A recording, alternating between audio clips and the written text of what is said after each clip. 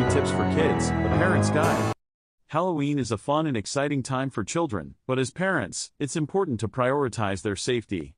Today, we will share some valuable tips to ensure your child's Halloween candy is safe to devour. First, let's talk about inspecting the treats. Before your child digs in, go through their candy and remove any open or damaged packages. Check for any signs of tampering, including torn wrappers or broken seals. It's better to be safe than sorry. Next, let's discuss the importance of reading labels. Take a close look at the ingredient list, especially if your child has any allergies or dietary restrictions. Look out for common allergens like nuts or gluten. Keep an eye out for expiration dates as well, as some treats may have passed their prime. Now, onto portion control. Halloween is a sweets overload, but that doesn't mean your child should eat it all at once. Encourage moderation and limit their daily candy intake. Teach them the importance of saving and savoring their treats over time. It's all about balance.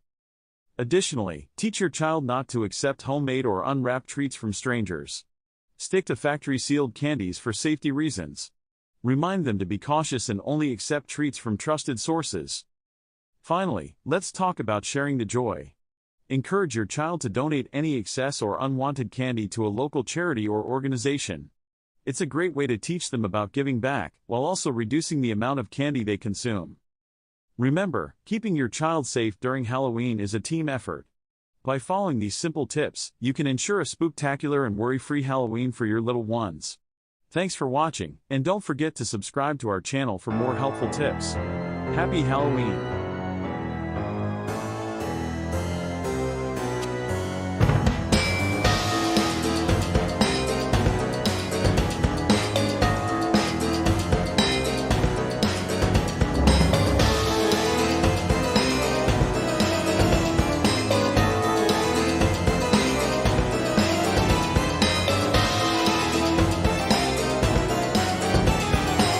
Welcome to Pumpkin Pals, the curious and spooky tale of carving jack-o'-lanterns. Today, we'll dive into the fascinating world of pumpkins and uncover the mystery behind why we carve them. So, let's get started.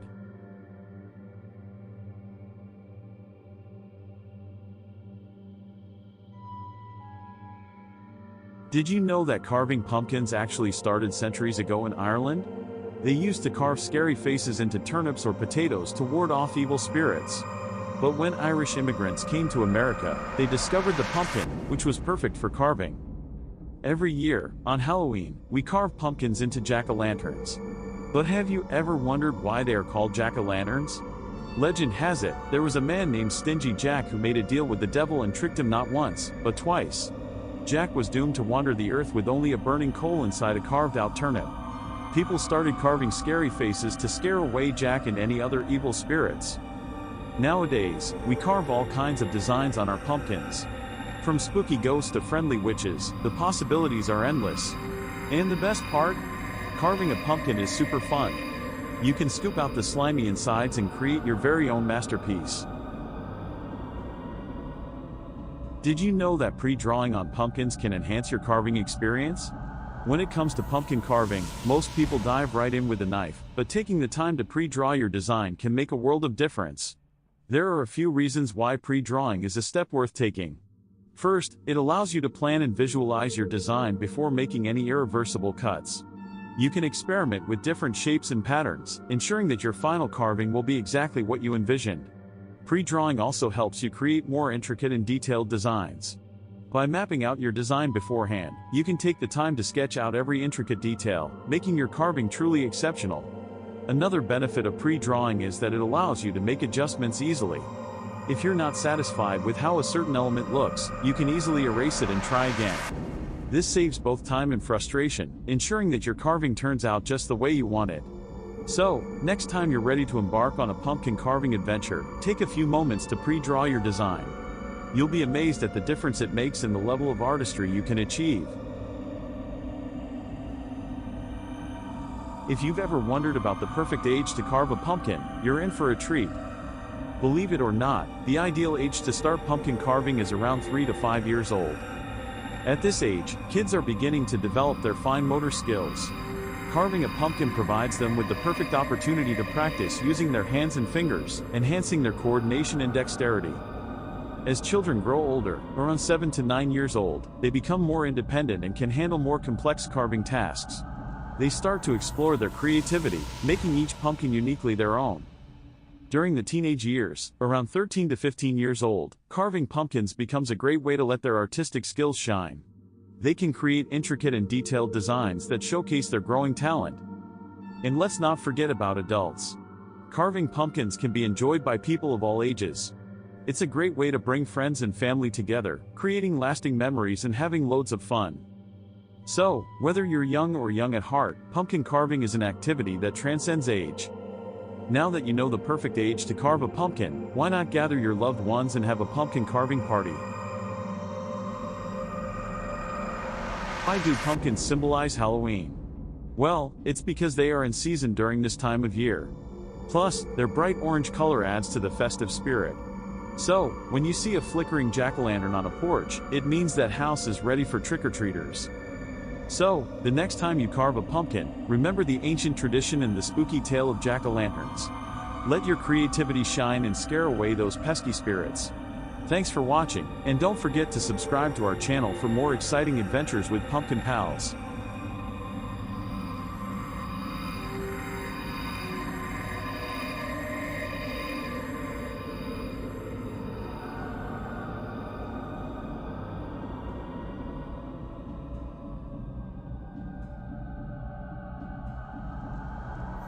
Welcome to our channel. In this video, we will show you how to make perfect homemade biscuits with our step-by-step guide. So let's get started.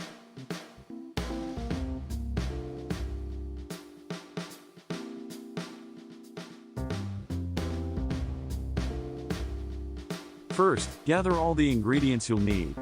You'll need 2 cups of all-purpose flour, 1 tablespoon of baking powder, half a teaspoon of salt, and 2/3 cup of cold unsalted butter. Don't forget 1 cup of milk too. Now, preheat your oven to 450 degrees Fahrenheit. In a large mixing bowl, whisk together the flour, baking powder, and salt until well combined. Cut the cold butter into small cubes and add them to the bowl.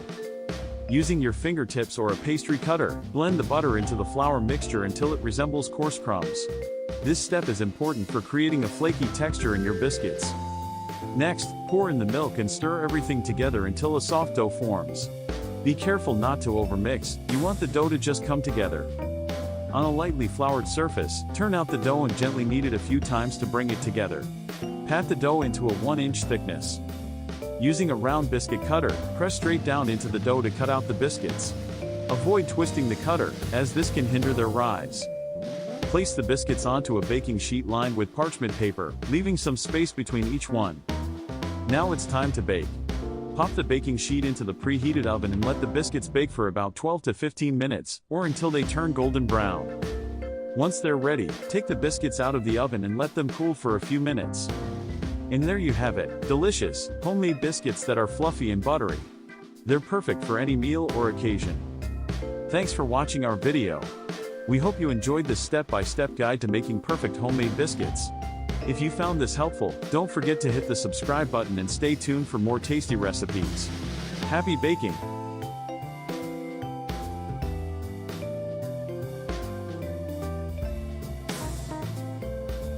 Nobody ever helps me into carriages, or over mud puddles, or gives me any best place. Ain't I a woman? Look at me. Look at my arm. I've plowed and planted and gathered into barns, and no man could heed me. Ain't I a woman? I could work as much and eat as much as a man when I could get it, and bear the lash as well. Ain't I a woman? I've borne 13 children and seen most of all sold off to slavery. And when I cried out my mother's grief, none but Jesus heard me. Ain't I a woman? Sojourner Truth, 1851, Women's Convention in Akron, Ohio.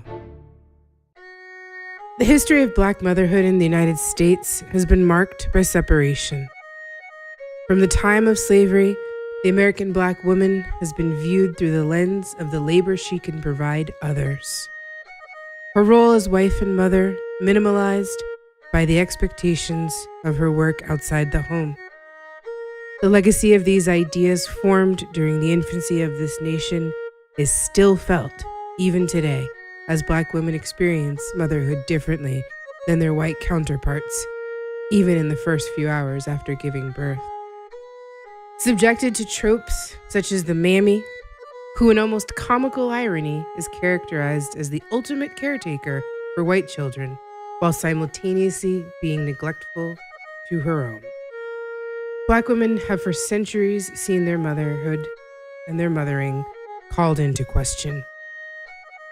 The modern incarnation of the quote-unquote welfare queen characterizes the Black mother as a dishonest materialist who only has children in order to game the system for more money. The lasting impact of such inaccuracies has been devastating. During slavery, Black women were called upon to be wet nurses to the children of their white owners, often separated from their own children, sometimes permanently, just after giving birth. This practice continued even with emancipation, as many families, especially in the South, continued to employ Black women in domestic capacities. In the first decades of the 20th century, as economic opportunity began to expand for Black men, many Black women were for the first time in a position to make the choice to stay home and care for their own children. The dwindling supply of domestic labor didn't sit well with many employers, and laws were passed in many places requiring Black women to work, even if they had other means of support. A 1918 article from Greensboro, South Carolina, is a prime example of one such ordinance. It read in entirety: Negro women to be put to work. Regardless of whether they want to or have to, able-bodied Negro women in Greenville who are not regularly employed are to be put to work, put in jail, or fined heavily. At its special meeting yesterday afternoon, City Council discussed the situation with regard to this class of loafers at some length. And it seemed that all members of the council were agreed that steps should be taken to compel them to engage in some useful occupation. It was decided that an ordinance similar to the one now in force requiring all able-bodied men to work at least 5 days a week should be passed with regard to these women. Such an ordinance will be prepared and voted on at the next regular meeting of the council. A number of complaints have come to members of the council of Negro women who are not at work and who refuse employment when it's offered to them. The result being that it is exceedingly difficult for families who need cooks and laundresses to get them. Wives of colored soldiers getting a monthly allowance from the government have a number of them declined to work on the ground that they can get along without working, according to reports. Others have flatly refused jobs without giving any reason whatever, while still others pretend that they are employed, when, as a matter of fact, they derive a living from illegitimate means. The proposed ordinance will require them all to carry a labor identification card, showing that they are regularly and usefully employed, and the labor inspectors and police will be charged with the duty of rigidly enforcing the law. To make this abundantly clear, in the 20th century, there were Black women whose husbands were gainfully employed, some even by the U.S. military, who were told that by law they could not stay home with their families because someone needed a maid. The same 20th century in which most adults alive today were born. This assault on Black motherhood would continue.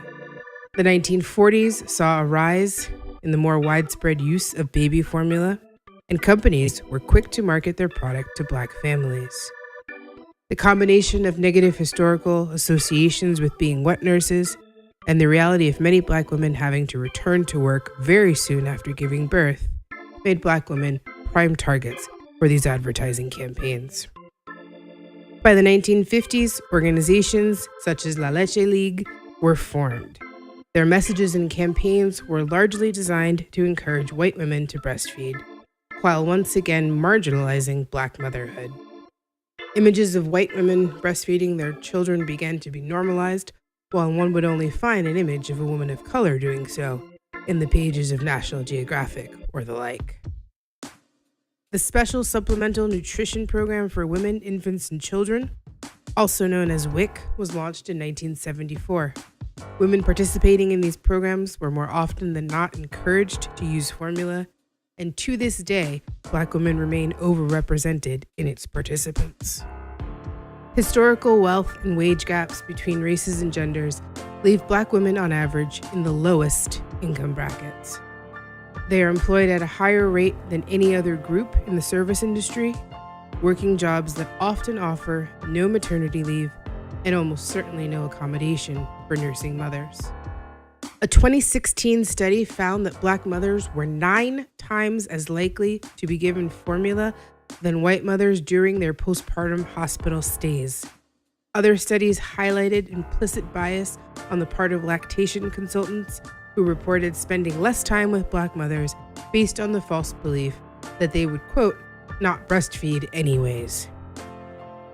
Centuries of structural racism, societal norms, and implicit bias have led to the grim reality that as a group, Black babies have the highest infant mortality rate in the United States, with preterm birth also being a determining factor in the disparity of these rates.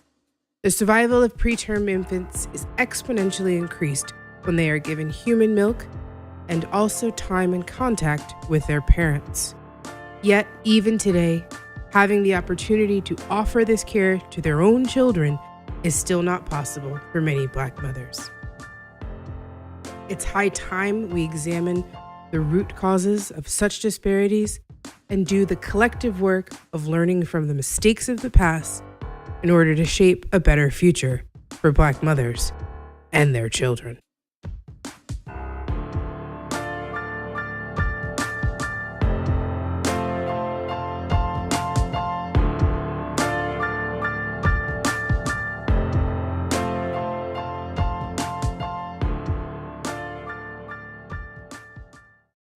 If there was anything I hated, it was investigating the organs of the female pelvis.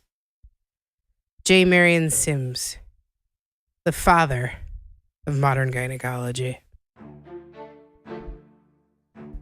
The legacy of the good Dr. Sims and the slave women he experimented on has been a topic of widespread discussion in recent years.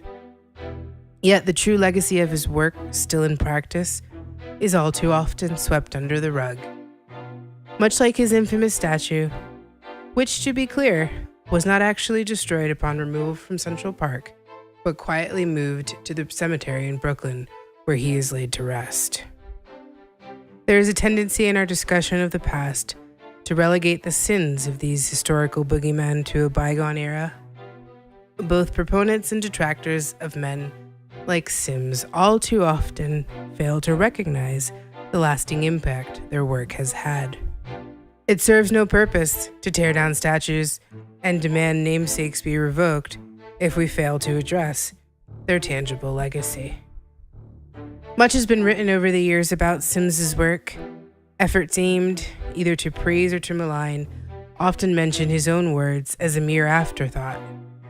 Historiography reeks of the disingenuine when it relies on anecdote and conjecture to make a point. The good doctor himself wrote, "I made this proposition to the owners of the Negroes. If you will give me Anarcha and Betsy for experiment, but my operations all failed, so far as a positive cure was concerned. This went on not for 1 year, but for 2 and 3 and even 4 years. I kept all these Negroes." 4 years. 4 years of experimentation, consented to by someone who considered you chattel worth only as much as the price your children would fetch them. Let it be made abundantly clear that we're talking about upwards of 20 different surgeries on these women. Anarcha, Lucy, and Betsy, lest we forget their names. Surgeries done without anesthesia, while on all fours, with curious doctors and students observing and participating. The pain and humiliation these women were subjected to is unconscionable. Sims's actions are all too often excused by saying the man was merely a, quote, product of his time.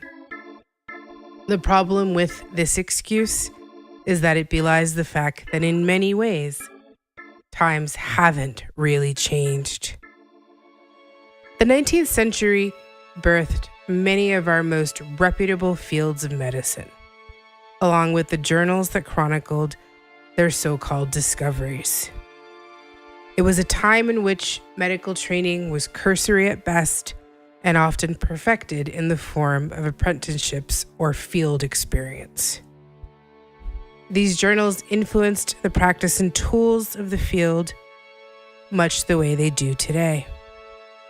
The works of such doctors as Philip Tiedemann and Samuel Cartwright, respected authorities of the era, are riddled with quote-unquote scientific evidence suggesting not only surface but actual physiological and anatomical differences between the races.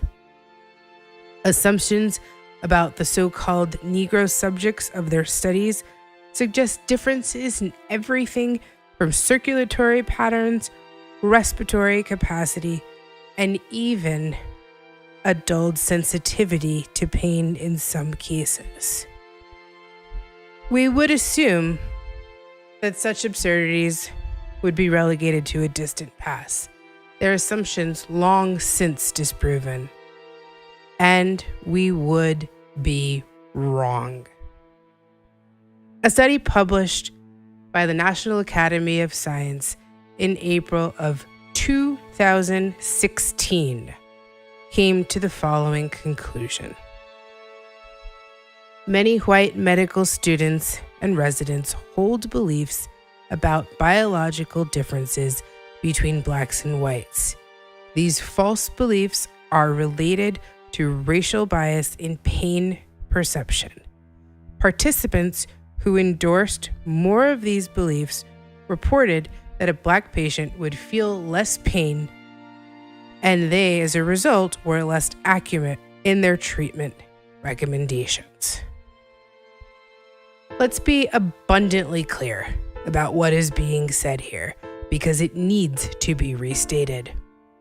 In the year 2016, there were medical students and residents who still held long disproven myths about racial differences to be true, and it actually affected the way in which they treated patients. The gravity of the legacy of mistakes made during the infancy of modern medicine cannot continue to be ignored.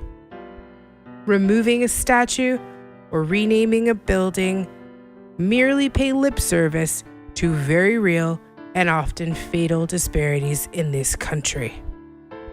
It's not enough to wrestle with the demons of yesteryear if we ignore their very real legacy in today's world.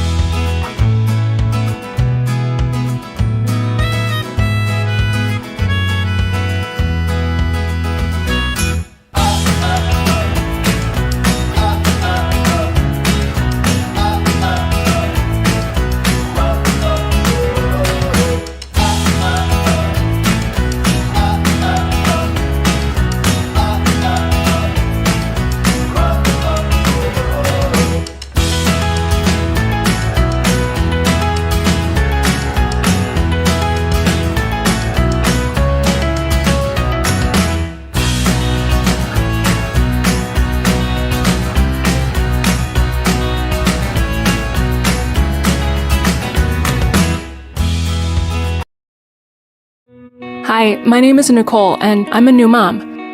When I was pregnant... Hi, my name is Nicole, and I'm a new mom. When I was pregnant, I learned that more C-sections are being performed in hospitals than ever before, even if the mom and baby are healthy. This worried me, so I decided to educate myself. I learned many things I could do to avoid having a C-section I didn't medically need. I learned how to talk to my doctor about what I wanted for me and my baby, and I brought a friend to my doctor's appointment in case I was too nervous and needed support. I told my doctor I wanted to avoid a C-section unless it was absolutely necessary. When I got to the hospital, I told my nurse too, and she was really helpful during labor. I know there are many things in life I can't control, but I believe it's better to do what I can to make a difference, especially when it comes to my baby. Remember, your voice matters. Educate yourself and start talking to your team today. If I can do it, so can you.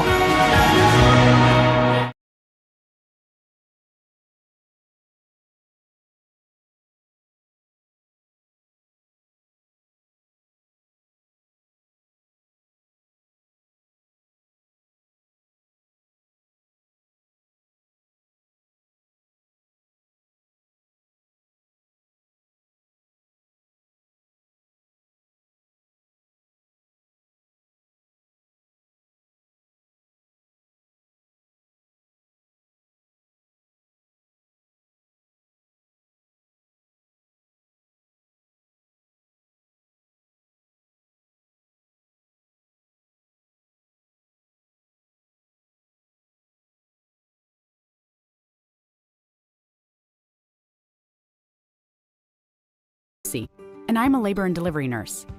If you want to have a healthy birth, it helps to have a strong birth team. That team includes your doctor and your family, of course. But there are 4 other people you should know about: the labor and delivery nurse, a nurse midwife, a doula, and a childbirth educator. It's not likely you would have all of these people helping you, but you should know who they are. I'm a labor and delivery nurse, a special kind of nurse who works with moms and doctors during childbirth. We're one of the first people you meet once you arrive at the hospital. Labor and delivery nurses monitor and support moms and babies during labor and give moms medicine if needed. After the baby is born, we help moms with breastfeeding and look out for complications. A nurse midwife is a nurse who has advanced training to care for moms during pregnancy, labor, and they can help you deliver your baby if it seems that labor and delivery will go smoothly. Nurse midwives are really good at helping moms avoid C-sections and other medical interventions unless they are absolutely needed. In the hospital, nurse midwives work as a team with doctors. They'll call the doctor if the birth becomes complicated. A doula is different from a doctor, nurse, or midwife. They're like having your own personal coach who stays with you all through your labor and birth. They provide emotional support and help with things like moving, breathing, and relaxing so your labor goes more smoothly. They'll show your partner how to support you in labor and can even help you at home after your baby is born with things like breastfeeding. Some hospitals give you the option of having a doula, but more often, you will have to hire a doula yourself if you want the extra support. Lastly, it's super important to be as prepared as possible for your birth. If you're expecting a baby, consider taking a childbirth education class. Childbirth educators empower expected parents with knowledge and skills so they feel more confident about the process of having a baby. This is really important. Your birth matters, and your birth team matters. Start building your team today.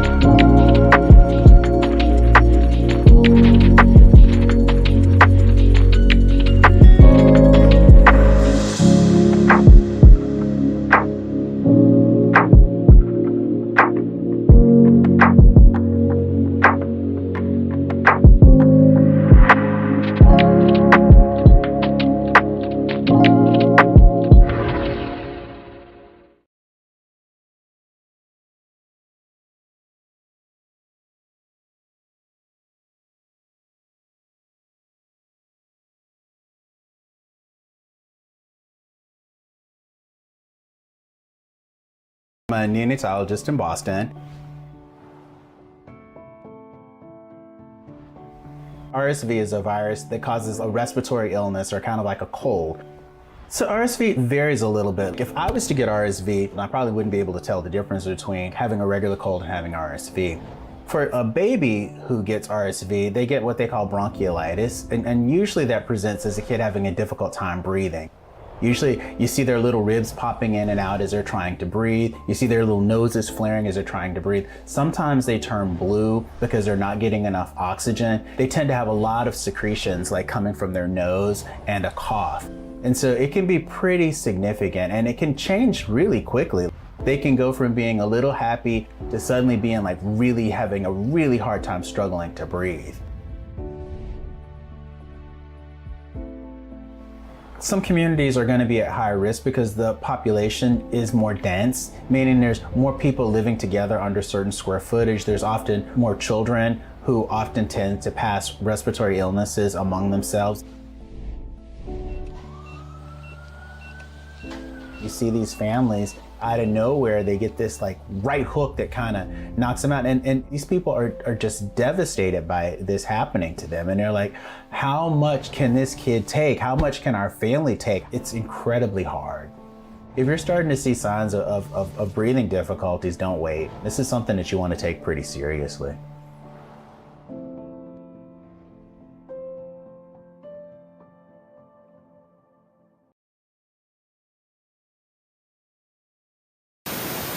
Hi, it's Jen. I just wanted to take a second and update you guys with what I've been working on this weekend. If you've been with Fortunate for a while, you might recall that we put together NICU kits shortly after the boys were home as a way to reach out to other families that were going through a similar journey that we experienced in the NICU. And we just put together a few things just to kind of make the NICU stay a little bit more homey and a more personal. If you don't mind, I'm going to show you a couple of things that we put together in the kit. I'm making one for a triplet family right now. So, my favorite thing in the kit probably is On the Night You Were Born by Nancy Tillman. It's a super book. Beautiful, beautiful illustrations, beautiful words. Just go out and buy it for the next baby shower you have. It's gorgeous. The next thing we have is like a NICU journal so that you can leave this with the nurse's station, and they can jot down some things that may have happened while you were gone. It's a good way for you to kind of keep things straight as they're giving you a lot of medical terminology you might want to keep track of. We have our schedules for the multiples moms. It has a feeding schedule and when you changed them, all that good stuff that you don't have the brain power for any longer. Some lotion because you're washing your hands constantly in the NICU and it leaves your hands nice and dry and chapped.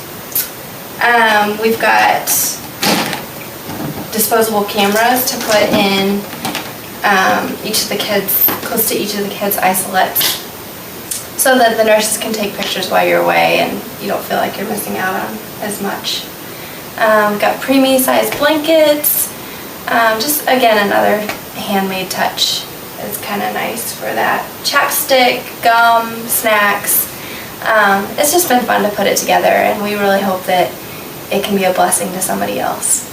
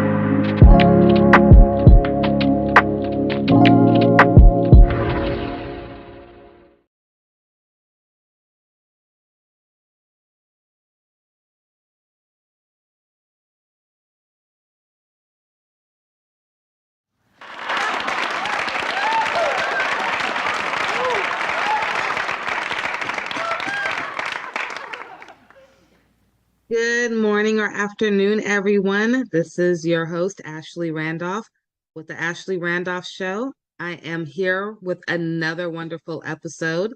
Today, I have Dr. Natasha. Doesn't that sound so lovely? Dr. Natasha, she's wonderful. I'm so grateful to have her here, not only just for our families, but even for our healthcare professionals.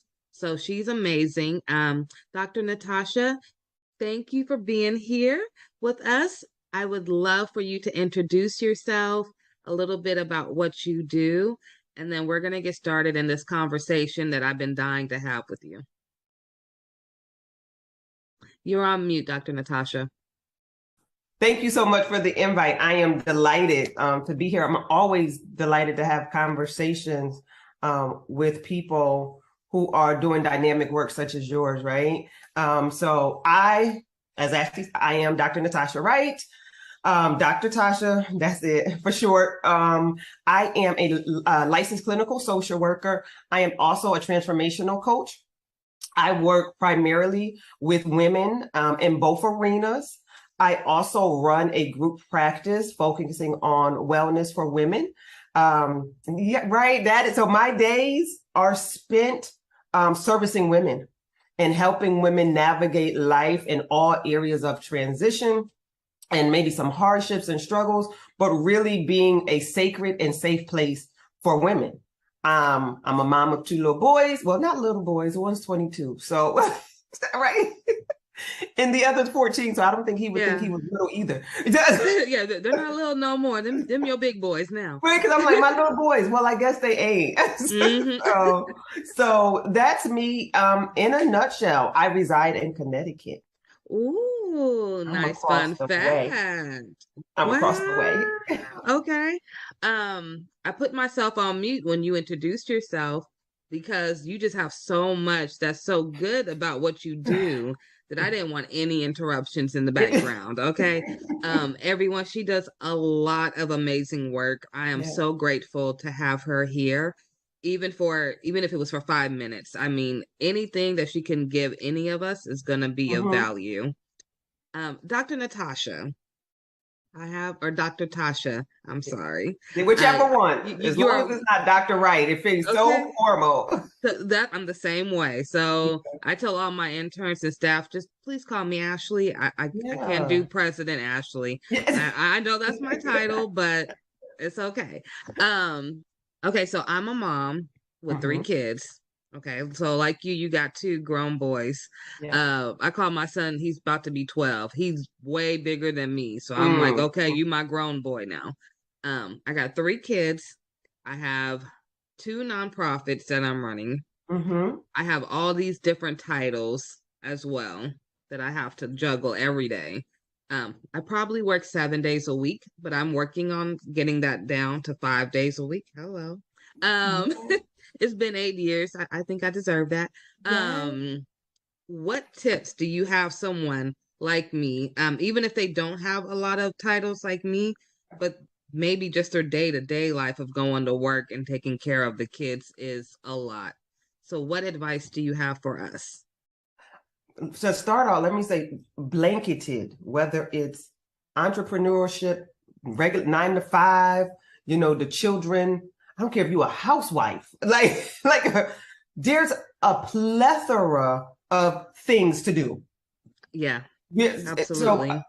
context almost doesn't matter nowadays because there's always something going on. So the universal conversation that I'm having with women is the question that I originally or first start out with is, how are you?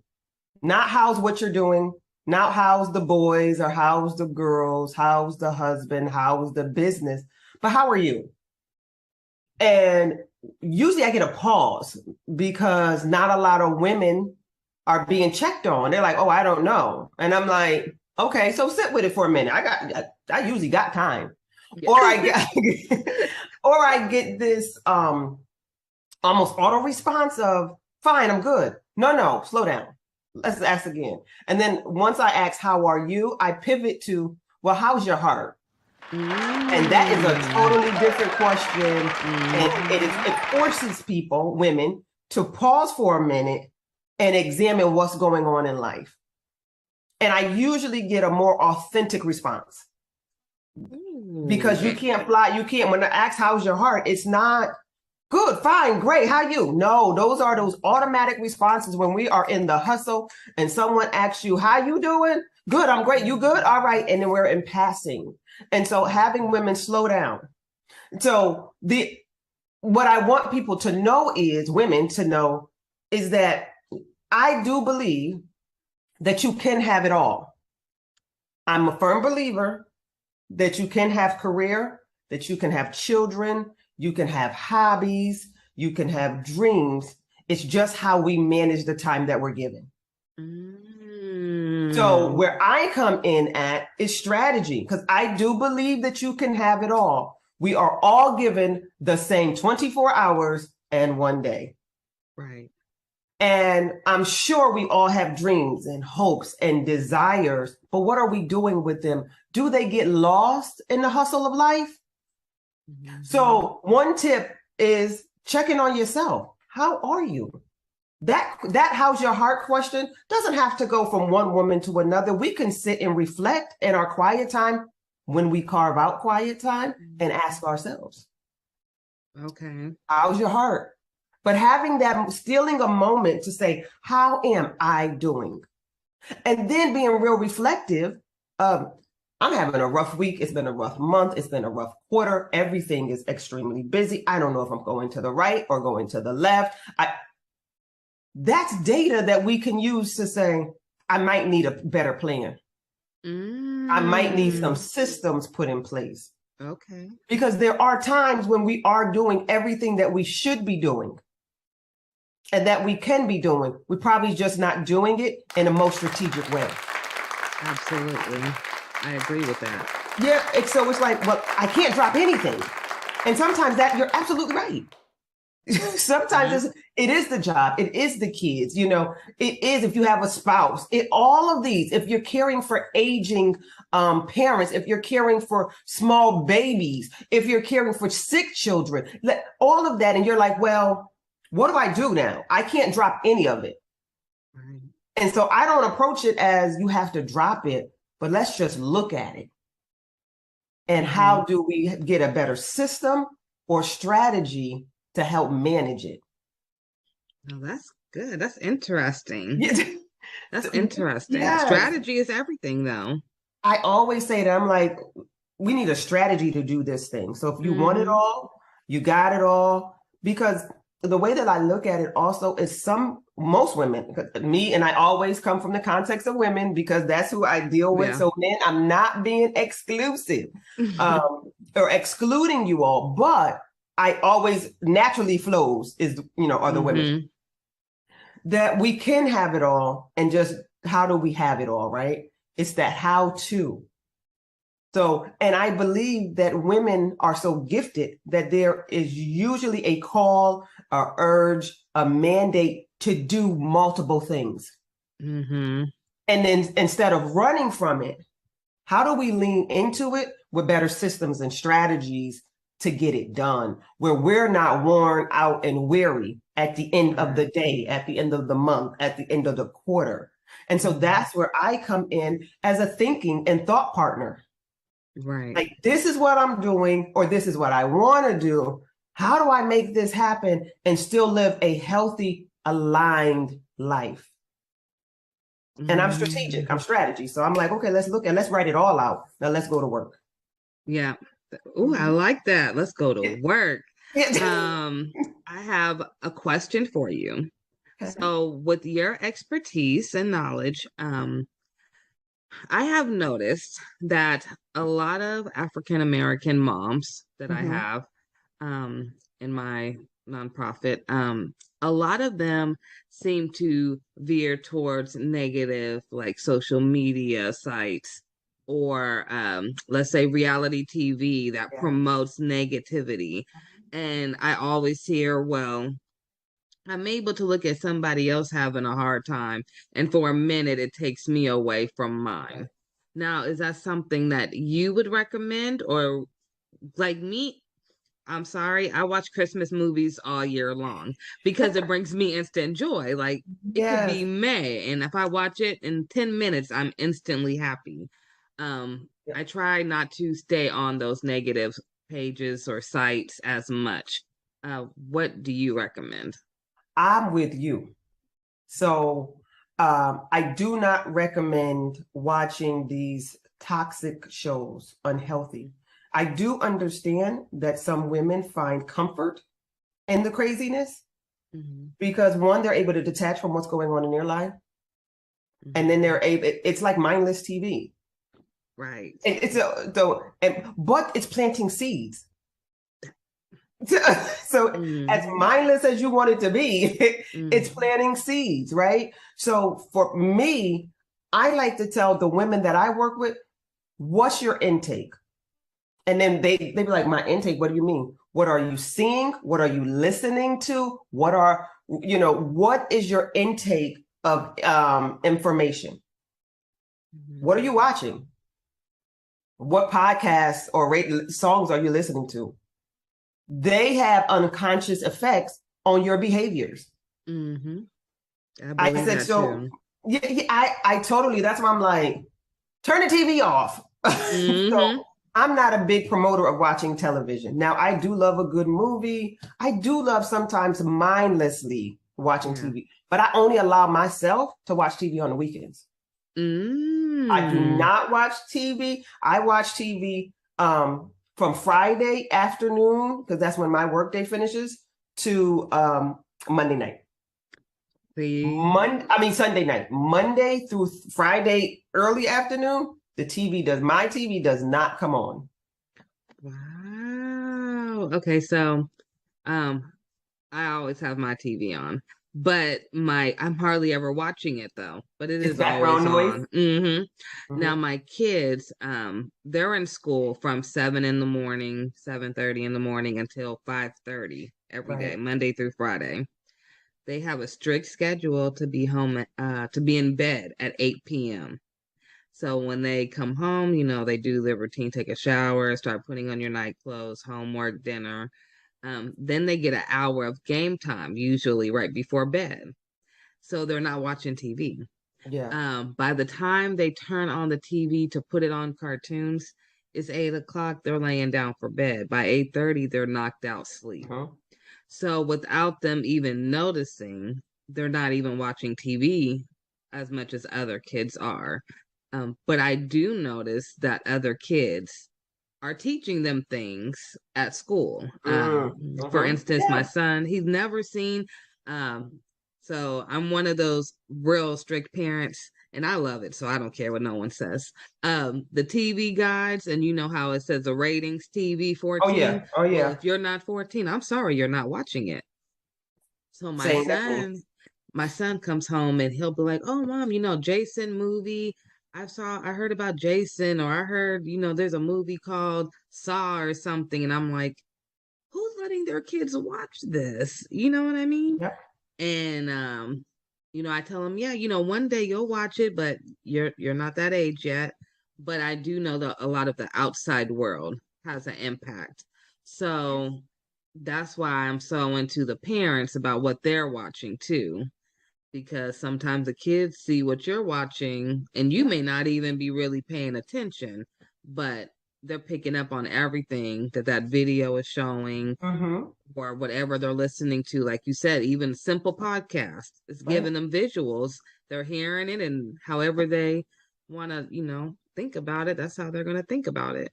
Absolutely. And YouTube is big now amongst my son doesn't That's what watch I was thinking of, was YouTube. Yeah, my son doesn't watch a lot of TV per se. He watches YouTube. And so just think about watching YouTube on not the children's YouTube, but on regular YouTube, and the commercials that can come through. Right. And so they just plant seeds. And so I like to err on the side of caution. So I direct and I control what's going on in my ears or what I'm watching. So the limiting of TV is huge because it takes up such a gap of time So you're like, I could be getting this done, but I'm gonna sit down and I'm not saying that, you know, these shows don't be good. They probably do. I don't have cable. I ain't had cable in must be probably 12 years. I stream everything. So when I say that I watch TV, I watch Hulu and Netflix on the weekends. And I don't like series. If I have to watch a series, I may have to make sure that I have time to finish it. Ooh. Because it'll drag into my week and it bothers me. Yep. So I'm the if same I don't have way. time to finish a series, I need a movie that's less than 2 hours. I'm in and out and I'm moving on to the next thing, because a good series will be on my mind all week and I'm distracted. Yeah. So that's I said, what we do and being strategic with the time that we're given. And so I give practical tools on really how to order your day, to order your week, to order your month, and how to really get things done. Okay, now I like how you say that. So how can someone be a part of what you're doing? So for me, go right to my website. There is a discovery form up there. Yeah, you can go right there. I offer VIP days. So I'm for the busy person. I don't have no long program because I work with busy people. I work with ambitious, busy, motivated, but slightly overwhelmed people. Yeah. And overwhelm is not a negative thing. It could be like I have to do all of this and I just don't know how to do it. And so I'm a VIP strategist. So I'm a strategist. I strategize. I come to my clients or my clients come to me. We meet to make sure that we're just a really good fit. And then we begin to look at life. And so there's a discovery form on my website, drnatashawrightconsulting.com. And it's a quick questionnaire. Pop into my calendar. And then we begin to talk about what it would look like to partner together. Do you want clarity? Do you want a plan? Because I come to find out that people have dreams and goals, but they don't have a plan. They can't execute. So the the goals remain so abstract that nothing's getting done. Yeah. And to me, the dream and the goal, it's just something that's hidden and probably latent in your heart because there's no strategy to go along with it. And because we're busy, ambitious women, got a lot of hats going on here, right? That we don't even have time to think. So I am that thought partner to help you think and strategize. So working with me, I work in 3-month increments. So in those 3 months, at the end of a VIP day, you leave with a tactical strategy to execute for the next 3 months. Ooh, I like that. This is for the ambitious people that know they have something, they know they're ready, they just can't think. It's the first step. You hear so much. People don't know just the first step. Just show me the first step and I got it. I make it clear. They actually leave with a tangible document that's like, listen, this is what you do next. This is how you do. And I'm there and I offer support for 30 days post the VIP day. And by the time you execute this quote, you'll come back to me for another VIP day because we're going to the next thing. Ooh, y'all take advantage of them VIP days. Yes. Okay. And the VIP days looks like me. It's either one-on-one, depending on how it's scheduled, or with a small group. No more than 4, because we're executing. Because you get me that day, and I'm thinking and rolling. Yeah. And we're executing. Getting to work. And that's what I always say. I'm for the hungry. Ooh, I come for the hungry. I like that. Because I'm ready to feed. And if you're not hungry, I'm going to do nothing but give you a stomachache. Ooh. Because I'm going to have an opposite effect.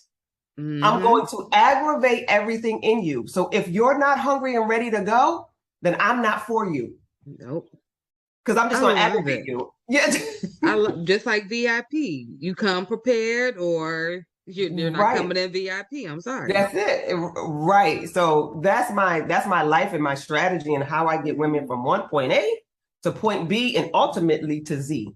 Step by step. Step by step. 3-month program. drnatashawrightconsulting.com. Do you have any Instagram or Facebook? I do. Instagram, it is _Dr.Natasha W. And Facebook is Dr. Natasha Wright Coaching Consultant. Do you have any books or anything? Or are you thinking of writing? I do have ebooks that were coming out for the VIP day. So I walk through the workbooks. I'm producing 2 workbooks. Part of this is I have 2 VIP days. One's for business and one's for life. So there's a life edition. Ooh. That's the walking through life. What are we doing? How do we get this life together? And then another is a business edition. I kind of want to start a business. I don't know where. Let's get through some of this thought work. How do we clear the path so I can do this business? One last there's question. 2 different. So you said business days, and you said you have business and you have one for life. Yes, I do. Would the business one also work for NICU nurses? Because we have a lot of healthcare professionals in the medical field listening in too as well. So would this work for doctors and NICU nurses and social workers? Because that's your your little background. So it does, because it's a day to help you get to strategize how to launch, strategize how to even get through the thoughts of what am I going to do? So remember, it's very tactical. And so afterwards, after they're up and running, then they probably go off to a business coach for the intricacies of the business. But I'm that thought partner that's cutting it out, saying, what is the mind doing? How do we get out of our mind? Here's your first step. Here's your second step. Here's your third step. Yeah. I'm so happy that you created this program. I am so happy that you're African American, first of all, okay? And your voice is powerful. I'm glad of all the work you're doing. I hope everyone takes advantage of these VIP days. Yes, come on, let's get this together. Yes. And if you ever have any days you want me to promote on our GLO Preemies website, wonderful. Send it to me, the flyer. We'll promote it for you. And we're going to have you back. Sure. Listen, I'm here. I love talking about strategizing and getting from point A to point B and getting clear. Yeah, to me, it's money talk to me. If you get your life together, everything else kind of flows. Right. So it's like wedding bells. Like, how can you not love to strategize? So, I told you I'm on a tight schedule. So I keep everything around me in a schedule and to the time. Right to the T. So I appreciate you, and I always appreciate your little talks that we have. They're always so meaningful. And I hope you all look at her website. I will post it below. Thank you for being here, and we will see you again, I am sure. Absolutely. Thank you for having me. This has been wonderful. Yeah, thank you. Okay, everyone. That is concluding today's episode with Dr. Natasha. She is amazing. Please, please, please go follow her, like and share and subscribe to her pages, and go look at her website. And we will have her again shortly, okay? Thank you, Dr. Natasha. Bye-bye.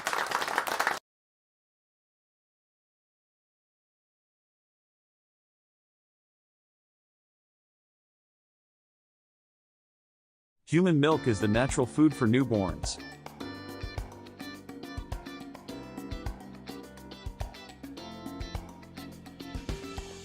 It provides them with all the necessary nutrients to develop and grow strong.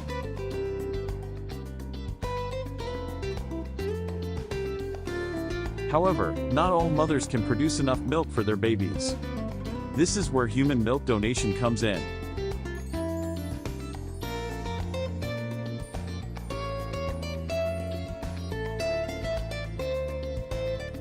By donating breast milk, women can help provide premature babies and sick infants with the nutrients they need to thrive.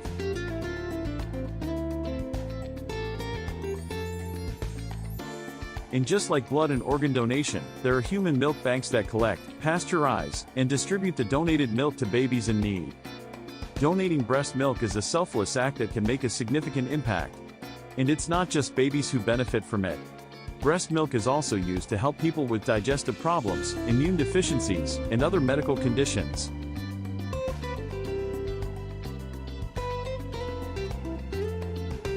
So, if you are a new mother with more milk than your baby needs, consider donating it to a human milk bank.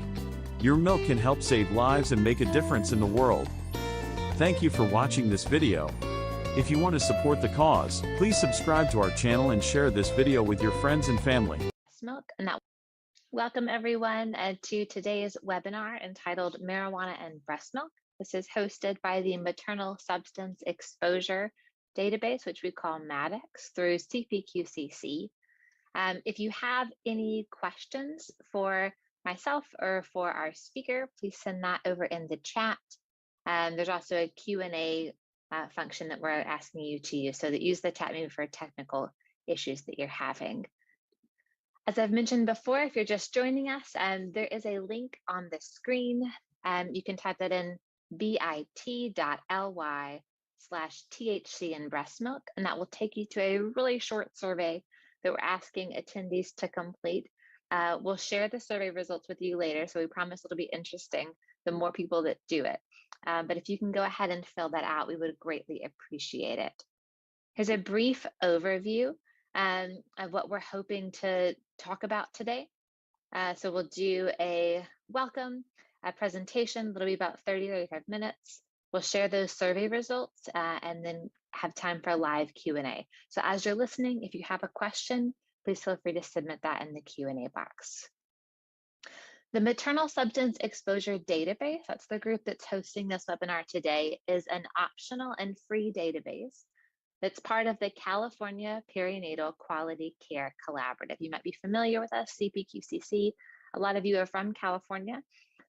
So we collect data on all maternal substance exposures. So those include, but aren't just limited to, opioids.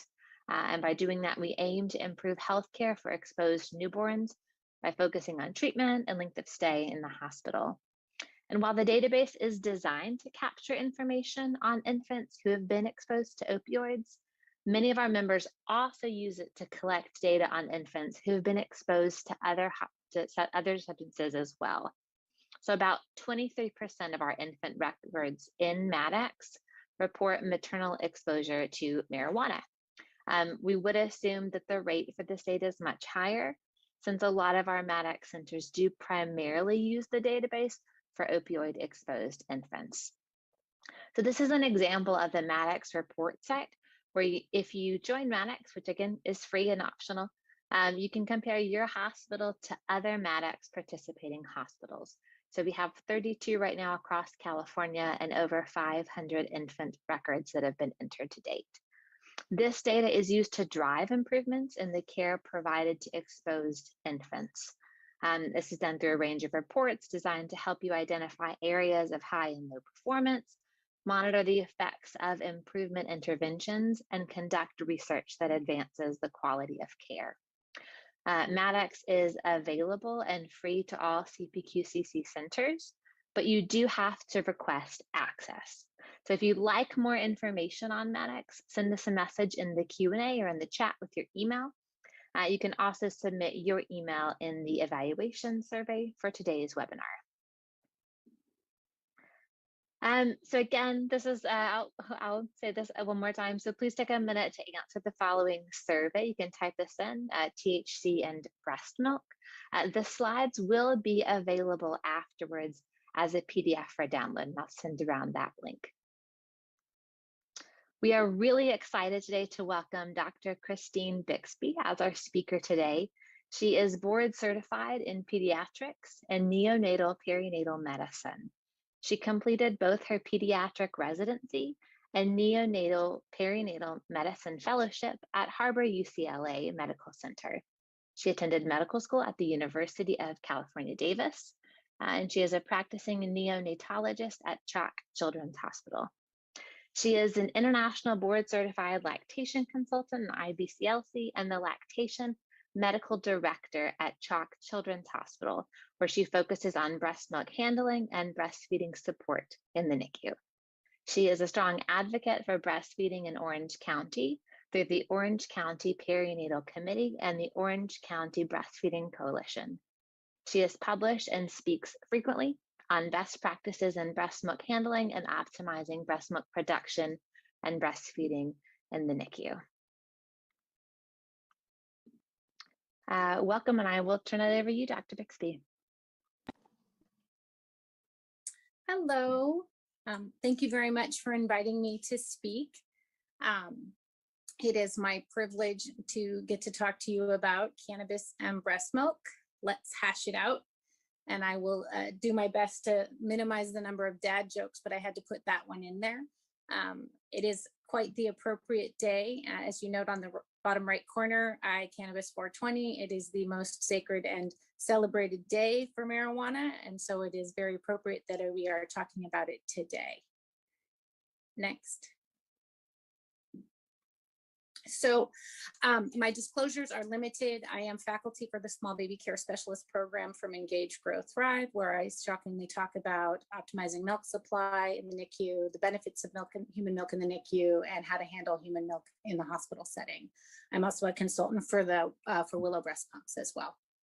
Next slide, please. So here's our big question, and it's the question I get asked as an MD IBCLC all the time is it okay for a woman who tested positive for THC to breastfeed or express milk for her baby in the NICU?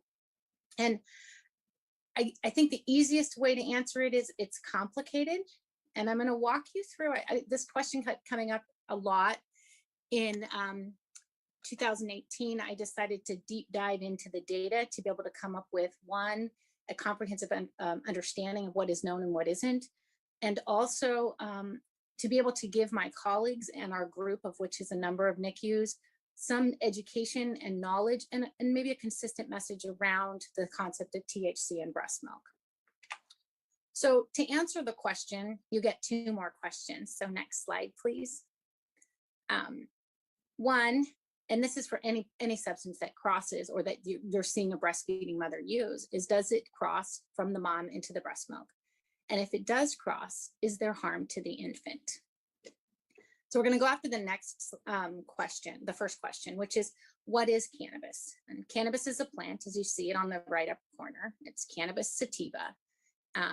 It has over 150 known compounds. It has increasing potency over the decades and by location. Of note, between 1995 and 2014, the potency or percentage of THC has increased from 4 to about 12%. There are some products that are made in Washington State with flower products greater than 20% of it being THC, and with their extracts having greater than 60% of THC. And we'll get into what THC is in a little bit. There are various forms of consumption, the good old-fashioned cigarette or joint, using a water pipe or a bong, my aunt and uncle's marijuana brownies, the more common and newer versions of vaping, and then this new thing to me called dabbing, which is where they pour butane over the plant and you get a sticky precipitate out that you can then smoke that allows you to have a much higher concentrate of THC with a very rapid onset. Important to note that with consumption, if you're smoking, you're going to have rapid onset as it goes through the lungs into the plasma, versus consumption of brownies or gummy bears, that's going to take over 30% or 30 minutes, and your oral bioavailability is fairly low. Other thing to note about cannabis, there are other additional unknowns as the growing of the product is not technically regulated. So there is potential for lead, mold, pesticides, rodenticides, herbicides, and fertilizers in the product, and we don't know what they are. Next slide. So two components of cannabis that everybody is very known in common colloquialism is CBD or cannabidiol, which is a phytocannabinoid that's extracted from the cannabis plant and then diluted with the carrier oil, usually a coconut oil. Not a lot is known about CBD. It's felt to be less psychoactive. And I'm not going to talk a lot about CBD at this point in time because of the lack of significant data. The big thing that we're going to talk about is THC, or delta-9 tetrahydrocannabinol, and I'm not going to say that word again. We're going to call it THC going forward. And it is the most psychoactive component in marijuana. It has a very large volume of distribution, and it enters the plasma compartment almost instantly from the lungs and then redistributes to highly vascularized tissues such as the brain and the liver. It's highly lipophilic, so it likes to store in fat and can be there for weeks to months. And important to note, the half-life of THC is fairly long. In infrequent users, it's 20 to 36 hours. And in chronic users, it can be about 4 days. We'll talk about further data that's come out just in the last few months about even a longer half-life. Of note, it is present in an exhaled breath for 2 to 4 hours after one cigarette. And I think this is an important thing for those of us in the newborn intensive care unit where we're putting babies skin to skin appropriately for moms to smell the environment around their babies so they can have that IgA exchange into their breast milk. But it's important to encourage moms, if they are going to be using cannabis, to do that after they've done their skin to skin and to maximize the time from smoking to when they actually do skin to skin with their infant in the NICU. Next slide, please. So where does THC function? And THC functions in a lot of places. And I think the big area that everybody likes to talk about and where we have some information and some data in both human and animal is the endocannabinoid system. And I will admit that when I heard endocannabinoid system, I think I've heard of that, but it was not a strong system that I remembered from medical school, but it kind of works everywhere. So THC functions with the endocannabinoid system as an agonist to the cannabinoid receptors, where it impacts neuronal cell migration, proliferation, and differentiation, which impacts attention, cognition, memory, emotion, movement, and the peripheral immune system. So in particular, it's hitting in these executive function areas. And we'll see that as we go through some of the data that I'm going to highlight. THC also functions within the dopamine, opioid, GABA, glutamate, and serotonin associated symptoms, so kind of everywhere. But these are areas where you're looking at reward centers and emotional regulation as well. And then it's also seen to promote corticotropin secretion and preventing the secretion of gonadotropins, TSH, prolactin, one of our big breastfeeding hormones, and growth hormone, where there is some data on fetal exposure with concern for growth restriction, which I do not have time to go through at this time. Next slide, please. This is just a quick review of the uses for cannabis. I'm not going to read through it for you. Of note, recreationally has become a very important and significant area of cannabis use in the current times. Next, please. So let's talk about THC in breast milk. And so we're going to now get into the weeds of, does it transfer or not? So what factors increase the likelihood of passage into breast milk? And it's important to note that certain things pass very easily and others do not. You have a low molecular weight, so less than 300 Dalton, and marijuana in particular is a 314 Dalton chemical, so it would pass in that regard. Low protein binding facilitates transfer, although THC is more commonly protein bound. Weakly basic, being lipid soluble, which we know THC is very fat soluble, that's that lipophilic. High oral bioavailability. THC is about 4 to 12%, so that's not on the high side, but there is some oral absorption. And that's where we get into that question of, if it gets into the milk, is it enough that it is actually causing getting to the baby? And we'll talk about that in further slides. And do we get a high maternal blood level? I would argue that in some of these situations where mom is smoking something with a 60% THC, we could see very significant maternal blood levels, or if she's a chronic user and has significant stores, and we'll go over some of that data. And then is there a long half-life? And like we talked about, 36 hours, 4 days, that's a pretty long half-life. So there is good argument that THC could pass into breast milk. So this is a review from Moore in 2017, looking at data, looking at THC transferring into breast milk. And then does that breast milk, once it gets into the milk, actually result in positive findings of THC in the infant? And this is a 3-page slide. I'm not going to show you it all for the sake of time. The other 2 slides are mostly animal data. So if you want to explore that, you can look, pull up this paper. It's quite easy to find. The red boxes are pointing out some of the interesting things. And when we talk about it over the past many years, the argument was that it's an 8-to-1 and that you get an 8 times dose of THC in the infant relative to the maternal plasma level or the milk level. So this first paper, the Perez, Reyes, and Wall paper, which is from very recently, called 1982. I was 10 years old almost. So it's been a while, it's old data and it's small data. It's 2 women. one woman who used every day for 7 months and breastfed, and they did demonstrate that there was marijuana in the breast milk. The other one is the reason why we had this 8-fold increase in THC that got everybody very concerned. And this was a mother who smoked marijuana 7 times a day for 8 months. And in this sample, we did see that there was 8 times more THC in the breast milk than the blood plasma of the mother.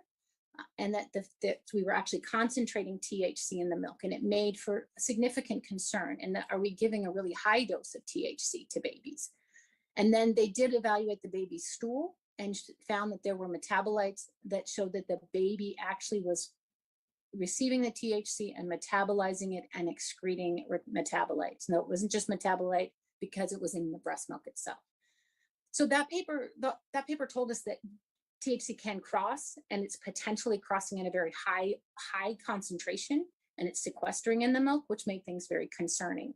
The Ahmad and Ahmad paper from 1990 was an interesting study of buffaloes that apparently ate marijuana about 5 to 10% of their diet, and then looking at if the children who drank that buffalo milk, did they have THC in their in their urine samples, and 29% of those children do. So the argument there was that yes, you did even have it from animal milk exposure. You can see THC. Next slide, please. So the good news is we have more recent data that conveniently came out. The first time I did this deep dive was in 2018, and very kindly, the 2 studies, the Hale and the Mommy's Milk studies, came out right when I was looking at the data. And they were, we've known about the Colorado study for a while. And Thomas Hale, who is a pharmacist and is kind of the resource for what is safe in breastfeeding when it comes to medications and substance exposure, he had started enrollment on a study in Colorado after marijuana was legalized. And we were all so excited about this study and hoping it was going to give us so much information. And it was kind of a letdown in some regards because they were only able to enroll 8 mothers, even though it was an anonymous study, and only 5 of those mothers actually completed the questionnaire. But this study was, the women abstained from using marijuana, then went to a very specific dispensary and picked up a very specific marijuana that they knew the dose of THC, and had them pump, smoke, and then pump over interval periods of time to see if there was THC in the breast milk. There is no serum data for this study. And the RID, which is the relative infant dose, which is the daily infant dose in milligrams per kilogram of infant weight over maternal dose, which is milligrams per kilogram of maternal weight times 100. In general, the relative infant dose, or RID, if it's less than 10%, when you're looking at medications, it's felt to be safe. I will note that even though he did see this 2.5%, it was based on 150 cc's or milligrams per kilo or milliliters per kilogram per day of intake. And he has not updated his recommendation on his resource to put in a defined RID. I think he is appropriately recognizing the numbers are too low to make a definitive statement. He did note that the THC dose peaked at an hour and then slowly decreased until the end of collection. So the takeaway from the Hale study is that THC does get into breast milk. As we move on to the Mommy's Milk study, which was done through the group at UC San Diego, they looked at 50 women with 54 samples, and they had mothers recall their exposures for the 14 days prior to milk collection. So this is just recollection. And then they tested the milk samples. And the big finding from this paper was that THC was detectable up to 6 days after the last reported use. And then as I'm re-upping this study, it's very kind again, new papers have come out, and the Moss study out of Oregon just came out this year. And that looked at 20 different women who provided samples at the 2-week and 2-month pediatric tests or visits and were known to be using marijuana. They were found to be increasing their use between the 2-week and 2-month pediatric visit. And all but one had at least one cannabinoid in their milk. And there was the presence of CBD, even though there was no report of use of CBD. So I think we're getting a compelling statement that an idea that even though the numbers are small, we're getting a consistent data now that says, yes, it's not just these 2 women, but we've got a lot more that's saying, yes, THC does transfer into the milk. Next slide, please. This slide, I think this is an interesting concept because this is the one where what happens if we abstain? So this is a study looking at, and just published, but this is the Weimar paper, and it was just published March of this year. And it looks at women who were frequent users, greater than 2 times per week prior to delivery, who then abstained from using cannabis postpartum. And then they donated their milk and blood 2 to 5 times per week for 6 to 7 weeks. I feel like this is a really labor-intensive study. But what they found was that the maximum milk THC levels were 2.8 to 26, and the elimination half-life from milk averaged 17 days. And I think the important thing when you look at the graphic on the right is that the bottom axis is time in days from delivery and abstention.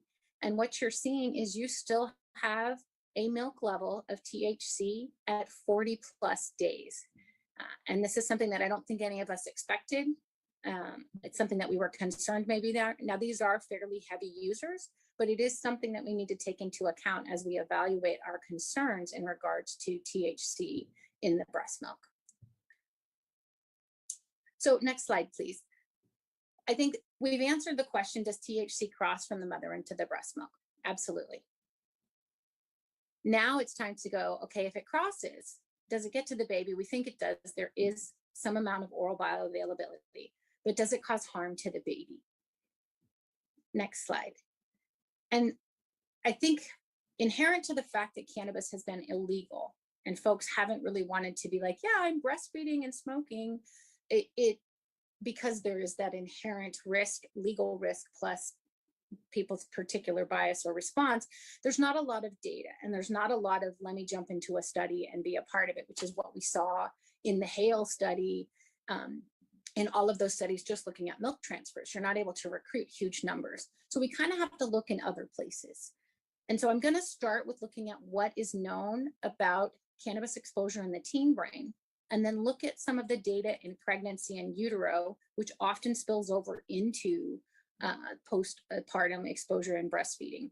And then get into what we do know about breastfeeding cannabis, what little outcome data there is, what the current recommendations are, and then we'll get into the NICU patient and look at our approach at Chalk Children's. So before I get into the weeds of outcome, it is important to note that there is no reliable biologic sampling method to quantify the amount of marijuana use. I can't get a level like you can with alcohol and say, oh, this person's drank a lot, or this person has drank a little. We really have to go based on self-report. And self-report is inherently biased. Some want to report more use than they actually are to have that perception of them. Others don't want to report their use at all. The other issue with data in regards to THC and marijuana use is there are often confounders. There's often polysubstance abuse with tobacco, alcohol, and other illicit drugs. So the likelihood of a pure study with no exposure to other agents, I think, is exceptionally low. Next slide. So what do we know about the teen brain, and why do I want to talk about the teen brain? And the rationale for the teen brain is really that there is still changes going on and maturation of axonal tracts and networks in the teen brain. So we have a developing brain. And so does THC affect that brain? And in telling folks I was doing this talk, I said, oh, I was going to talk about teens. And in my mind, when I think about teen and marijuana use, I think of Spicoli from Fast Times at Ridgemont High, which then they all look at me like I don't know what I'm talking about, because apparently I've become old.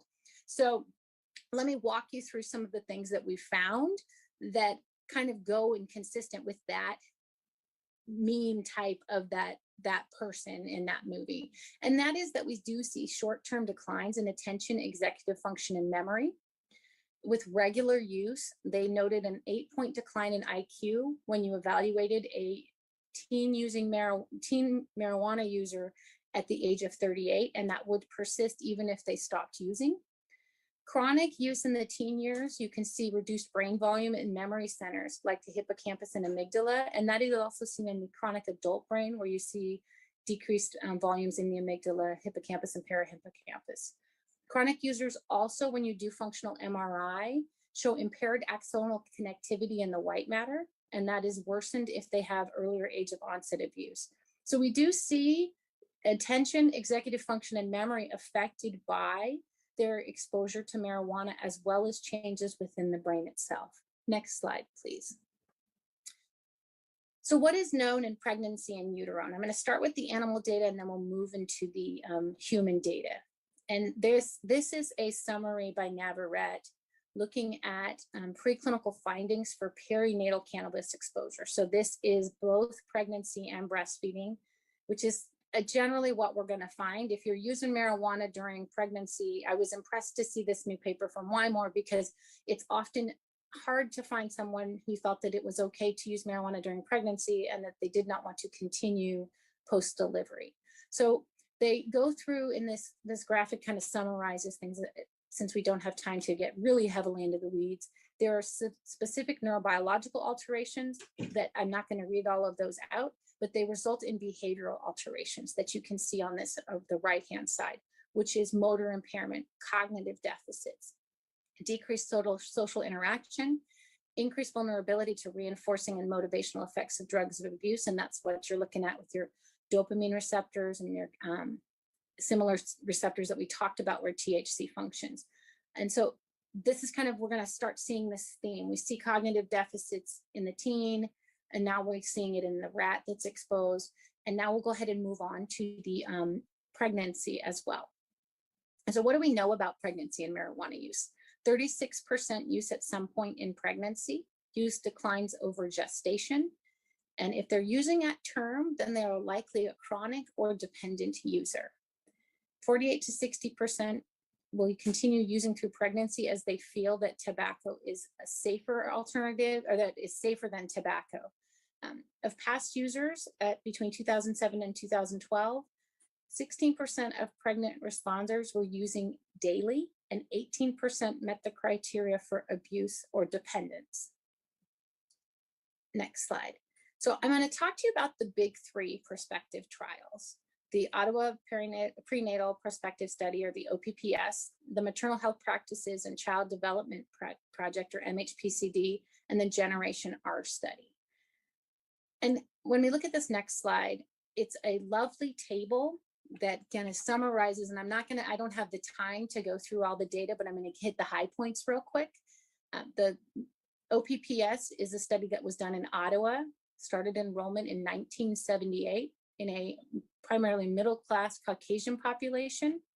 MHPCD began enrollment in 1982 in a largely African-American population in a low socioeconomic status in Pittsburgh. And then Generation R is our new study in 2001, which is from Holland, which is a multi-ethnic cohort, but they do have a slightly higher socioeconomic status. I think just based on the years of enrollment, we can state that the amount of THC in product that they were exposed to is going to be a lot higher in the 2001 versus the Ottawa and Pittsburgh studies. As we go down the graphic, the polysubstance abuse is notable to be across the board present. So we're going to have confounded data no matter what. And then we will look and see retention is actually, I think, impressive, 63% all the way to 22 years. And then even looking at 80% to 22 years on the Pittsburgh study. The Generation R study is still following up, and they have the 6-year data that they've published, and that has exceeded 80% for retention rate. As we move into the outcomes on the next slide, we'll see that one, there's some trend unclear about preterm delivery and birth weight. And that, I think, is still teasing itself out in the literature. And we really need to jump down into the preschool, school age to start looking and seeing what they saw as a trend. And it's important to note that they're seeing similar things, especially between the two studies in the 70s and 80s. In the preschool population, we're seeing verbal and memory performance as affected. And then when we move into school age, we're seeing attention, impulse control, hyperactivity, visual reasoning issues, executive function problems, language comprehension, reading, spelling, and academic achievement. So we're seeing issues that are going to show up more about 8 to 10 years of age. And it's that reading, writing, academic performance, which is a significant issue. Now, could that be confounded by the polysubstance abuse? Absolutely. When we move into the teen and young adult period, we see persistence of some of this higher level executive functioning, visual cognitive functioning, academic achievement, particularly in reading. And then as we move to the very bottom, we're going to see issues with smoking, early substance abuse, chemical dependence. When we look at Generation R, we're still really early into the data, and they do note that between 6 to 8 years, they saw altered brain morphology in the frontal cortex. And I think we're still, this one, the jury's out yet. We've got to give them the time to follow over time in order to give us the actual good data that I'm hoping they will give us from this study. Next slide, please. So now I'm going to actually look at breastfeeding and cannabis, because I've looked at the teen, we've talked about the pregnant, and then subsequent potential breastfeeding exposure there. But what do we know specifically about cannabis and breastfeeding? So as we saw in the Wymore paper, maternal use does increase in the first 6 months postpartum. What also is important to note that THC and cannabis absolutely has a potential for affecting lactation, as we see a decrease in prolactin levels and a decrease in the oxytocin levels. These are the two big hormones of breastfeeding. Prolactin is your make and milk hormone, and oxytocin is your letdown hormone. And if we're seeing those, there would be concern if those are lower that it would impact your breast milk production and your ability to maintain a milk supply. So what we do know is that women who smoke cannabis, it does not affect whether they will initiate breastfeeding. They have the same initiation rates as the general population. But when studied at a greater than or equal to 9-week postpartum, you see a statistical decrease in breastfeeding if mom is using marijuana. And it's unclear if that is due to the decrease in the hormones, which one could argue it could be, or if it's due to other things such as social stigma, etc. Next slide. When we get into the weeds of the logistics of breastfeeding and THC, it is important to note, especially if mom is smoking her marijuana, that there is an independent twofold increased risk for sudden infant death syndrome. And I think that's an important point. It's not part of smoking cigarettes. So cigarettes we know has an increased SID rate. This is on top of that. And so it is very important, I think, to educate mothers that they should smoke outside if they are going to do it, to minimize that risk. When we look at the data on breastfeeding and THC, there are no isolated studies without in utero exposure. So the data is never going to really be pure. We're going to have to deal with the fact that it's likely we're going to have a prenatal, postnatal exposure between the prenatal exposure in utero and the breastfeeding exposure. And the evidence that we have, which is very small currently, on the effects of THC on infant development is sparse and conflicting. And I'm going to run you through that now. 2 papers that are referenced, if you look at any review, LactMed, et cetera, you're going to see these papers referenced. But again, this is data that's not too recent. The tennis paper was from 1985. It looked at women who were using marijuana while breastfeeding and compared them to controls. There was no comment on whether marijuana use was occurring during pregnancy or not. They assessed the babies at 1 year with the Bailey scales of infant development. And for those who don't recognize the term Bailey scales of infant development, that is a assessment of an infant done about 6 months on onward until about 2 to 3. We use it in the high-risk infant follow-up clinic to assess fine motor and gross motor development, as well as psychosocial development as well. So it's one of the tools that we use consistently to evaluate infant development. In the tennis paper, they saw no difference in motor and mental development. When we moved down to the Astley and Little paper 5 years later, they had a little bit larger cohort of 68 babies in each group. Both groups, mothers used marijuana during pregnancy. The exposed group continued to use marijuana after in the first and the third month of postpartum while breastfeeding. They assessed at 1 year of age using the Bailey scales of infant development. They noted that at higher exposure, you saw a lower psychosocial developmental index, and as well as you saw a decreased motor developmental interest on the Bailey as well. So there's no difference, there's difference. And it's small data, so it's hard to really hang your hat on it. And it really hasn't been able to be reproduced, partly because I think it's very hard to recruit into this patient population. Next slide, please. So I don't have the time to run through all the animal data, but I'm gonna give you the statements from 2 organizations about long-term concerns about effects on the infant. The Academy of Breastfeeding Medicine, which is an organization of physicians who support and advocate breastfeeding, in their review, noted that the number of studies that have found concerning evidence, both human and animal, outnumber the studies that have concluded no effect.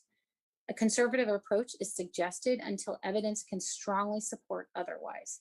The AAP, or American Academy of Pediatrics, in their clinical report, noted that their current understanding of the ECS, or endocannabinoid system, and its role in the development of neural circuitry in early fetal life also provides theoretical justification for the potential of marijuana substances, particularly THC, to affect neurodevelopment. So there's concern. Next slide, please. So what are the current recommendations? And I'll start with Hale. He's the guy out of Texas with the Infant Risk Center, or Mommy's Meds, or Milk and Medications. And he has the rating scale of L1 through L5. I'm imagining that many of you will recognize that scale. And L1 means that there is no risk, or there's perceived to be no risk, and there is some data potentially that is supporting its use. L5 would argue that there's significant risk and you should not use that substance while breastfeeding. L4 is often considered one that you shouldn't use while breastfeeding as well. So he's saying limited data, possibly hazardous. I've underlined this statement he added recently in the last few years. And it says, well, this data poses numerous limitations and does not directly examine the benefits of breast milk versus risk of exposure to marijuana and milk. Cannabis use in breastfeeding mothers should be discouraged at this time.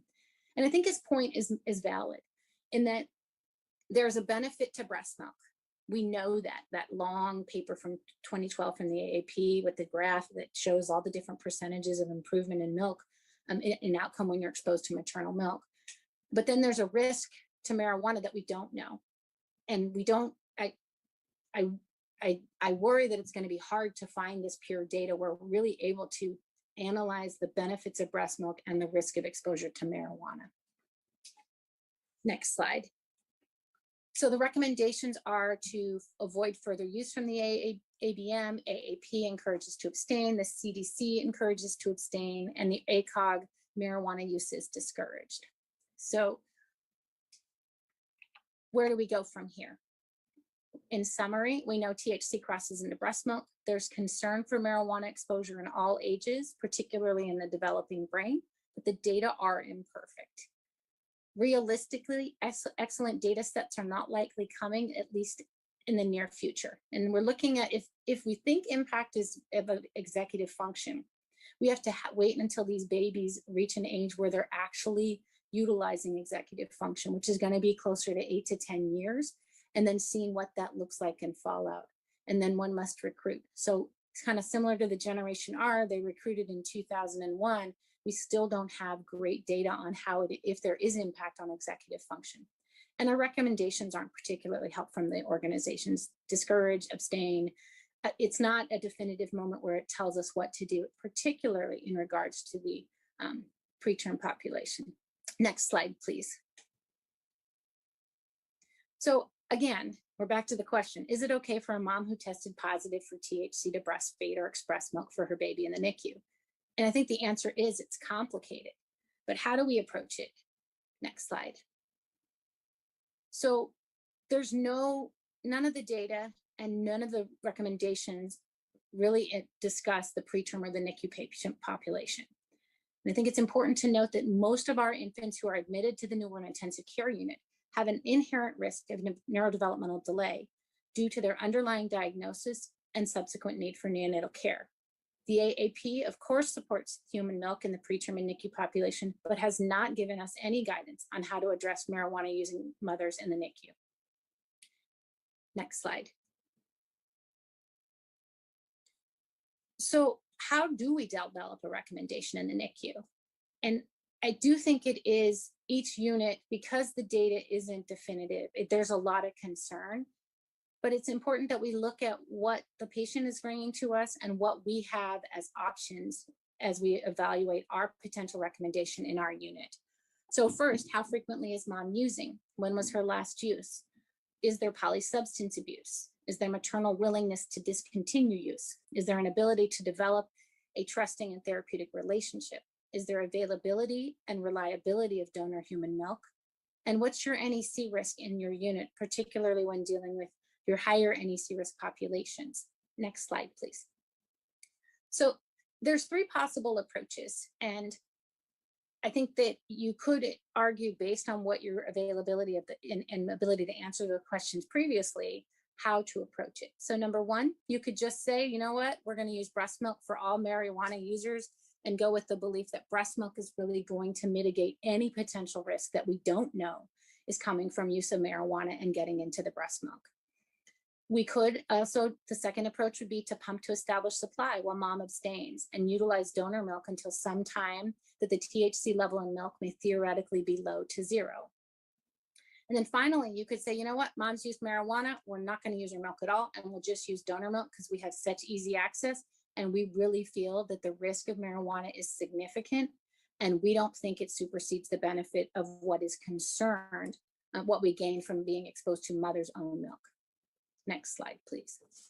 So I'm not giving you an answer, unfortunately. I'm going to give you our answer at the Children's Hospital of Orange County, which is our chalk stoplight approach. And I'll walk you through that. Next slide, please. So where are we and what are we? Chalk is a 334-bed tertiary freestanding children's hospital with a 104-bed level 4 NICU in Orange, California. We have a robust and liberal donor milk policy. We will give donor milk to anybody in our NICU. A part of that is because we are very successful in establishing milk supplies in our mothers, and so it is a small portion of our population that doesn't have mother's milk in large volume, and so it's often a bridge, but it's available to all comers. And then we also have a strong lactation team where we are able to support moms and engage with them in establishing milk using a pump. Next slide. So our approach is multidisciplinary. The nurse, the doctor, the LC, the dietitian, and the social worker are all engaged and involved in this process. We identify a THC positive mother, and she is evaluated by the lactation consultant. This interaction is respectful and without judgment. Mom is educated on concerns surrounding marijuana exposure and possible risk to the infant, particularly in the NICU patient. And then we identify mom's lactation goal. Does she want to breastfeed? And then we ask, when was her last use? Was it less than or greater than 2 to 3 weeks prior to delivery? And does she plan to continue or stop her marijuana use? Next slide. So our approach, the easy ones, if mom plans to continue to use, we prefer to use donor milk, as the unknowns we feel is too risky to use in our NICU population. And we will use donor milk throughout the NICU stay and transition to formula prior to discharge. If mom's use is greater than 2 to 3 weeks prior to delivery and she plans to continue to abstain, we will use her milk immediately. If mom's in that middle zone of having used within 2 to 3 weeks, but she does take the education and she does plan to stop using, we choose to go with using donor milk for the first 2 to 3 weeks, have mom pump and fertilize. I don't think one should ever dump human milk, so I do have them fertilize a plant. No maternal milk will be collected in our centralized nutrition lab where we do milk handling. Our diet order will be only for donor milk, with the date to reassess in that diet order, so we can see if we can start using at that time. Mom is educated by the lactation consultant on how to establish a milk supply using pumping, hands-on pumping, frequent skin-to-skin, and regular pumping. At 2 to 3 weeks, the lactation consultant will check in with mom, and we'll see if she's continued to abstain. Her transition, if she says she has, we will transition to use her milk. We get to change the diet order, and the nutrition lab begins to accept milk. If her, that's it. Sorry, excuse me. Next slide. So that's our approach. It's an approach. Is it perfect? No. We've had challenges in that we've had issues with team member buy-in. Part of it was education. This slide deck was initially built to roll out and educate my colleagues on why we had significant concern. Defining roles was another challenge, as we had to make it so that people could, who was responsible for picking the date, how did we communicate that date, and then when did we go forward with changing the plan, and how do we communicate that plan? And then what are the exceptions? And the exception's always there, and it's a challenge and a success. And the mom who's got a trisomy 18 who wants to do palliative care, we're going to let her use her milk in our unit, and we don't want to confuse the message, so we message around that exception correctly. Our successes are we've been able to generate and develop a consistent message, and then when we get to change the diet order to use breast milk, and then again that exception where we're able to message appropriately that we're making an exception because it's the right thing for this family. Next slide. This is a visual of our algorithm. The middle is the cannabis. Below the dotted line specifically defines whose role the doctor, the LC, or the nutrition lab, and what they do in each setting. I'm not going to go through it for the sake of time since I'm already gone over. And next slide. I think we are done. I think we just have references and cute pictures of my breastfed babies, because we always have to end with breastfed babies. So I thank you for your attention, and I look forward to our discussion. Thank you so much. So I'm going to actually start with Q&A and give people, we've had almost 150 responses on the survey, which is great. So I'll give you just another, like a minute to do that if you haven't. The link is there on the screen. But to kick off our Q&A, what are, and there are a lot of them, so I'm just sort of choosing ones that we haven't really addressed yet in the conversation. What are the legal ramifications around this topic? So some things that were brought up. If you withhold the mother's breast milk, is that a problem? Or what if there are adverse effects for the infant from using breast milk that has THC in it?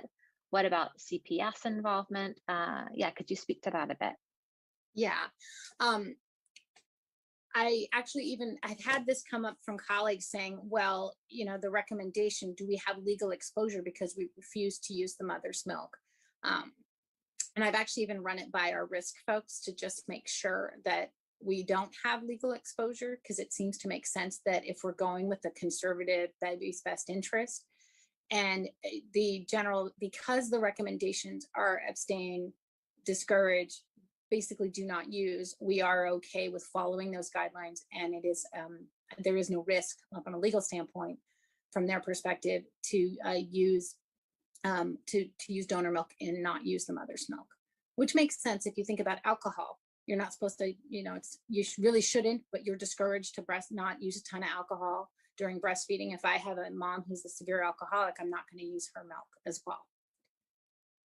And when we look at things like allowing moms to use, I think the important thing is that if your unit needs to proceed in that fashion because you have low, you don't have availability of donor milk and you have a 24-weeker and a high neck rate, you're probably going to choose to use that milk. You're going to educate the mom extensively saying we need to use your milk to decrease the risk of death or severe complication from necrotizing enterocolitis, but we really think you need to stop, and here's the reason why. So I think as long as you disclose and educate, I don't think there would be liability from allowing use if your unit is in the situation where it makes more sense to do that.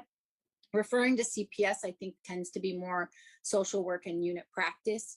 I think that there's often, if there's use, that referral will happen, often more just to check into to whether there's a file on the family and to make sure that it has been communicated if there's concern. It's often more than just the THC use alone that gets a call to CPS. Thanks. A couple questions about CBD oil. You mentioned that at the beginning. Do we know anything about CBD in breast milk? Not really. And I think part of it is we're still getting just the minimal teeny amount of THC data. So my hope is that we will see that coming as CBD has become a very popular product that people are using for almost anything at this point in time. I think it is important to note in my review of all the literature, and I will say this talk was very narrowed down. I could have gone on for 4 hours. So there are things that I didn't go into, but in looking at CBD, oftentimes when you look at the product of CBD, it's still, even though they're trying to purify it out, there still is THC in that product. It may be a small amount, it may be more depending on how pure, how good their process is, but inherently there is THC with the potential to test positive as well. A couple questions about the mom, and if she stated that she is abstaining or planning to abstain, do you take her at her word, or do you do some sort of toxicology test? Thank you. I was running out of time, so I kind of glossed through that. I do not. In our group, we do not, because we believe in developing, the multidisciplinary team believes in developing at that therapeutic relationship. And so we work actively with moms and say, you know, we develop that relationship. The LC is working with that mom to establish and maintain the milk supply until we're ready to use.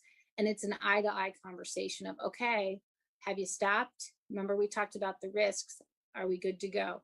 I do find that oftentimes moms that are not able to abstain, the nurses already have their antenna up. And if you respectfully question them on it, they'll own up to it and say, you know what, I couldn't abstain. And oftentimes they, based on their aversion to risk, will stop pumping because they can't stop using or utilizing the marijuana. I think this is part of it, goes along with it. Do you have parents sign an informed consent to use their breast milk if the mother is using marijuana? Since we don't use mom's breast milk when we believe there's a significant amount of marijuana, we do not. I'm not a fan of signing consents, the whole consent for formula and the term population as well. I feel like it's more respectful that we have an educated conversation and have that trusting therapeutic relationship. When you pull out a form that says you sign this saying that I told you you're going to hurt your baby using your milk, I think it undermines the whole process of being in the newborn intensive care unit and supporting both the baby and the family. And oftentimes when you advocate and say, this is what's best for the baby, most people will say, you know, unless they're chemically dependent, they're going to go, okay, wait, I don't want to take cough medicine. I don't drink coffee when I'm pregnant and breastfeeding.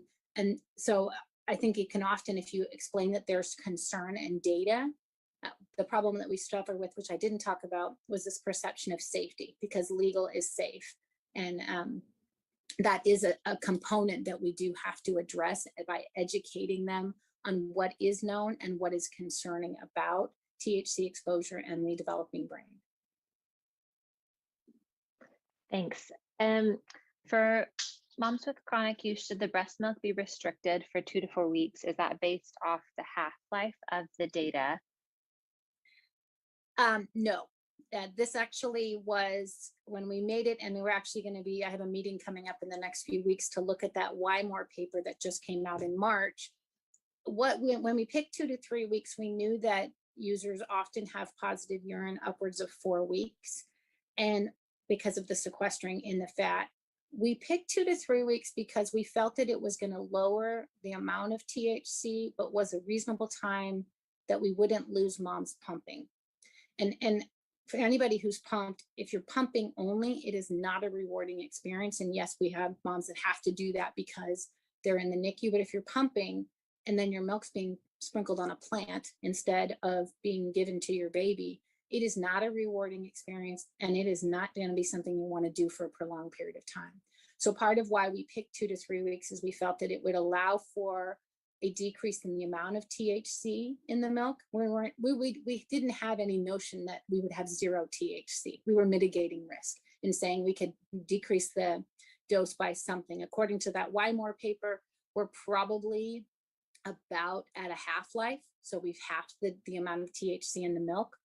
So it's not based on it being gone. It's based on saying, how can I balance the likelihood of successfully maintaining a milk supply and not losing mom because we're going out too long versus trying to mitigate the amount of THC in the milk. And like I said, this is an imperfect, there's no perfect answer because we don't have the data. Thanks. A lot of questions about for a newborn nursery or for a well baby nursery, not the NICU. What approach would you recommend? What if you don't have donor human milk available? Yeah, the term population is different. And it's one that I am highly unsatisfied with my options because they're going to go home. They're going to go home fast. So they need to be fed, and they're going home into an environment that may be having THC smoke. And there you're looking at, wow, I'm going to have a potential increased risk for sudden infant death. And so breast milk is probably the best approach. I believe that mothers should be extensively educated in the nursery and really given the understanding of, okay, there's risk to your baby, and taking it into you're advocating, we're doing the right thing for the child, and really educating on, hey, in your pregnancy, what did you, and I think the approach needs to be, in your pregnancy, what things did you not do because you were concerned about it potentially affecting the baby? And then when you educate them about the marijuana and say, we believe you should not breastfeed when you're using marijuana and would ask you to stop, but we do know there are benefits of breast milk. So in my experience, I don't develop those policies, but the approach is to educate and allow to breastfeed, one, to establish milk supply, and knowing that the benefit of milk there may be more helpful than the exposure, especially if you can get mom to stop. And you would just tolerate the fact that there would be exposure until that dose is out of the milk. Thank you so much. We have so many questions coming in, but I do want to make sure we have the time. So this is out of 168 responses. So I'll just go over this and then I'll turn it over to Bob to give us a wrap up. So what is your role in the hospital? Obviously, it's really varied. Lots of, looks like RNs and MDs and lactation consultants are the top. Does your NICU have written guidelines regarding breastfeeding or the provision of breast milk? It's really split here. You can see yes is about 40%, no 30, I don't know is 30. Does your hospital test for THC? Pretty much yes. In both the infant and maternal toxicology screens. If a mother admits to current THC use or has a positive toxicology test and no other drugs, would you allow her to breastfeed or provide breast milk to her term infant? The top answers depends on a case-by-case basis at 38%, and then 31% yes. And then same question for the preterm population. Depends or no actually went out here at 33% as well. And then at your hospital, is it usual procedure to consult with CPS when a mother has a tox screen that's positive for THC but no other drugs? Yes is listed at 38 and no is at 38. So we're almost at a tie there. So we just wanted to share that to provide a little bit of context about the audience on this call and what your fellow healthcare providers are doing and practicing. So Bob, I will turn it over to you. Thank you, Caroline, and this is Bob Castro. I'm the NICU Medical Director at Salinas Valley Memorial Hospital and one of the maternal exposure or MADEX co-chair. Thank you, Christine. That was a wonderful presentation. It's great to hear from a fellow colleague who also has trained at Harvard UCLA. You remember that, Christine? Also glad to hear that you were only 8 years old in the 1980s and appreciate the Ridgemont High reference. Thank you to all participants for completing also the pre-webinar survey. Please remember, we are still hoping that your center, if it's not already participating, will participate in the statewide MADEX database. My and other centers who are participating have learned so much on how we can better care for infant exposed to substances in utero. We have started focusing on opiates, but as one of the MADEX co-chairs, along with Lisa Chai, Angela Wong, and Pam Aaron Johnson, we are discussing expanding the database in the future to include other substances exposures, including marijuana and amphetamines. But this can be done already at your specific center. So please reach out. We would love to hear from you. You will receive a link to an evaluation survey for today's webinar. Take a minute and complete it so that we'll know what you appreciated and what you would like to see in the future. Thank you for prioritizing and participating today. And a special thank you to Caroline, Tony Nolan, along with their CPQCC colleagues for all of their services making the Maddox database a progressive success. So thank you, everybody. Caroline? That's all, folks. Thank you so much. The slides, I don't think I showed this, the slides can be available here. They'll also be sent around in a follow-up email link. So be on the lookout for that. Thank you, everyone. This is Ashley Randolph, the host of the Ashley Randolph Podcast Show, right here on Glo Preemies Podcast. I am so happy today to have Bridget Baker with me. And hey, Bridget, thank you for being here. Yeah, we are so excited. We've really been looking forward to this. Yes. I cannot tell you how many times I have gone over topics like the one we're going to go over today. In case you guys are wondering, she is from Booked, Bagged, and Tagged. And not only is that a great podcast, but they're all about crime stories and safe havens for babies. And I mean, you guys are going to love them just as much as I do. Oh, thank you. Bridget, do you want to tell everyone a little bit about you and your husband? Because you guys are a duo, which is like so perfect to me. And we are. Your podcast. So we started the podcast, honestly, we wanted something that we could do together as a hobby. And we have both always been very into the whole true crime world and the different cases of it. I'm always been very intrigued with the psychology behind all of these people in these cases and kind of like why they do what they do. And with true crime being such a hobby with both of us, we've used it as a teaching tool, if you will. Like our 3 kids, they know what to do and how to do it if they're ever somewhere and something happens, and we've got them like trained on how to react, just from different cases that we went over. And with each case, we try to give out resources, like different things with babies. We've talked about safe havens, or when we have a domestic violence case, we always let everybody know the different resources around us that they can have. Now, that is interesting. Something that you said just made my eye twitch a little bit. You said that you use the stories to help educate your children. I do. That is something that you don't usually hear, but that is actually a great way if you really think about it. So that's actually a good tip. And it's really about the perspective.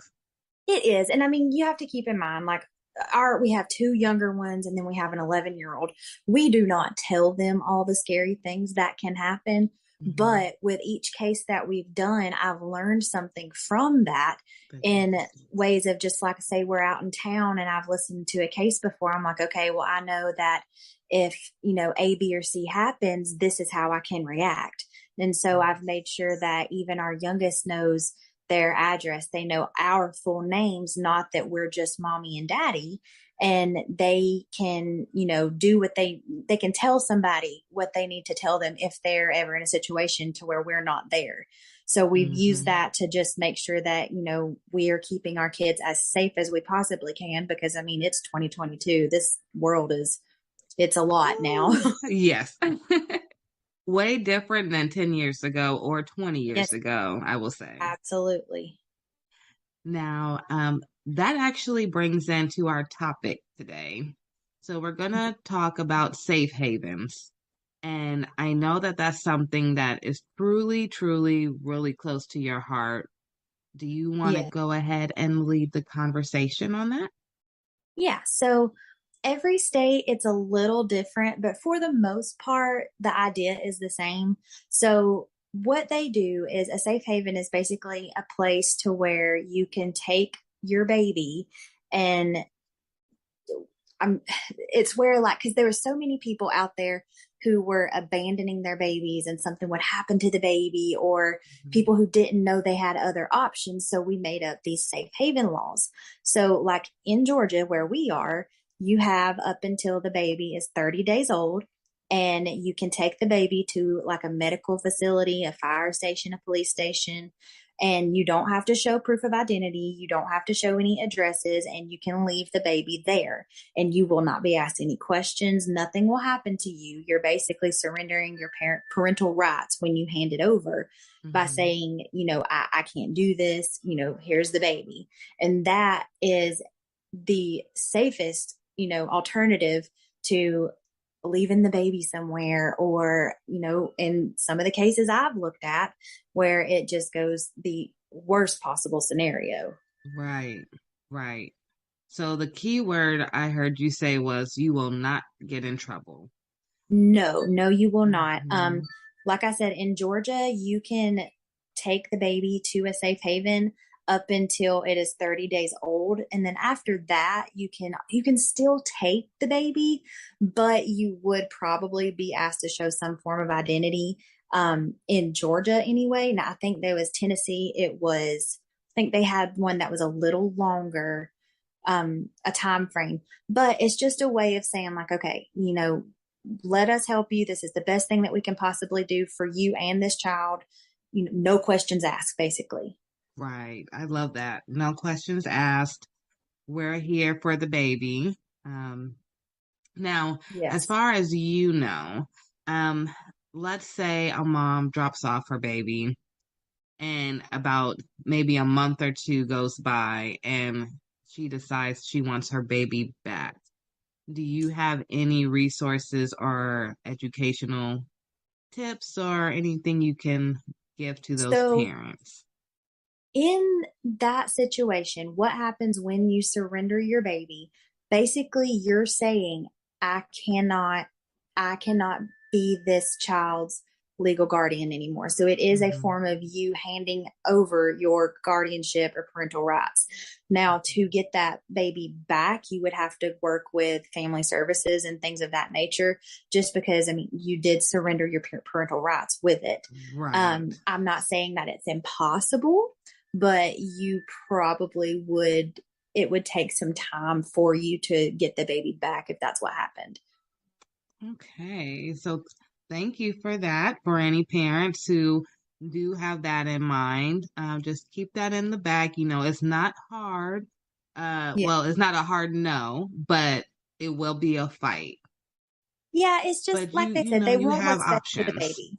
Yes. Right. The baby's in mind. Thank you for sharing that. As far as are there safe havens in every state, or are you not sure? I'm not 100% sure. I do want to say there's some form of a safe haven law in every state. Okay. I know that I think it was in 2020, there were 4,422 babies that were saved that year, which was almost tripled from, a few years ago.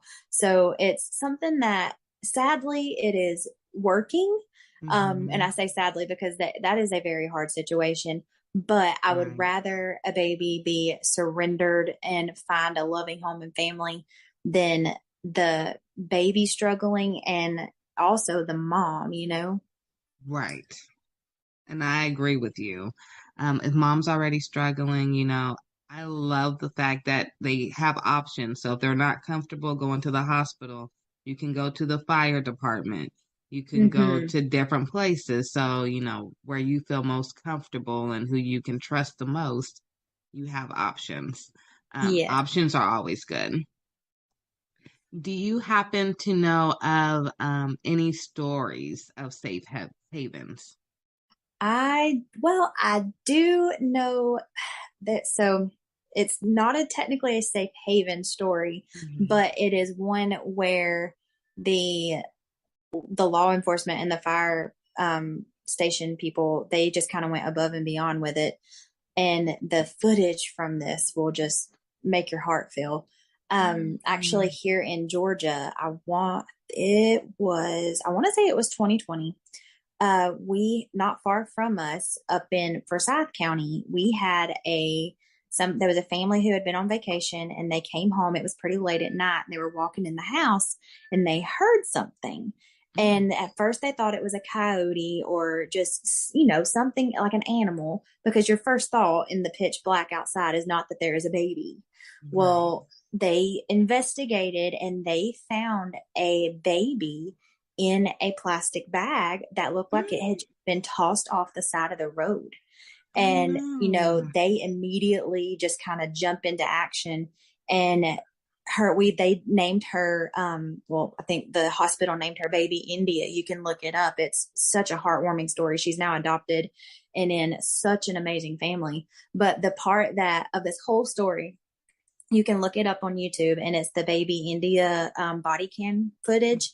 And I don't think I saw one woman in the whole video, but the way that these police officers, the man that found her, the EMS that was on the scene, the tenderness and the loving care that they took with this baby was the absolute sweetest thing I've ever saw. It will melt your heart listening to these grown men do their absolute best that they can for this child in that moment.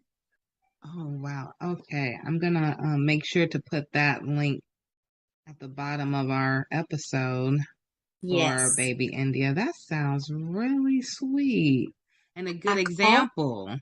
Yes. And see, the thing, I called up and I spoke with some police officers.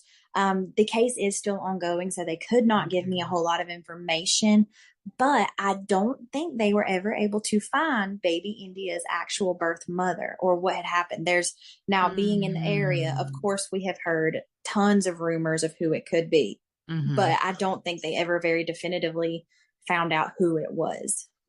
Wow.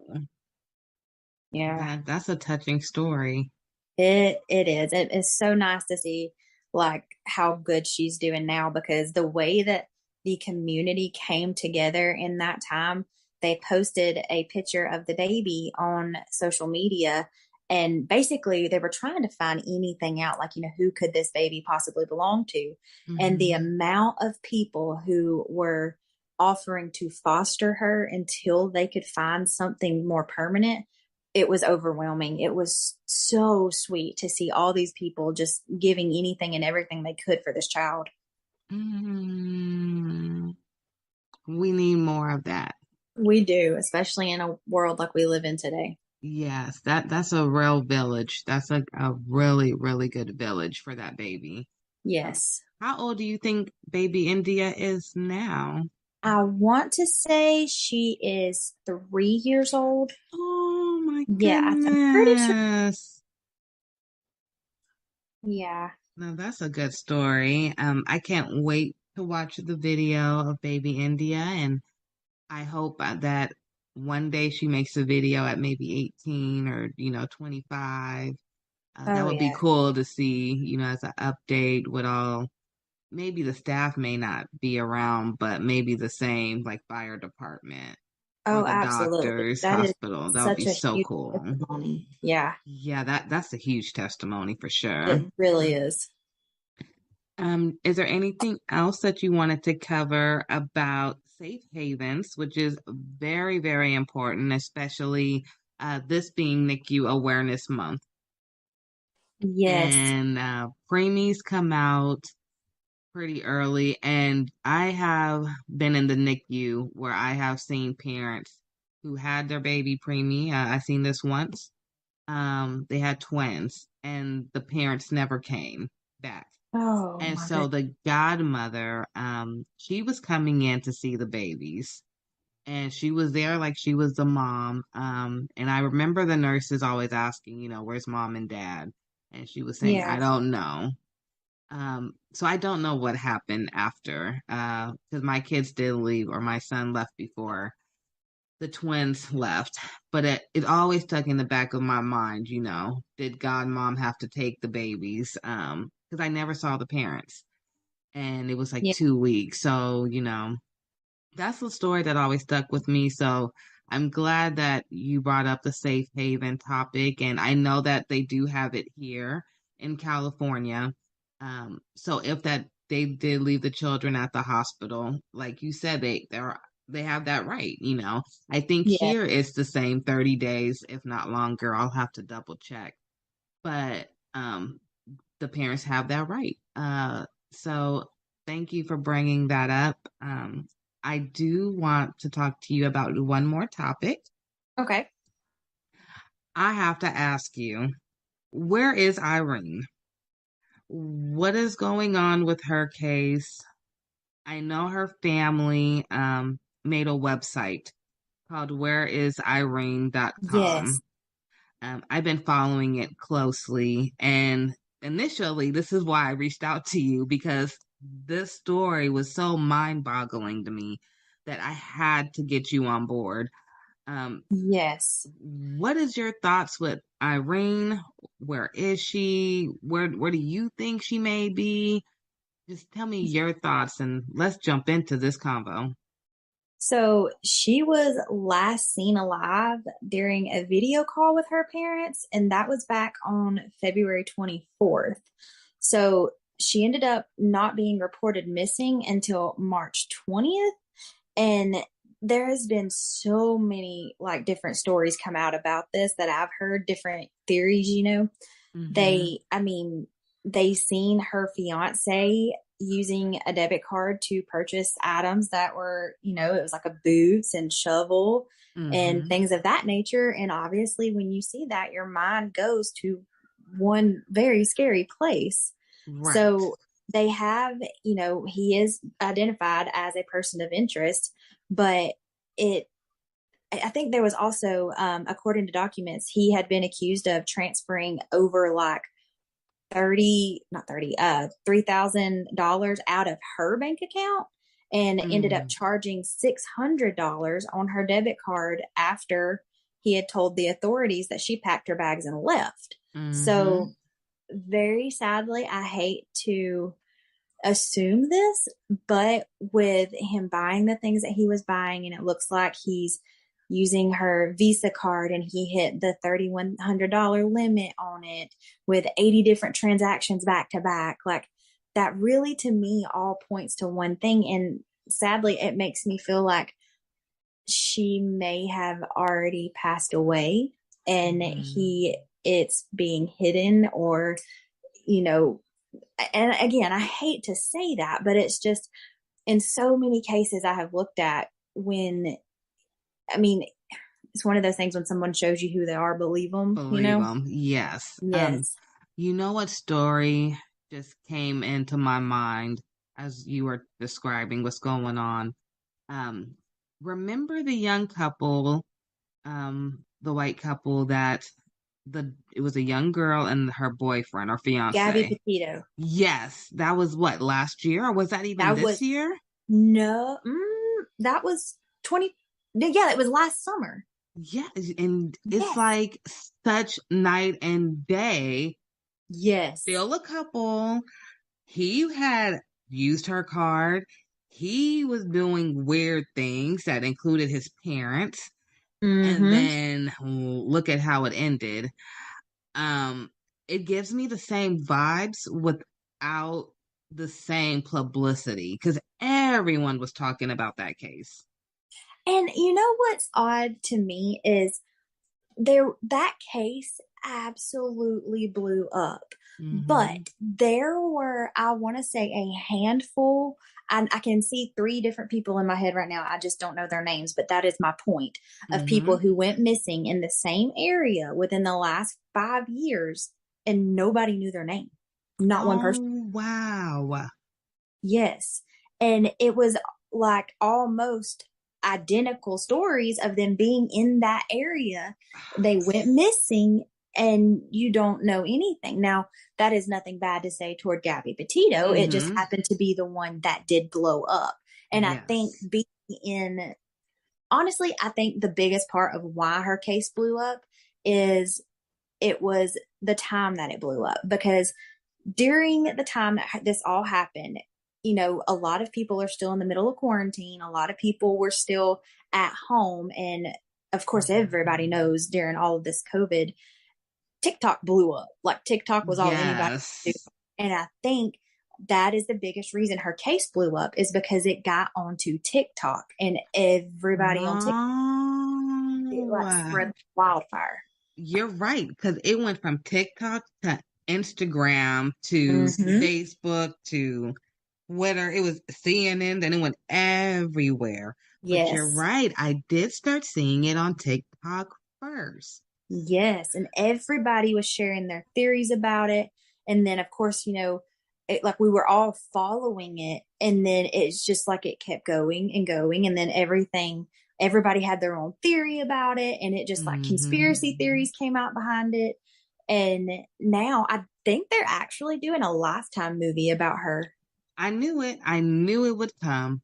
Oh yeah. I always said that. As soon as they found him, they said it was his body. Okay, now I'm gonna ask you this, and then I know we're off the topic, Irene. I promise you, honey, we're coming back to you. When they found what they said was his body, or was it his bones or something? Yeah, it was remains. Do you believe really in your heart that that was really him, or do you think they were just trying to close this massive case that just got way too big? I don't think it was him. Now, I said the same thing. It's the rate of decomposition, even with him being in Florida where he was found in the swamp. I do not think they would have actually found anything. He was in Florida in the swamp. That's just somewhere. Hello. Like you're not gonna find like the elements and the wildlife down there is unlike anything else, I really don't. And also they found skeletal remains, and he returned home on September 1st of 2020, and then he goes missing, and I think they found him on September 9th, and he had just went missing on September 1st. There's no way all they found was skeletal remains. That at the rate of decomposition, even though being out in that hot Florida weather would, exacerbate all of that, it's not going to be just skeletal remains. That's what I said too. I said there's no way. No, not at all. But the case disappeared just that fast. But I just knew that no, there's something still not right.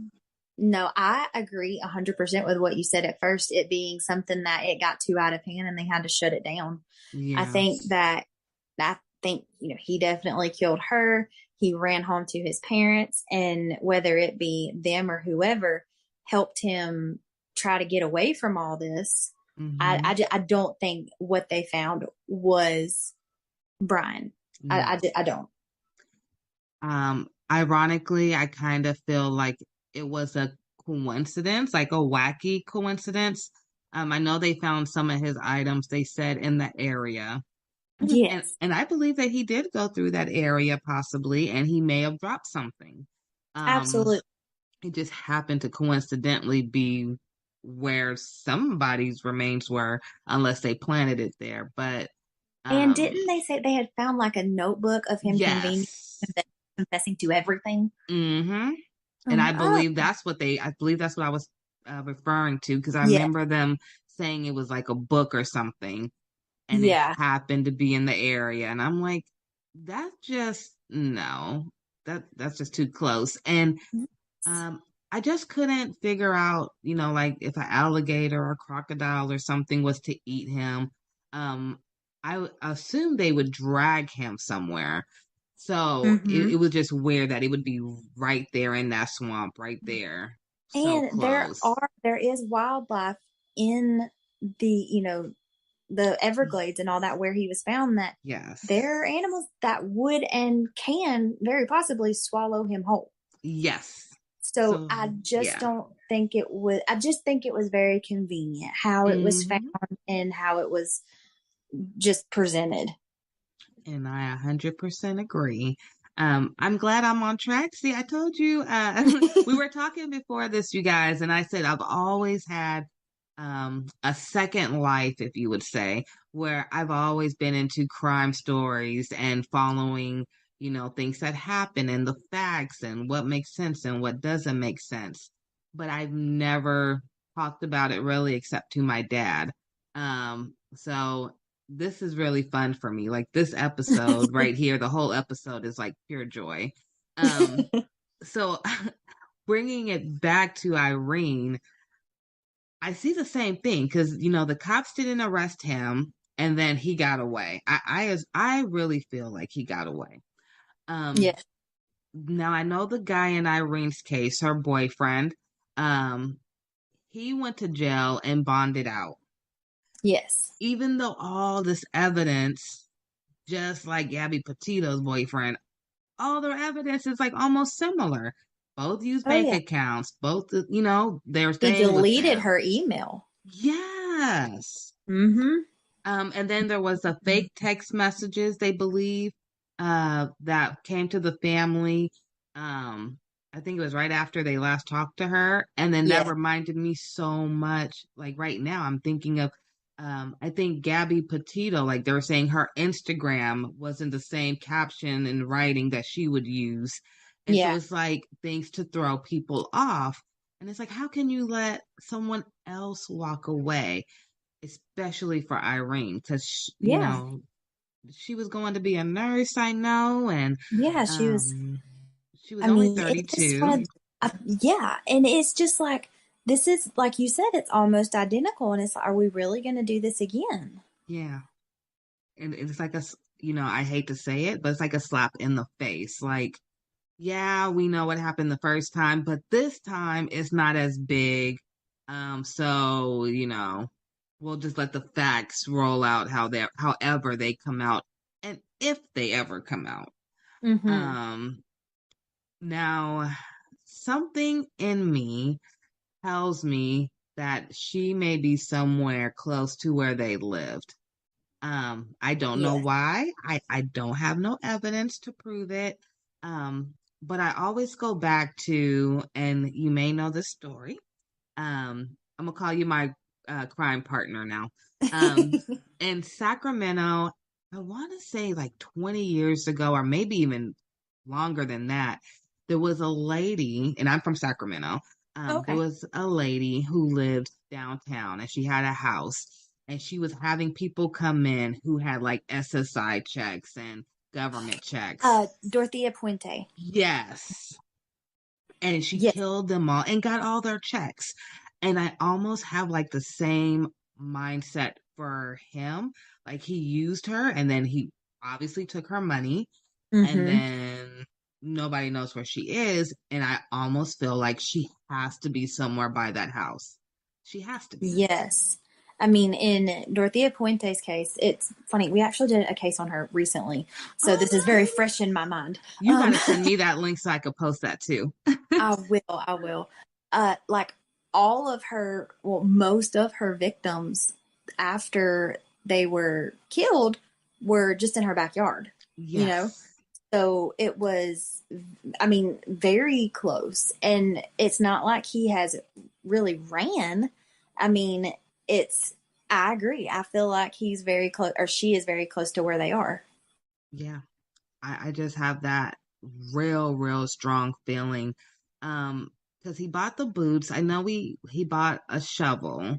Yes. Um, there was nothing hinting at the fact that I saw, maybe you did, like any extra gas to carry with him. So like no gas cans or anything. Because I Yeah. assume if you're driving with a dead, you know, deceased body, that you wouldn't be stopping at gas stations to refill. Um, I I just, you know, there was like not a lot of planning, obviously, Mm-hmm. but it had to be somewhere close to him. And I know they live in I believe was it Wyoming or Idaho? Wyoming is where they were staying. Yes. Now, Wyoming has a lot of wooded area, I believe. A lot of Yeah. wooded area. So she could be there. Um, I just really hate that she's been missing for so long, and I really feel for her family. That's the thing. I mean, in any situation, it is absolutely devastating, but I feel like Mhm. not getting the closure in the end is what hurts the most because it's like, okay, I'm obviously grieving because this person is not with me, but am I grieving their death or am I grieving just their disappearance? Like, how long do you hold out hope? Yes. Oh, yeah. That's so true because you're grieving, but you don't know what you're grieving for. Mm-hmm. And that alone has to be giving them nightmares. Yes. I And I know know that that, they were yeah. talking about like neighbors had told police that they noticed him burning a 55-gallon drum that he had purchased the day of that final video. Really? Yes. So the shovel, the boots, him burning something in this 55-gallon drum. And it was the same day that it was that February 24th that she had talked to her mom and dad. So, I mean, it really makes you think like, okay, was she killed that day? And that was him disposing of the remains. Because now I'm on her website that her family created for her, and they said she was 5'1", 89 pounds. Very, very petite. So she definitely could have been in that size of a 55-gallon. I Yes. think she would be able to fit in that if. Absolutely. No, I did not know that part. Yeah. And that's just what's devastating about it is there's really not much in this case that gives you hope other than just, praying that it turns out well. But it's just such a sad situation because, she hadn't been in America very long from what I believe. I think her family was from Kenya. Is that right? Yes. And they said she came May 2019. Yes, that's right. So she hasn't even been here long. No, and what all of the things are saying is, so she met this man on Craigslist. So there really there's no telling what he had told her beforehand. And she meets this man, and then, what kind of nightmare was she living before this happened, Yes. Okay, so let's see. Looking at the timeline now, let's see. So, she moved. See, I see it now. February 24th. Nate buys a 55-gallon drum. March 3rd, some unusual texts were sent from her phone. That's what I was saying was so similar to the Gabby Petito case. March 8th, her WhatsApp account is deleted. Oh, that's ironic. Oh, yeah. March 10th, her phone number is deleted. Oh, my goodness. And then the 20th, they file a missing persons report. Yeah. They had 24 search warrants, but they really just didn't see much.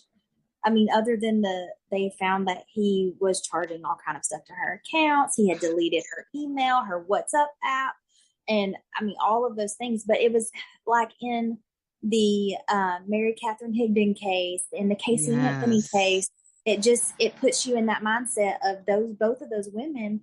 It's very obvious that they probably did it, but you could not charge them with murder or whatever beyond a reasonable doubt. Like I can I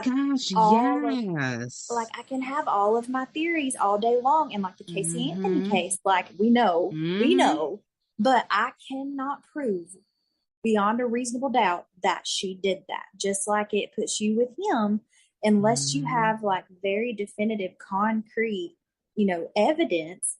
That's where the jury has that gray area in which it would be awful to be a juror on a case like this because you're kind of put in a situation of like really life or death. Because a lot of times, it's either a death sentence or life in prison. And it's, if you make the wrong choice, you have somebody's life in your hand.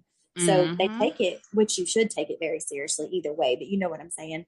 And it's just one of those things. That's why those women got off, because beyond a reasonable doubt, they could not prove that they did that. And that's what's so infuriating with cases like that. It's like, you know that what happened, but you just can't definitively prove it.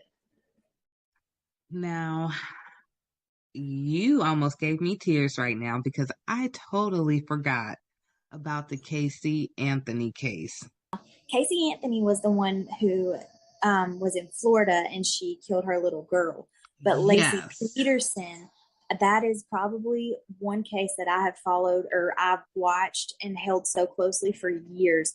Her husband, Scott Peterson, murdered her on December 24th, and she was 7 months pregnant with baby Connor.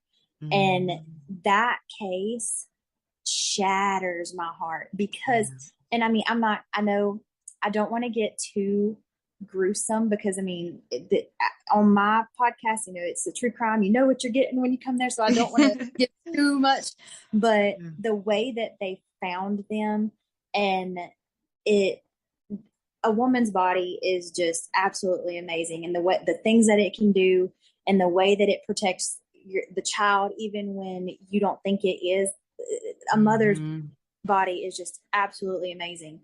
And when they found Connor, the level of decomposition on Connor versus Lacey's body was astronomical because her body had protected him and he stayed in utero for a very long time. So he was at a different decomposition rate than she was. And I will never forget when they found the baby body. No. I just remember like so vividly, like the whole case. Yes, Lacey Peterson.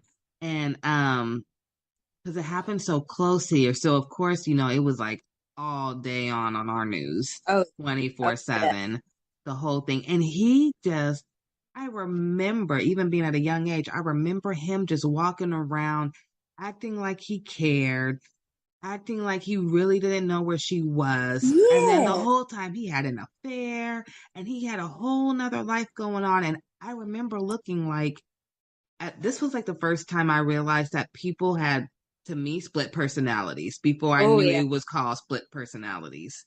And I was like, how can you live two double lives and then sit there with a straight face to the cameras, to her family, to your family, and say, I don't know what happened? So the Lacey Peterson case is actually what the book Gone Girl was kind of mirrored after.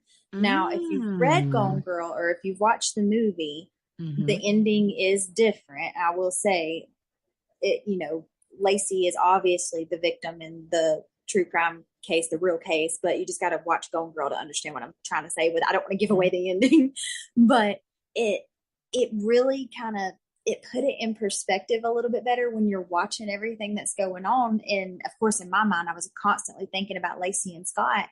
And I'm just like, the narcissistic, like, behavior behind the entire case, throughout the whole case, that Scott was like, I'm not going to get caught. They're not going to look into me. Or the fact that he could turn on those tears at the drop of a hat. I was like, there had to be more going on at home than Lacey had said anything to anybody for it to take a complete 180 turn. You know what I'm saying? And it's just I so actually said that now that I'm older and I work a lot with families and families with babies, most of the time it's arguments that went too far. Yes. And so when I look at Lacey Peterson, which I hope did not happen with Irene's case, somebody usually gets fed up.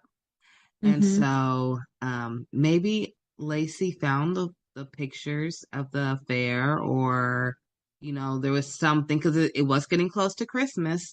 Yeah. Maybe she found a gift for the other woman and she went bonkers, or some money was taken out and she saw it was at a store that he shouldn't have been shopping at, anything. And that whole scenario right there is exactly what happened in the Chris Watts case, where she kind of found out she was pregnant, and she found out about him having an affair while she was away, and he killed her pregnant with their son Nico, and then he killed their two babies. And they were, I remember, 2 and 4, 3 and 4, something like that. And there's a video of the youngest one singing that Coco Melon song about my daddy is a hero, and knowing how their lives ended. It's so, I don't understand. Like, something that, I know beyond a shadow of a doubt that I was put on this earth to be a mom. I'm just a motherly spirit. I've raised my siblings and our 3 boys. And, you know, that's why I think I've held the baby cases and the cases with these children so closely, because I don't understand the kind of person who could do that. But I read somewhere, what was it? I can't remember who said it, but they said something along the lines of, I don't understand how somebody could do this to a child. And the police officer turned around and said to them, you know, as long as I've done this, I've had people ask that question. And the second you can answer that question is the second you turn into that person. So I stopped asking myself that question. And I'm like, yeah, there's some things that you just can't explain. And it's better to stop trying to ask the question and just be the one that gives the resources and has the hand held out for whoever needs the help. So these babies don't have to keep suffering through the lives behind the curtains and behind doors that their parents are hiding. Now, that was a good way to bring both topics together. I must say that. See, I told you guys she has a good podcast. You guys have to watch it. Thank you. I am just so happy that, you know, I was able to bring some awareness to Irene Gakwa story. Beautiful Black woman. I hope that this helps people look for her. If anyone has any information out there, please contact the Gillette Police Department. And you can also contact the National Missing and Identified Person System. And I'll make sure to post the links below. Bridget, I wanted to say thank you again for our wonderful episode. You are more than welcome anytime. I mean, we can talk about these stories all day long. I would love to have you back. I would love to start doing a series with you. Absolutely. Even if it's once a month. I know you have your own things going, but we'll talk more. And this was really, really powerful. You brought us safe havens and information and even a good story. And then we spread awareness about not only Irene, but we talked about Lacey Peterson. We even brought up the name Casey again, Casey Anthony, so people remember, you know. We talked about Gabby Petito. So there's all these spaces. So we all have to come together to help one another. If you do see a sign of any type of stress, you know, there's a common trend now that says, you know, if a couple is arguing, stay out of it because they'll be the one getting back together and they won't be talking to you. But then you also don't want to end up with a situation like what we have in front of us.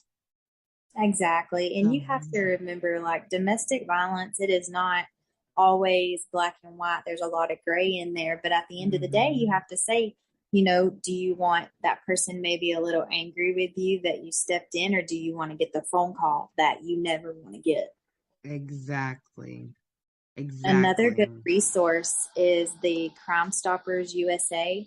And it's just like, it's a 1-800 number. You can add the link for that, of course, but they are always taking any tips or anything out there for any cases. Yeah, thank you for that. Please use these resources, guys, if you need to.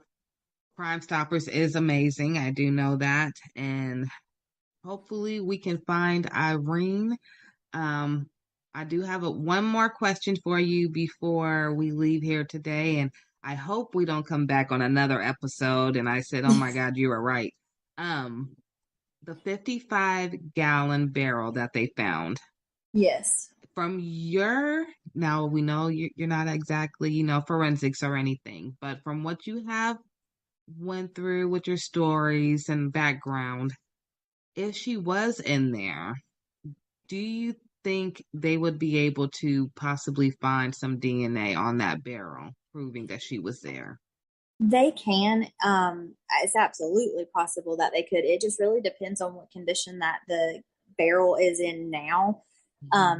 Like blood and different things like it depends on the surface. Like with cotton or, fibers of that nature, it's near impossible to get anything out of because of what it is. But as far as like a barrel, you can bleach that, you can clean that, but then that changes it would show something completely different that they could kind of detect if there was bleach in there or not. Mm-hmm. But I would say that it would be very, very hard to keep absolutely everything off of that, or to clean everything off of that. So I think that you very well could still find something in there.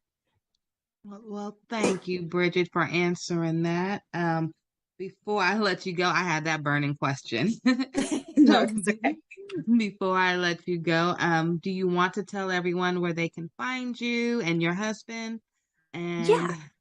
Go ahead. So we are on Instagram. It's Booked, Bagged, and Tagged. And we post, like, after every episode that we do, we'll post like pictures of like who the victims were and things like that. I'm a visual learner. I have to see faces after I listen to a case. Yeah. And we also have a Facebook group, and it's the same name, Booked, Bagged, and Tagged.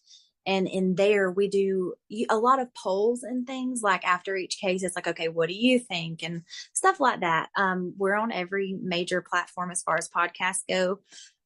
Apple Music, Spotify, Amazon, Google, things like that. So it's pretty easy to find us. Well, thank you, Bridget. I hope you guys get 1 million subscribers after this. That would be amazing. This was a wonderful episode, and I will make sure that we talk again very soon. Absolutely. All right. Thank you.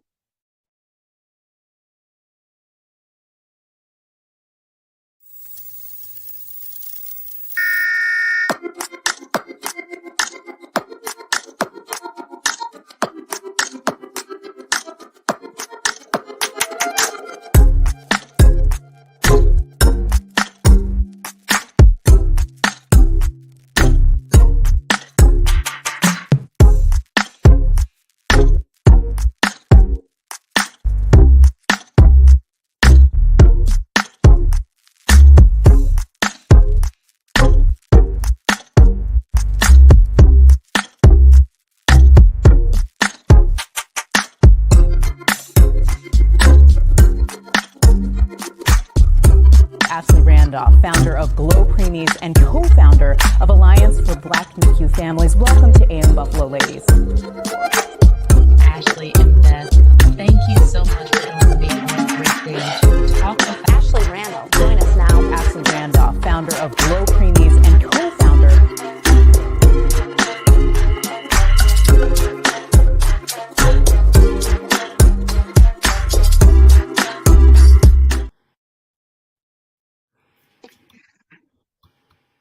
Good afternoon, everyone. Thank you for a new episode of the Ashley Randolph podcast show. Today, I am so excited because I have someone very special for a very special topic that you guys have been kind of seeing me talk about on TikTok lately. So today, I have Don Mann, but if you research him and look him up, I want you guys to make sure to put Don W. Mann. Very, very important. He's a very important man. And what he's here today for is very important. So I want you to make sure you find him after. Mr. Don, thank you so much for being here. Thanks for the invite. I feel humbled and honored to be here. I'm excited. You know what's more exciting to me is when you came today and you had your shirt that matched your background. I just love that. I love the quote. You saw I put it on the flyer, known, needed, loved. I mean, it's 3 words that really any kid needs or any parent would love to hear, even from their own families. Yeah, it's foundational, and it's really simple, but it's not easy to discover and own in yourself. So yeah, that's part of my story, and that's I love it. So now that you brought that up, you have me curious. All right. Can you tell us your story? Well, so I think like most people, we just try to live life. We wake up and we go with the flow. And so I grew up in the Midwest, was born in the Midwest. And then we moved to Florida, South Florida when I was 8. Those are tough years of transition, because that's when you're trying to build out your friendship base, and you're learning your social and emotional skills. So when I got uprooted at those times, it was tough. It was tough. So when I moved to Florida, I never felt like I fit anywhere. So I was just like an island. The friends I had, I really didn't trust. It was just somebody to be around and something to do. And then fast forward to the age of 23, I moved back to Missouri and went to the police academy. So I became a police officer, and I did that for about 10 years full time, and then 5 years as reserve.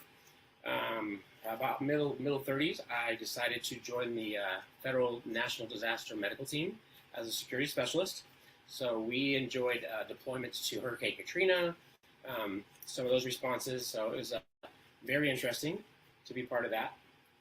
And, I had the great American dream. I wanted to get a great job, a great car, a great home, 2.3 kids, and live happily ever after, right? But it's nice to want that, but you have to know how to get it. So I didn't know how to get it. So as much as you want and you don't know how to, that creates a roadblock. So fast forward to 2011, I was in my fourth failing marriage. That's a heavy burden. And I had gone through a child custody issue. So when I got divorced from my first wife, she lived in the same state as me.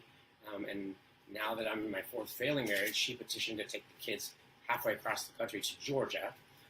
So I didn't want to be a part-time dad when we got divorced, and I definitely didn't want to be a part-time dad. Right. Yeah, I love my kids. I had a strong heart for my kids. Yeah. And then, it seemed like I fought hard. In hindsight, I wish I wouldn't have. Crazy, I know. But I'll never forget the day I was sitting on the couch and my attorney called me, and he said, "Don, I'm sorry, the judge is going to let her take them." And I was devastated. That was a sadness and a depression that I had no idea how to heal or how to work through, how to just deal with it. I changed. That was the day I began to change and then start to spiral down because of those big emotions I didn't know how to deal with. I didn't know how I became the person that I was. I just knew I didn't want to be that guy anymore. So I left full-time law enforcement and became a full-time security director. So it's on the outside, life seemed great. I was living the social media life. It looked great on the outside. Yeah. But on the inside, I was broken. I didn't know who I was. I didn't know what I was supposed to be doing. I just knew that what I was doing, I wasn't doing well. And so I ended up getting fired from my job at the hospital. And but my wife was great. She put me through she put me through real estate school. Wow. So I became a realtor. I had a lot of drive, a lot of grit. I always wanted to be successful. But it was something in my past that's always held me back. I became a realtor in 2008, 2009 here in Springfield, Missouri. I won a Rookie of the Year award. But in the background, again, it looked great outside. I began to drink because those big emotions that I didn't know how to deal with. Alcohol is a great emotional number, negative emotions. But the problem with that is it also numbs out all the good times in your life too. And it often comes with legal battles. And so that's kind of what happened to me is, and the crazy thing is so my ex-wife ended up sending the kids back because it didn't work out with her. So in March of 2011, I had all my family there. I was making great money as a realtor. We had a 5-bedroom, 3-bath house with an in-ground pool. I just bought my wife a Mercedes. So on the outside, it looked like it was perfect. But on the inside, I was so tore up and so lost and broken. And I was March 9th. I was driving home in her Mercedes, and I was drinking, and I sideswiped a wooden fence. And when I got home, I looked at the damage, and that was the day that things got really dark. I just took this analysis of, you're a horrible father, you're a horrible husband, you can't keep a job, you're drunk, and the world would be better off without you. And so I was convinced. So I went inside and I grabbed my service weapon that was meant to protect me, and I shot myself a point blank range in the stomach, and I tried to take my life that day. Only by a miracle did I survive. I will say I'm glad that you did survive. I am too. You know, it's and because this is Mental Health Awareness Month, I wanted to add this little part in here. Yeah. I think it's important for people that are experiencing depression and maybe suicidal ideations, and thinking about suicide and thinking that that's the only way out. What happened to me is I knew in one moment that I wanted to die, but the moment I pulled the trigger, I knew I wanted to live so bad. Like I never wanted to live so more. I think it's helpful if people if you think about that. Like, yeah. You don't really want to die. You just want the pain to stop, and that's where I was. But then it was fear. You know, it was like I may have just taken my own life, and I didn't want to. Right, right. And I love that you said that, because there was so much going on the inside that a lot of people didn't even really see what was going on. But like you said, you had this 5-bedroom house, you had the Mercedes, you had everything, but it wasn't what you needed to fulfill you. And, when you said, wait a minute, after everything, it was the fear. You didn't really want to do it. It was just, you just wanted the pain to stop. Yeah. I found myself in a deep, dark place, and I didn't like it. And I didn't know how to get any other way out. It seems like the only answer, but it's not. It's not. And the answer comes in hope. And I can share that a little bit later about the power of hope. Even in our darkest moments, we just get a little bit of hope. We can find the strength and the courage to go forward. I don't remember much after I shot myself. I got life flighted to a hospital here in town, and I woke up a week later in the ICU. And the emergency physician came in and he said, I thought you'd be dead on my table when they brought you in. He said, but I cut you open. He said, I looked for damage. He said, you nicked your bowel.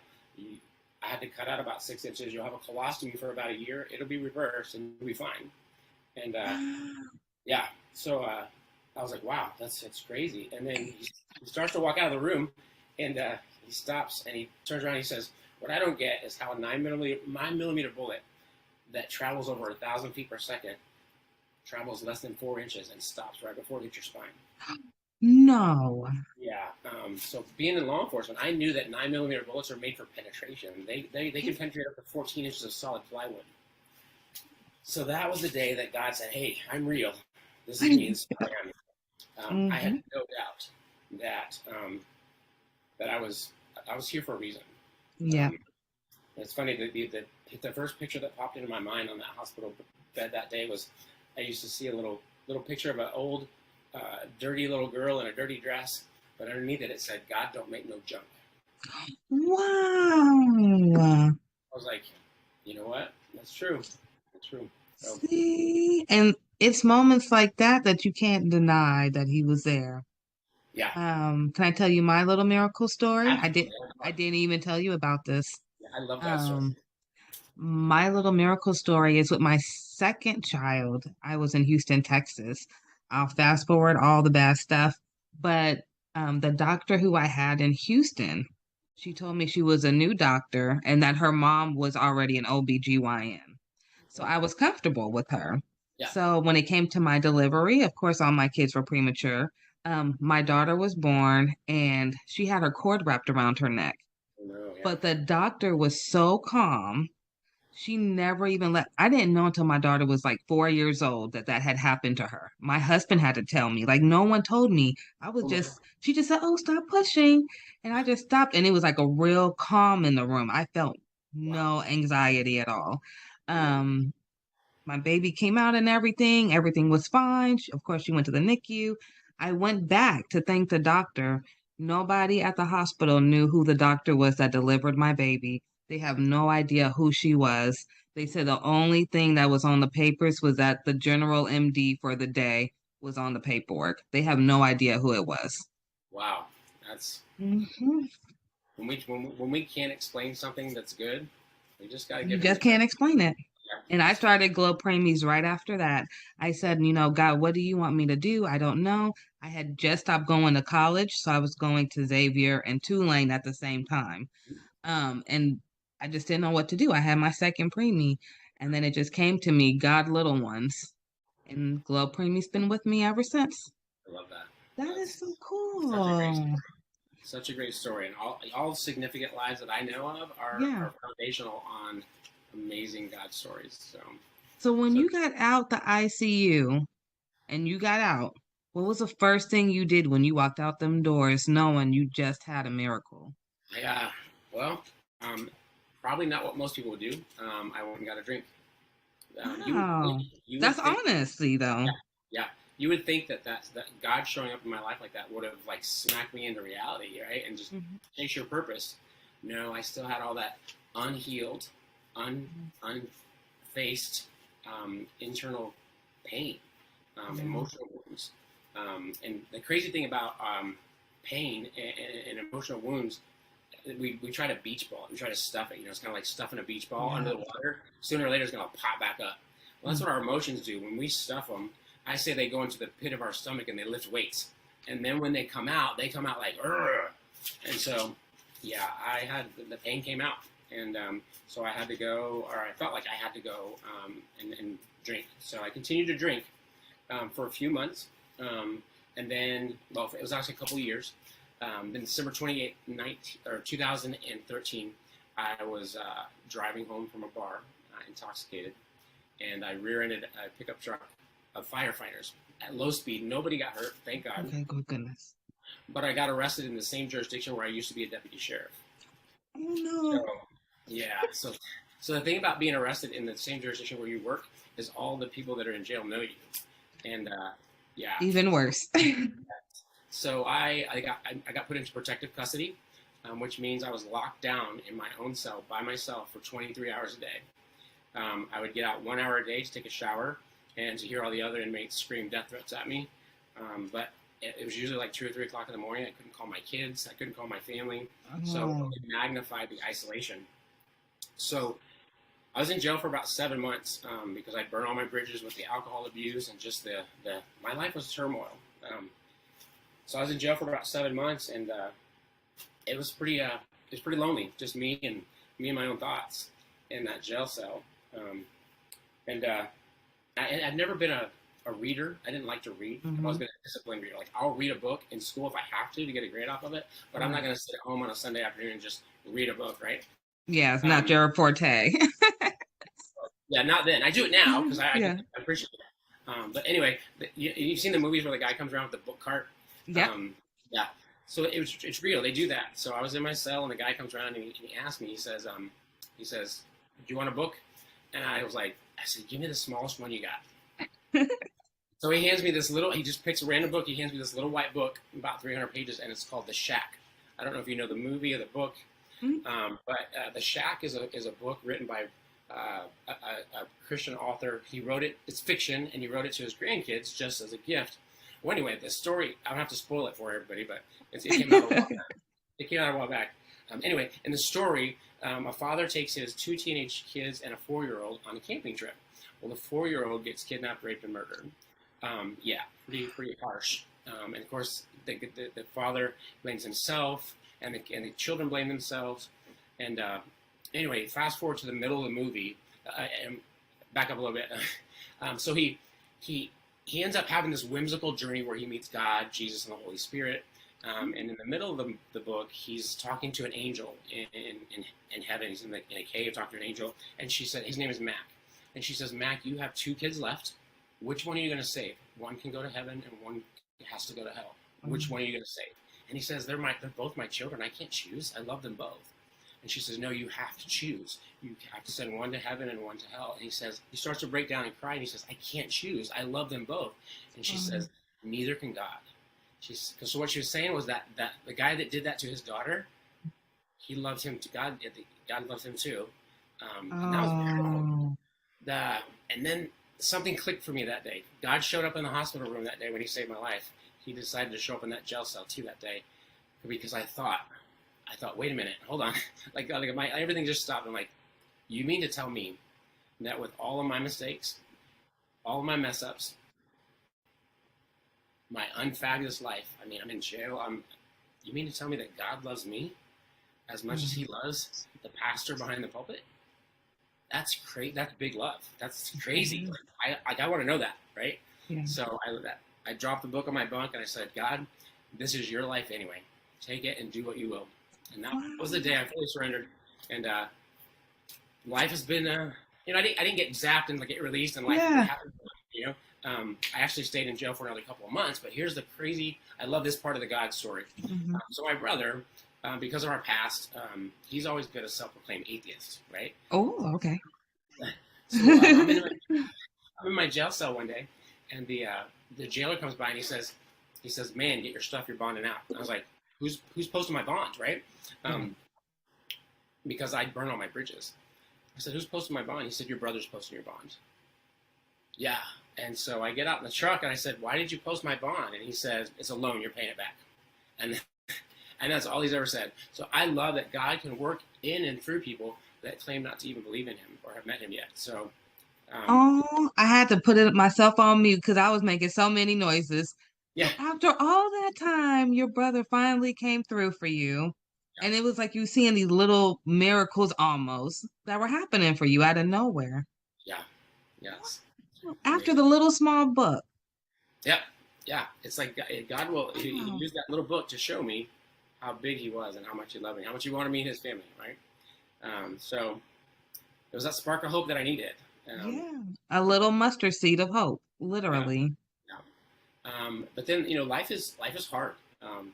We go from, and in that moment, I went from feeling great and feeling amazed, feeling like I had a zest for life, to I had nowhere to go. I got out of jail, but I had nowhere to go. I couldn't go to my family. Oh my gosh, yeah. So I ended up, I had my brother drop me off at a homeless shelter in Springfield, Missouri. And so I lived in a homeless shelter for 4 months until I was able to get a job and get back on my feet. But it was just one foot in front of the other. Just the determination to know that that I'm here for a purpose. I may not know it right now, but it's going to get revealed not by staying where I'm at, but by taking one step at a time and trusting God to get me there. So, and that became the journey of finding out if I'm known, if I'm needed, and if I'm loved. So, okay. So I have a question. So you're at this part of your journey. Okay.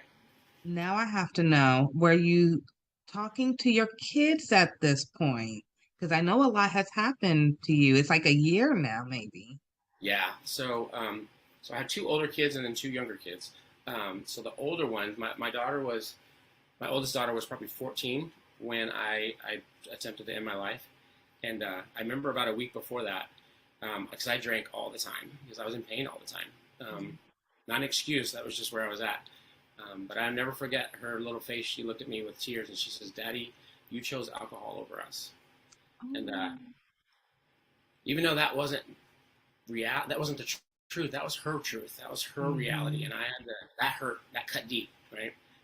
So yeah, my kids, they knew they wanted Dad, but Dad was just not part of their everyday lives because I didn't even know who I was and what my role in life was. So yeah. What a strong story you have. Yeah, and you'll get people that tell you. So when I got out and I started making better choices, they're like, "Well, you don't need permission to go be their father. Go be their father."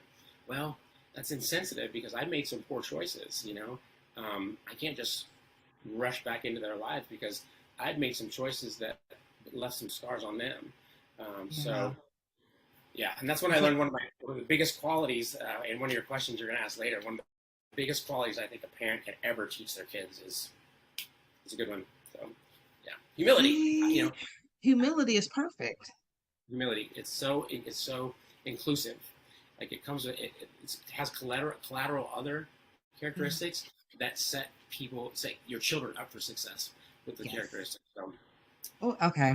So I guess we have to hurry up because now I want to get to the good tips. Okay, so we know your kids, they really do want Dad. So I'm so glad you said that because that's what I wanted to hear. So I know dad still has room to come in, but like you said, it doesn't just happen overnight. You can't just wake up one day and say, okay, I'm perfect dad, and they don't expect you to just walk out the door one more time because they've seen it so many times.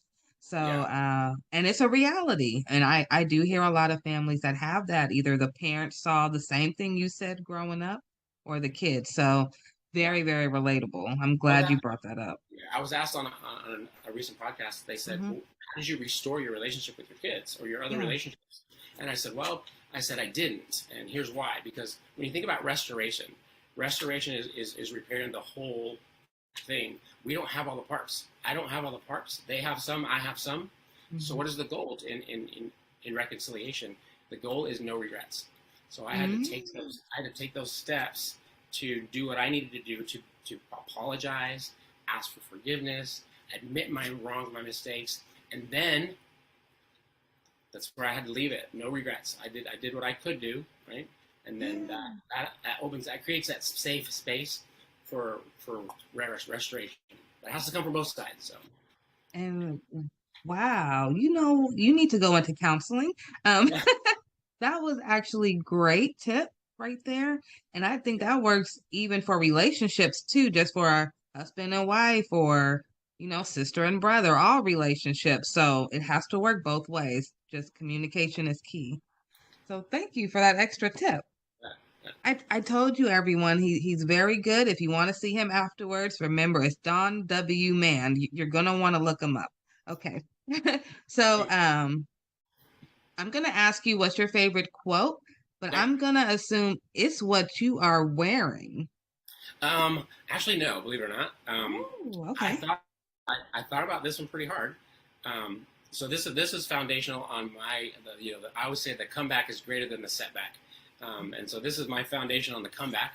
But my favorite quote that spoke deep into me when I was in the dark, deepest despair it's a Bible verse. It's Genesis 50:20. And it says, you meant it for evil, but God meant it for good, to do what it's doing now, the saving of many lives. And when I look at that on my life, it's like, wow. That's it. That's it. So, I feel like that was my life too. Oh my goodness. Look at that. Yeah. Wow. Genesis 50:22, right? Genesis 50:20. 50:20. Oh my goodness. I'm going to look that up. I may print that out and post it in my house as a reminder. That was beautiful. Thank you for sharing that. That's a wonderful quote. Really, really is.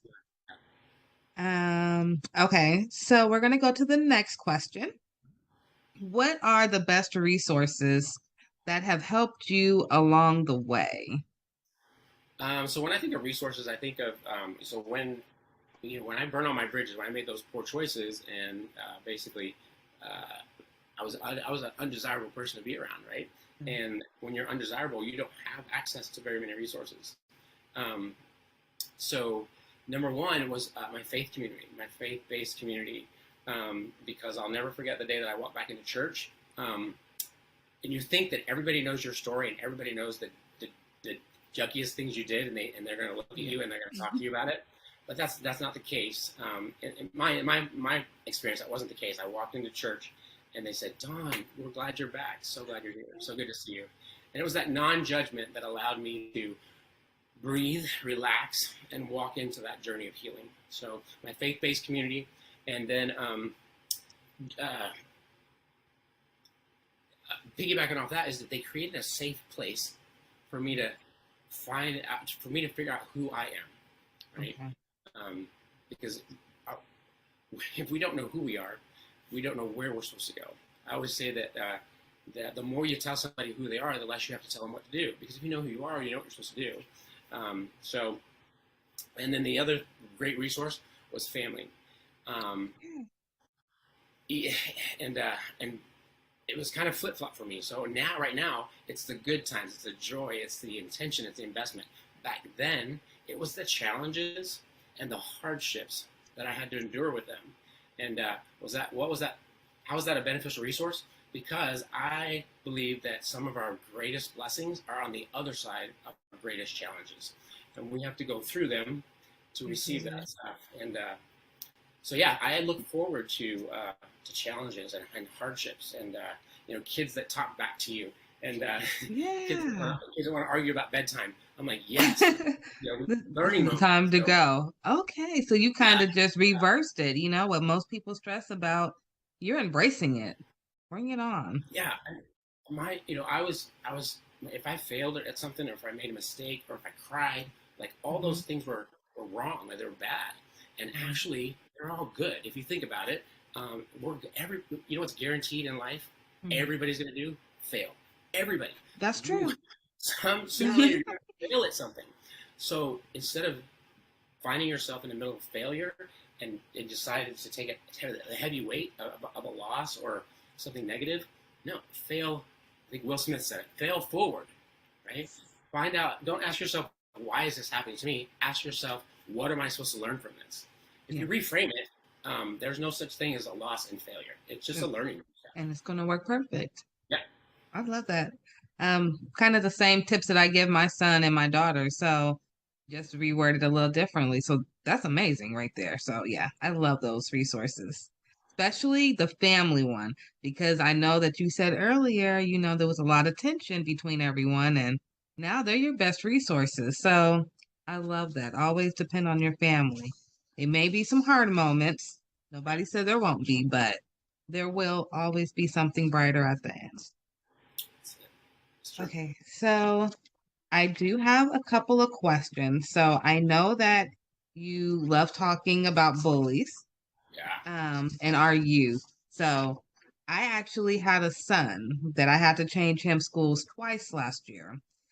Straight A student, National Junior Honor Society, smart kid, skipped a grade. The school that he originally was, he was getting bullied by the older kids. I believe because he was younger and he do wear glasses. Yeah. So then we switched him to a different school. And then last year he's a new kid. So it was a whole different type of bully, and he had to prove, who he was. Yeah. So many parents have went through that, especially after COVID. Yeah. What tips can you provide to help empower our youth, and any tips for parents on handling bullying? Okay. So initially, this is going to sound like a very unpopular opinion, but if you notice, a lot of parents whose child has become a victim of bullying, they want the school to do something. They want the bully to change. They want the bully's parents to change. And it comes back to a very basic psychological exercise. What is your circle of control? We can't control the school. We can't control the bully. We can't control the bully's parents. So what do? It's not a hopeless situation, right? We empower our kids to be bully-proof. What does that mean? That sounds like a great claim, right? Well, it is a great claim, and it started for me way back in high school. I knew this kid named David Williams, and this kid was untouchable. Like, somebody would come up to him and they would just, try to make fun of him or bully him, and he was just like, what? It was just untouchable. Like, he would step into his truth. If they picked on him for had a bad hair day or something, he'd be like, yeah, so? Okay. But, yeah, he just owned his truth, right? And I'm like, wait a minute, that makes a ton of sense. So fast forward to last year, my son is 11, and he just got braces. Well, he has to get a slide. It's called a slide on the top of his mouth. Yeah. Well, he came over one weekend, and he had his new slide in. He had the worst lisp ever. He was talking. And so, we do what people do, not thinking about it, and I just started making fun of him, just a joke with him, because I hope that he knows that I love him. Well, he got really bummed out, really down about it. And so I recognized the parenting moment. And so first I apologized. I was like, sorry, I didn't mean to hurt your feelings. I said, but we've got to do something about this, because you're going to go to school tomorrow, and those kids are going to be all over you, dude. I said, so we need to start today to make you bully-proof. He's like, bully-proof? What do you mean? New concept, right? So I got a stack of Post-it notes, and so I started throwing them at him. Wad one up and throw it at him. And he said, stop. Throw it again. He goes, Dad, stop. Throw it again. He goes, cut it out. I'm serious. Throw it out again. He goes, I'm serious. This is really annoying. And I throw it at again. And finally, he picked one up, and he threw it back at me. And I was like, what? What'd you do? He's like, I threw it back at you. I was like, why did you do that? Because you were doing it to me. So no, you took what I was using as a weapon, and you defended yourself with it. I said, if you do the same thing with your lisp, you go to school tomorrow and somebody says something about your lisp, you say, that's a horrible list. I don't even have to try to have mine, and it's a lot better than yours. Mm-hmm. You have them empower their situation with their truth. Okay. If it's acne, you can find a scenario that empowers them. If it's glasses, hey, at least I have 4 eyes. You only got 2. I can see a lot better than you. Adoption, I've heard of kids getting made fun of because they're adopted. I just tell them to say, hey, at least your parents chose you. His got stuck with them. So there's always power. Okay. If you find your truth will set you free, and your truth is never bad. It can't be. It's never negative. Right? You walk in your truth makes you bully-proof. So that's, and at the end of it, bringing that full circle, my son went to school that week, and he came back, and I said, so how'd it go? And he said, Dad, nobody really bullied me at all. They just asked a couple of questions and left me alone. Why did that happen? Because he had the confidence. He was ready for it. He was ready for it. And that's what bullies do. Bullies are kids that don't feel great about themselves, and the only way they know, their default to make themselves feel good, is to find a weakness in somebody else. Absolutely. Mm-hmm. So he went to school. There was no weakness. Like, he had that list, but he was ready for it. And bullies sense that there's no weakness, they're not going to come at him. So it's, every situation is different, depending on what your kids are being made fun of for. But I think a good parent who really knows their kids can turn that truth into, let them walk it, let them own it, and let them use it. Don't let somebody else use it as a weapon against you, but use it as a defense. So if you're courageous enough to own your truth, nobody can bully you for that. So. Yeah, at all. Nobody can use you against you. Right. So. Yeah, and I got an example of that in my life too. With the alcohol and the DWIs that I had for my poor choices, I actually got a felony conviction, and for a long time, that was my label. Wow. And so I held myself back because of what I believed. I wouldn't apply for jobs that I wanted, and if you never ask, the answer is always no. Yeah. Until somebody was saying something, they were calling me a felon one day. I said, look, I'm not a felon. I committed a crime that's a felony. I have a felony conviction. That's not who I am. My value and my worth is not the sum total of my poor choices. So that's it. You're more than just a title. That's what I always say about myself too. Yeah. Labels. I don't like labels. No, I don't like labels either. I have to agree with you on that one. So I have a question for you. And I don't think you talked about this, but I wrote down, did DARE make a huge impact for you? So, I don't think I mentioned it, but when I was in law enforcement, I got training to be a DARE officer, and DARE stands for Drug Abuse Resistance Education. So I got certified, and I started the first DARE program in a little town called Sarcoxie, Missouri. It absolutely had an impact, and here's the impact it had. It started to bridge that gap between a 30-something-year-old man and sixth graders. Even though I'd been through it, I ran from it, so I didn't know what they were going through, and it also it helped me translate adult information into youth knowledge. So it was helpful in that area. It was definitely a foundation for a speaking career, for having a passion and a heart for youth. So absolutely. Do you think that it also helped you with your known needed loved? Because DARE, the acronyms, and they're so straight to the point. And so is like everything about you so far has been straight to the point almost. Yeah, I think the message that it sent me was, I went to school. I went to an adult training to teach kids how to stay off of drugs and alcohol. And then in my worst moments of life, I found myself neck deep in alcohol. So if I knew it, if I knew all that information, why didn't I apply it? Why didn't you apply it? It's not about knowledge. You know what's interesting? There was a nurse who wrote on, she was advocating on TikTok, and she said families need more in the NICU than just education, because everybody can get the education, but if they don't know what to do with it, then it's just wasted information. Yeah, books on a shelf don't make you a smart person. Right. You can take in all the knowledge. It's knowing when to apply it. Right.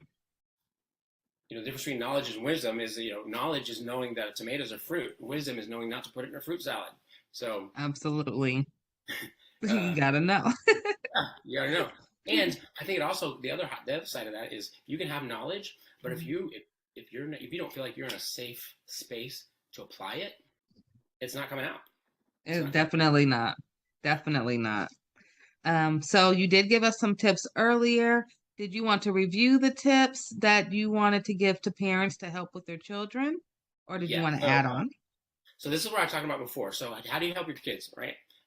The first thing we can do as parents, right? And I'm coming from a guy who made a lot of poor choices as a poor parent. I'm not saying I'm like the greatest parent in the world because I'm not now, and I definitely wasn't. I made a lot of poor choices, but making those poor choices caused me to dive in harder and become better, not for me, but for them. So that's what they deserve, right? Kids deserve that. They deserve the best chance. They deserve for us to set them up for success the best we can. So how do we do that? Well, the first thing we can do is we can become the best investigators we can of our kids. Yeah. Because we didn't create them. We didn't set them, you know, on this path. They were created on purpose, with purpose, for purpose. We just have to help them figure out what that is. Right?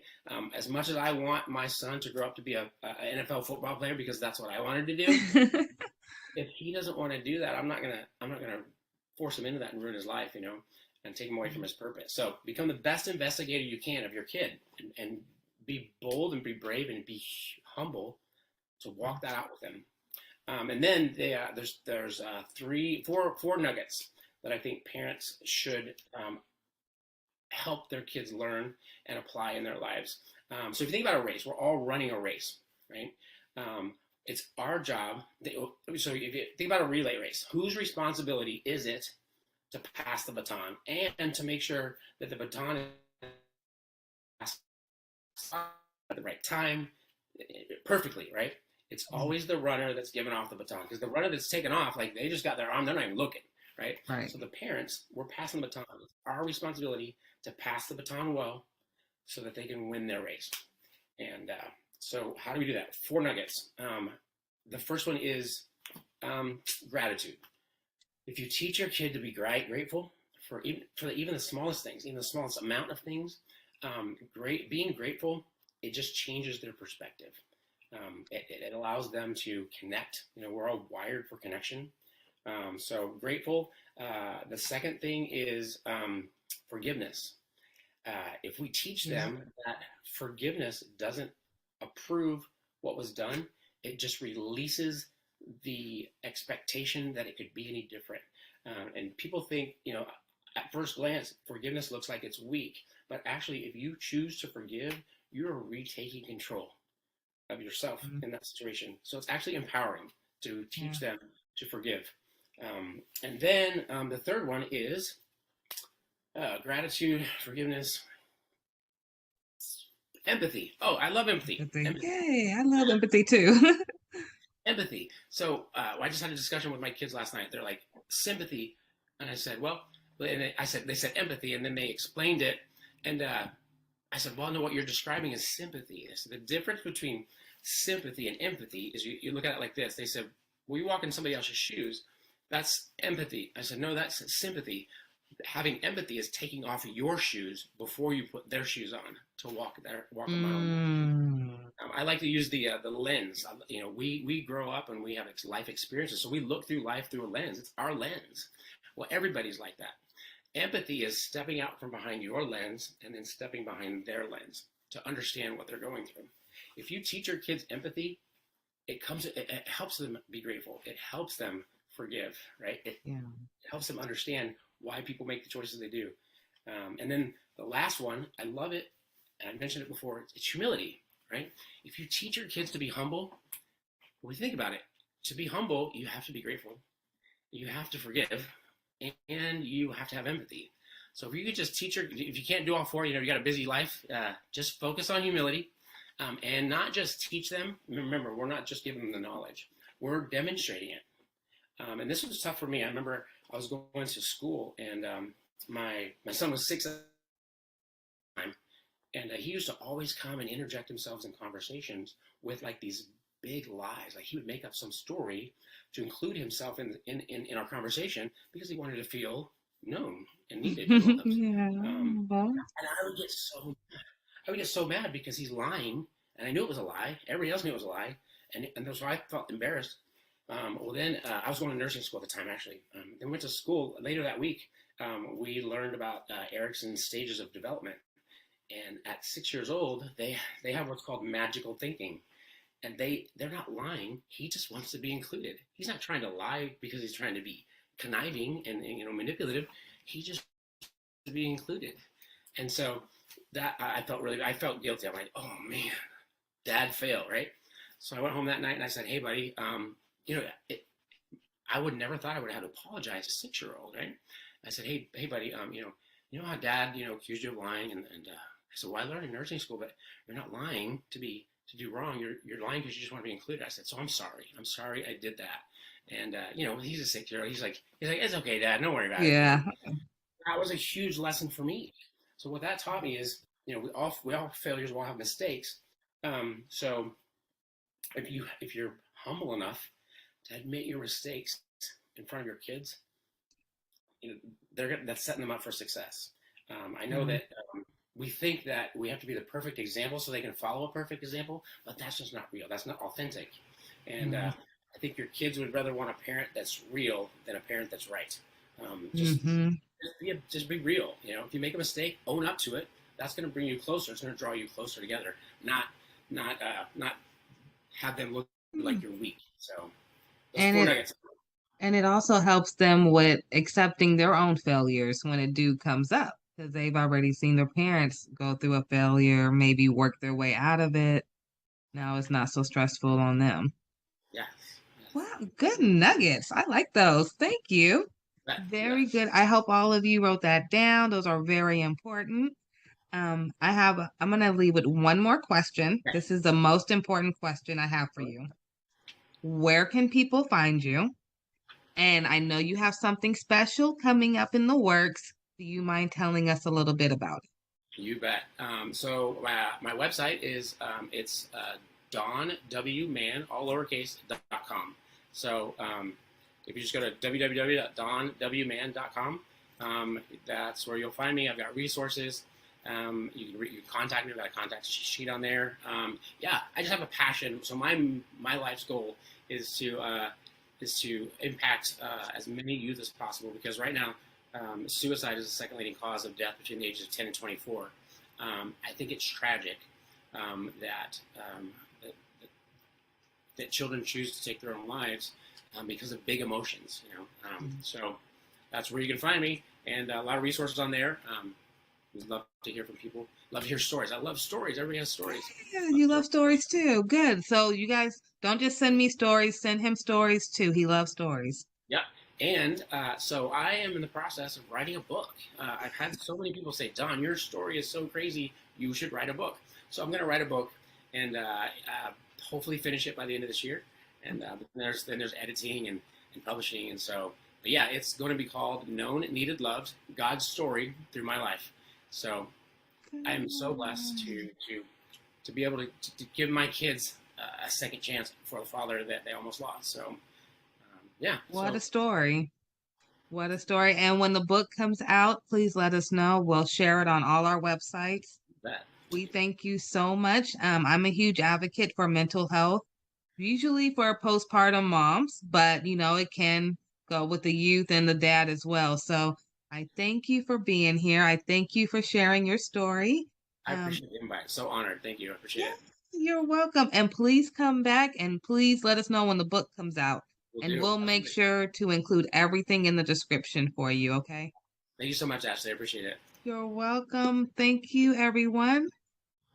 See you next time.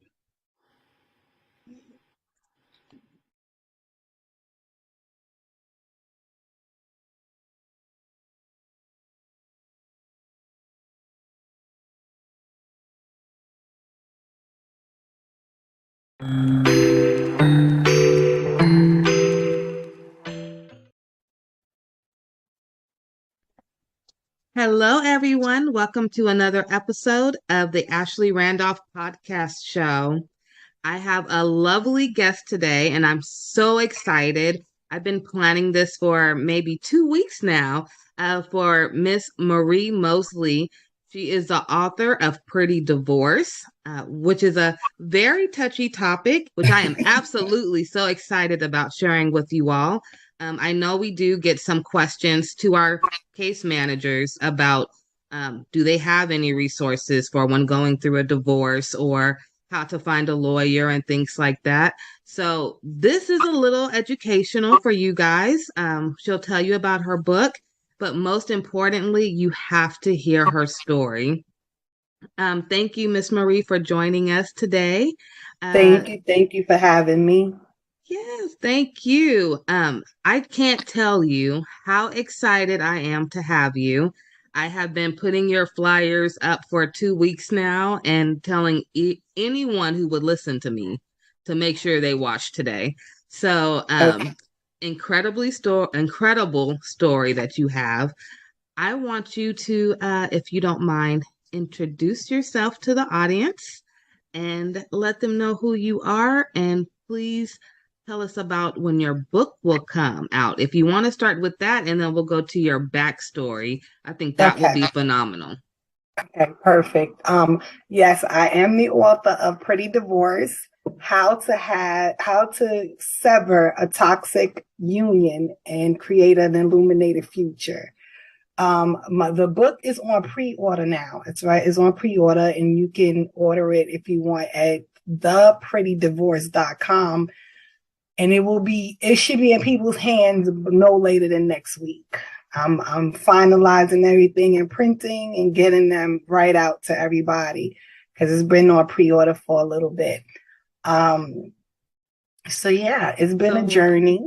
Right in time for the holidays. Yeah. Oh, yes. I actually wanted it to be out this summer, but I do trust in God's timing. So I think maybe the timing is perfect. I think it's perfect. And I'll do another little hint. So I'm very business savvy.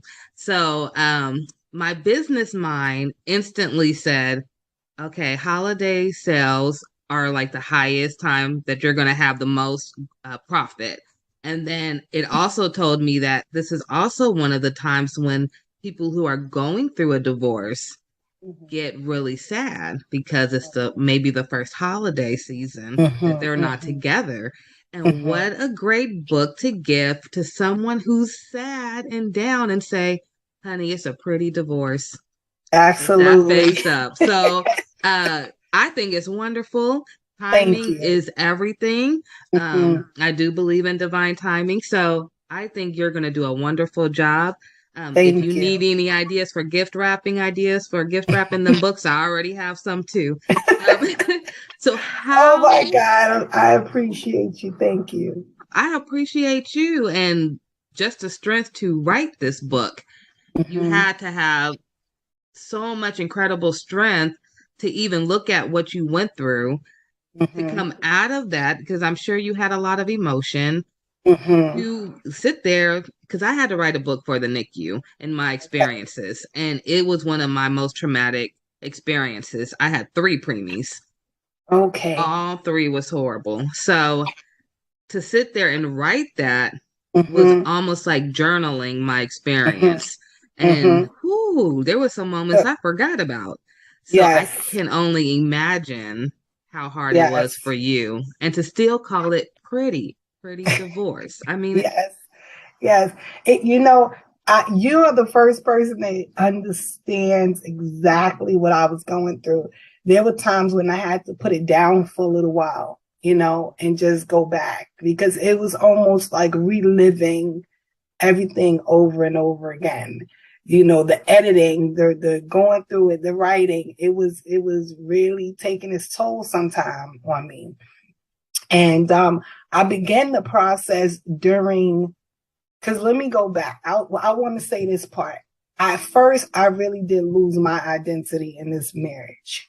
And my story was wrapped around being teenage parents, that stayed together and kind of made something of themselves. All right. So that was my story. Like a fairy tale story. I didn't think about the toxicity. I just like, all right, we're together. You know, we have a story, because I've always wanted to be an author. I always knew that I was going to write my story.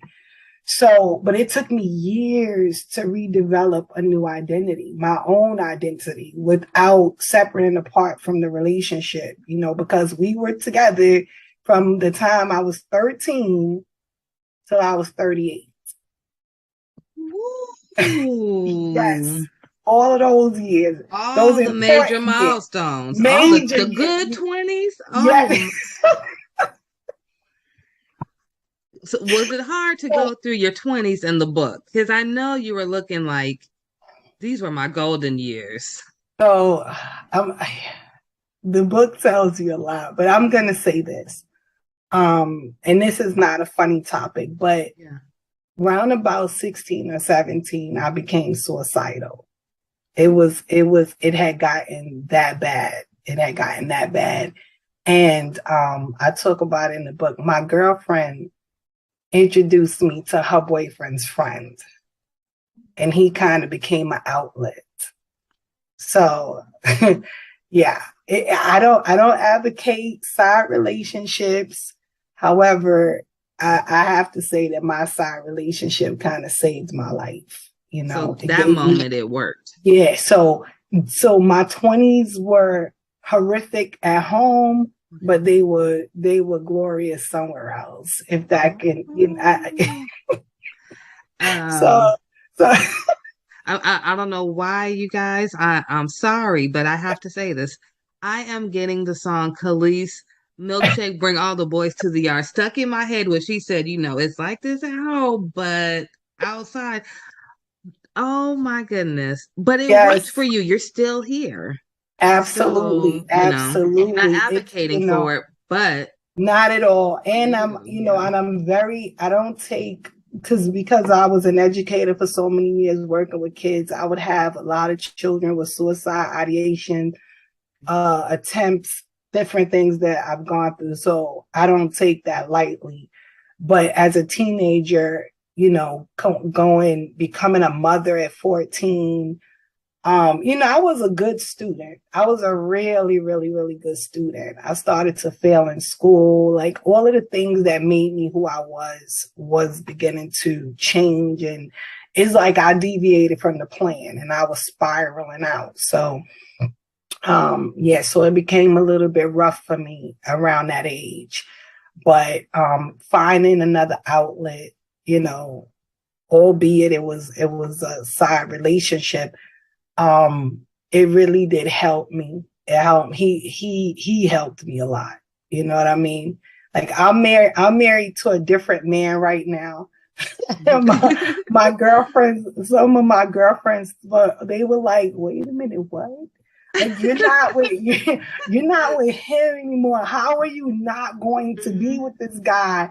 Because that's how like that's how it was forever. Yeah, we really, really fit. But you know, things happen, and I'm in a new relationship. He's in a new relationship, but I definitely know for a fact that we both still have a really high regard for one another. You know, him and his family were my solace. They were my peace, you know, so I can never forget that. Like I can never forget them, you know, and what's awesome is my husband now, he knows all about it because him and I were best friends. So he got to know and understand how crazy I was about this guy and how, you know, how indebted I was and how, you know, I hold him in a really high regard and stuff. So, and he's okay with it. He's an alpha. He's an alpha and he's confident. So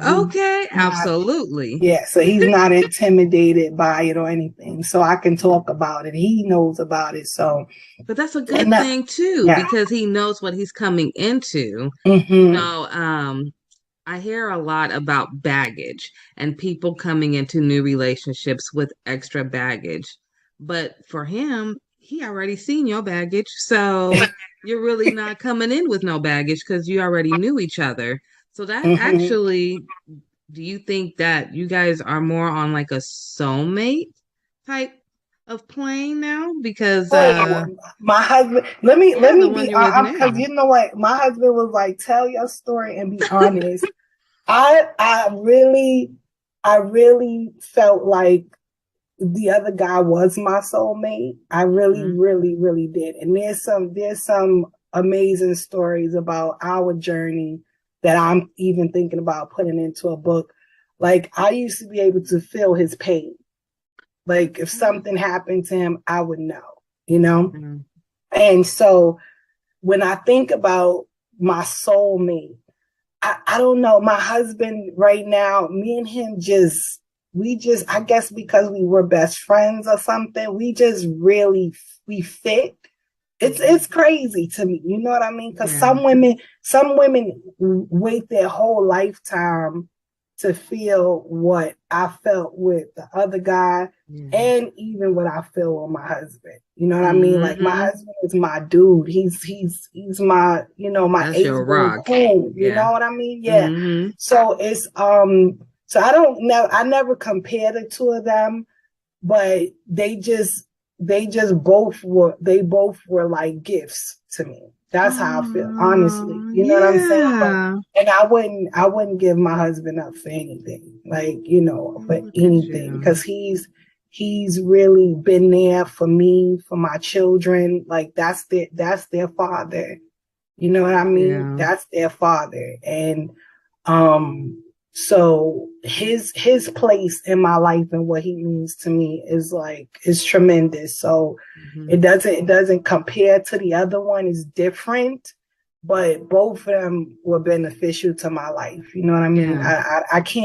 I can't in all honesty take anything away from Yeah. the other person. You know what I mean? Because It's he like really getting two different jewels, and it's like they're absolutely both yes. beautiful in their own way. Absolutely. And it's fine for that. You know what I mean? It doesn't Hmm. have to be They're one or part the of your other. crown.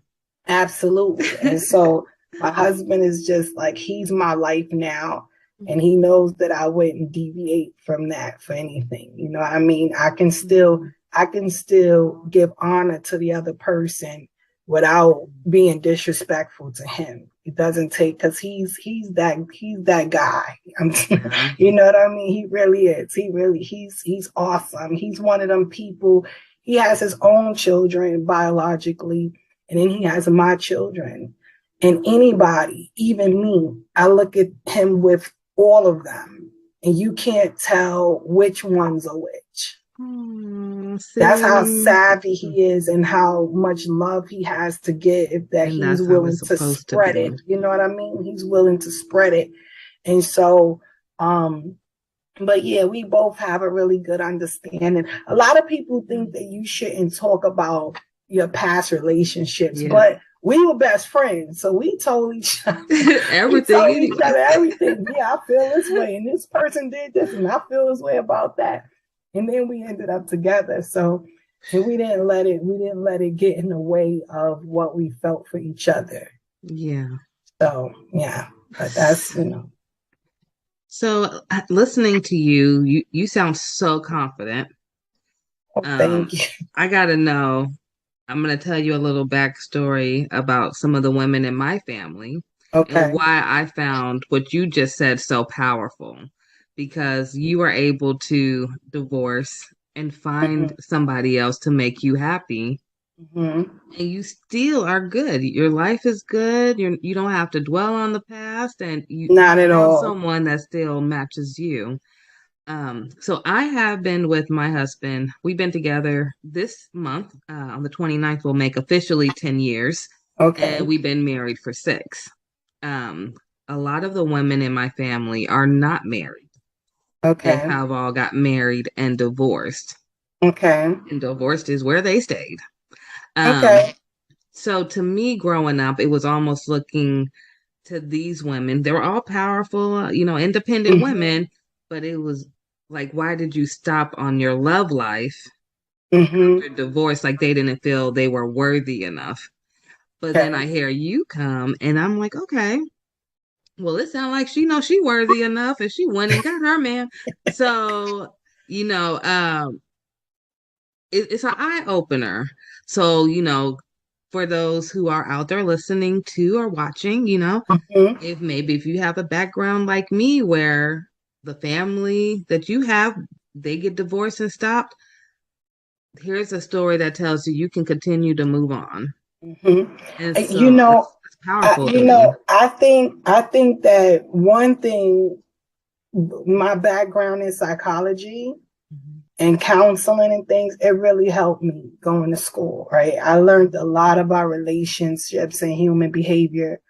And I was hell-bent on not bringing my baggage with me. Like, I wanted no parts of it. It had to go. I didn't want it to go into a new relationship. I didn't want it to go to the store. I didn't want it to go to work. Like, this is done. It was a bag of garbage to me. It wasn't like luggage to keep carrying around. It was something to discard, right? And I also did not want my husband to pay for what someone else did to me. I think that's completely unfair. I also talk about it in the book. Anytime someone did something to me, I dealt with them, and this has been me since I was a little girl. I dealt with that person personally. I didn't carry it outside to dump it on people that did not deserve it or give it to, or they had nothing to do with my pain and my suffering. So, and there's a lot of women that ask me that, like, how did you do it? Because it is a process. It's a process of learning to trust somebody again. It's a process of you allowing somebody to really love you, and believe that that's what their intentions are. So my process, I took some time off. I did. I wasn't, because a lot of us, where we make mistakes is jumping in and out of relationships, back and forth. Like, we get the revolving door, and we never take our time to really heal, process what happened, reflect on what happened. What did I do wrong? Because everybody's not perfect. You didn't do everything right. What did I allow myself to be involved in? What do I not want to be involved in? And you used the key word earlier about journaling. It's really important for women to start writing down what's going on. I have 5 million notebooks. Okay, so I do too. All over the place in this house, but they're good because you get to get your feelings out. You get to act, and you also said something before we started. We talked about girlfriends, right? Yeah. Girlfriends are good. Their intentions are good.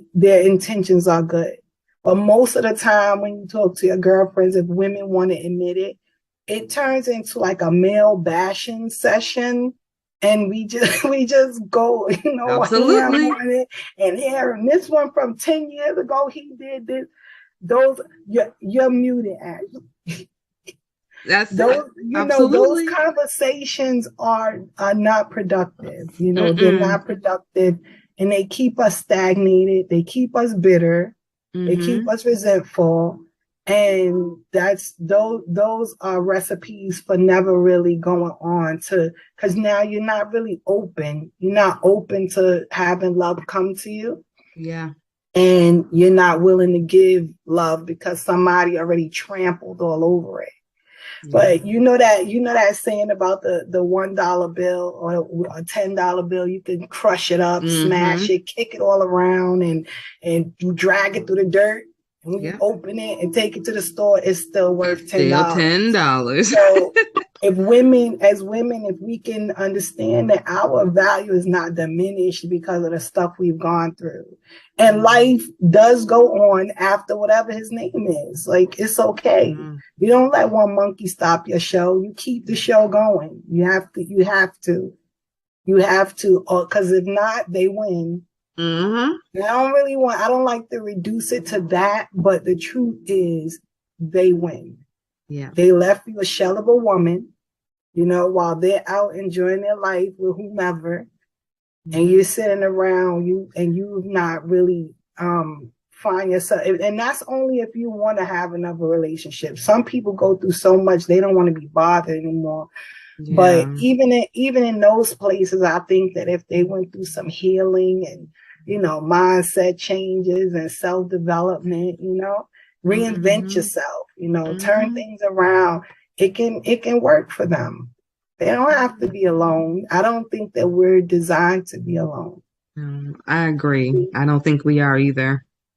We are Definitely not. I think we were designed for companionship, you know, and to have someone that genuinely loves us in our lives. And because one man didn't appreciate it and didn't understand the treasure that he had, that's his problem and his loss. And you have to shift your mindset. You have to. Because if we sit around pondering what we went through, why, if I shoulda, coulda, woulda, why didn't I, you know, we're wasting more time. Yeah, I agree. And we don't have that much time to lose. Every day we get older. Absolutely. I have to ask you a question. I'm here for it. You have this accent.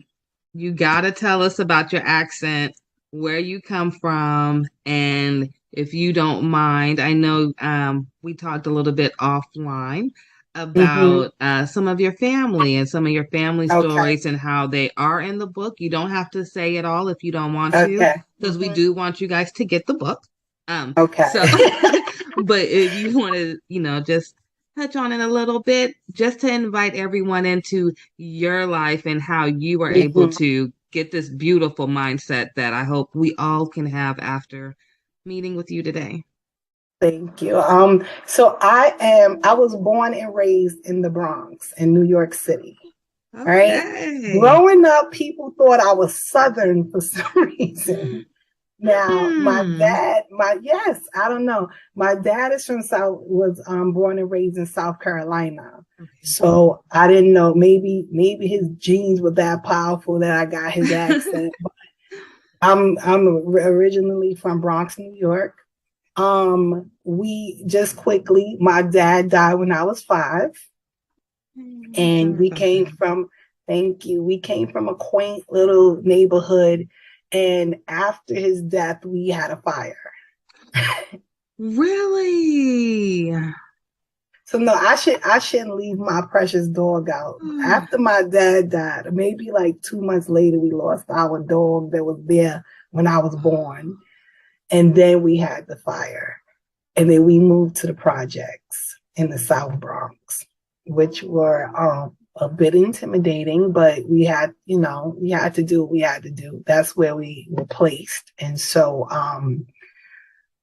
we lived there for a while, you know, after getting used to all of that. Around about when I was 12, my sister passed away. And I don't want to say, well, my sisters, both of them are my favorite siblings. I'm going to say, you know, my brothers, I got my oldest brother that I'm like in love with, my oldest brother.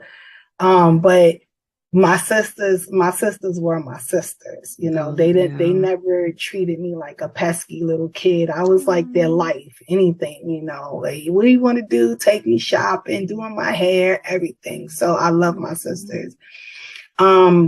But my middle sister, she was 22 years old and she had a preemie.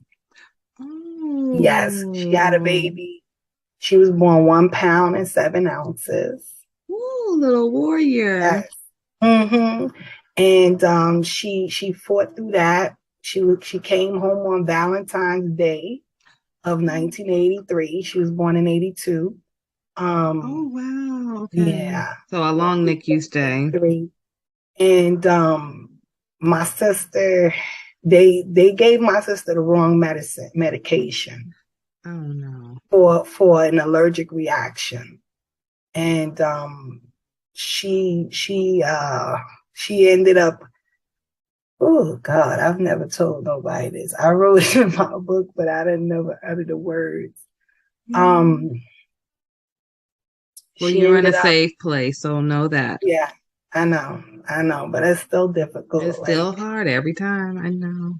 Oh, God, so she ended up because she was hallucinating from this medication, and she and the baby went out the window. Oh no. Yeah. And I'm so sorry. it's That's been why a you're minute, such but a fighter. Man. So the baby passed away that day, and then my sister was in the hospital for 2 months. And the day we told her, because we didn't tell her for the whole 2 months, she was in the ICU, unit for 2 months, and the doctors suggested, because she couldn't really remember what happened, and the doctors suggested that we didn't tell her, because it would be detrimental to her healing and her health and everything. And once she got herself together and she was in the regular room and she was asking, like, now I'm out of the ICU, I can see the baby. I need to see the baby. They got a psychologist, my mom, the clergy, we all were in there, and we all told her what happened. And she was gone the next day. No. Mm-hmm. Yep, she was gone the next day. The doctor said she went into some sort of cardiac arrest, that she had this pneumonia that they didn't detect in her system. And I was like, yeah, no, I don't think that's it. Like, my sister adored that baby. You know what I mean? Every single day at the hospital, for as long as sit there and wait till she go back in and visit. You have preemies, you know how it know what you go through, you know what I mean? I'm thinking, if I was her in her place, and not talking for your sister, of course, but if it was me and then I heard that news, I mean, you literally, how we were talking about earlier about, you don't want to lose yourself. Mm-hmm. But when you're in the NICU, you kind of do lose yourself, and then you become all about that baby. And then I can totally understand her feeling like her whole life just got snatched, because that's all she worried about. And that, I know those NICU stays are not easy. Yeah. Bless your sister. Bless you. Yes. Thank you. Yeah, she was completely attached to that baby. I mean, if the baby would have a stain on her t-shirt. I remember we couldn't see the stain, but my sister she was like, no. And she's like, no, I have to change her clothes, and and she just cared for her so much and was very attached to her. And yeah, I really do believe that in her heart of hearts. I know people don't, we don't know how life works. We don't know how people do what they do, but I just believe that she let go of this life, because the fact that my niece wasn't here, and I think the thought of her seemed like having something to do with it. I think it was crushing her. It was too much. It was too much for her to bear. That day that we told her, it was in the morning. So me and my mom stayed with her like the whole day. The family was in and out, but we stayed there. And I can't count how many times she just kept saying, I'm sorry. She didn't cry. She didn't cry. She just was like, I'm so sorry, Denise. Do you forgive me? And I'm like, no, like mommy said, it wasn't your fault, that they gave you the wrong meds. It's not your fault. Like it's nothing for me to forgive, you know what I mean? But, she was in shock. She was she was over it, So I ended up losing my niece 6 days after my 12th birthday. Oh, you were so young. Yeah, I think after my 12th birthday, and then my sister passed away in 2 months after that. And I literally had to go back to school, like I literally had to go back to school. Like I didn't just bury them, And it was my 13th birthday. I'm wrong. It was my 13th birthday when I was going into 7th grade. Yeah. Wow. I had to go right back to school, like maybe a week after we buried my sister. And try to maintain grades and act like everything was, Now, not for nothing, school was a big thing for me. So it really was a way to get my mind off of stuff, but it wasn't doing what it used to do for me. It was horrific. Like I think I felt like a zombie some days walking around, So your brothers, are they older or younger? Yeah, I'm the baby. You're the baby. Okay. The bunch, yes. So it was 6 of us. It was 6 of us. Big family. Yes. And I'm the only child until I was 18. And my dad had another child, so I do have a half sister who's just as intelligent as me, but wow, 6? Yeah, 6 of us. Yep, and she was the 3rd oldest. It's my sister, my brother, my sister, my brother, then me. Okay. So you had a lot of brothers. Did they during this time, because you're talking about going back to school, and obviously you went through something very traumatic. Do you think your brothers was very consoling to you at that time? Because you're the baby, so I'm gonna be completely honest with you. My sister was like the glue. Yeah. And we realized something very, very weird. My older sister says that my other sister was my mom's best friend. So my sister was born February 1st. My mom was born February 20th. Oh, okay. My mom passed away August 28th. My sister passed away August 31st. No. Yes. Yep. And it really was strange because my mom is buried on top of my sister.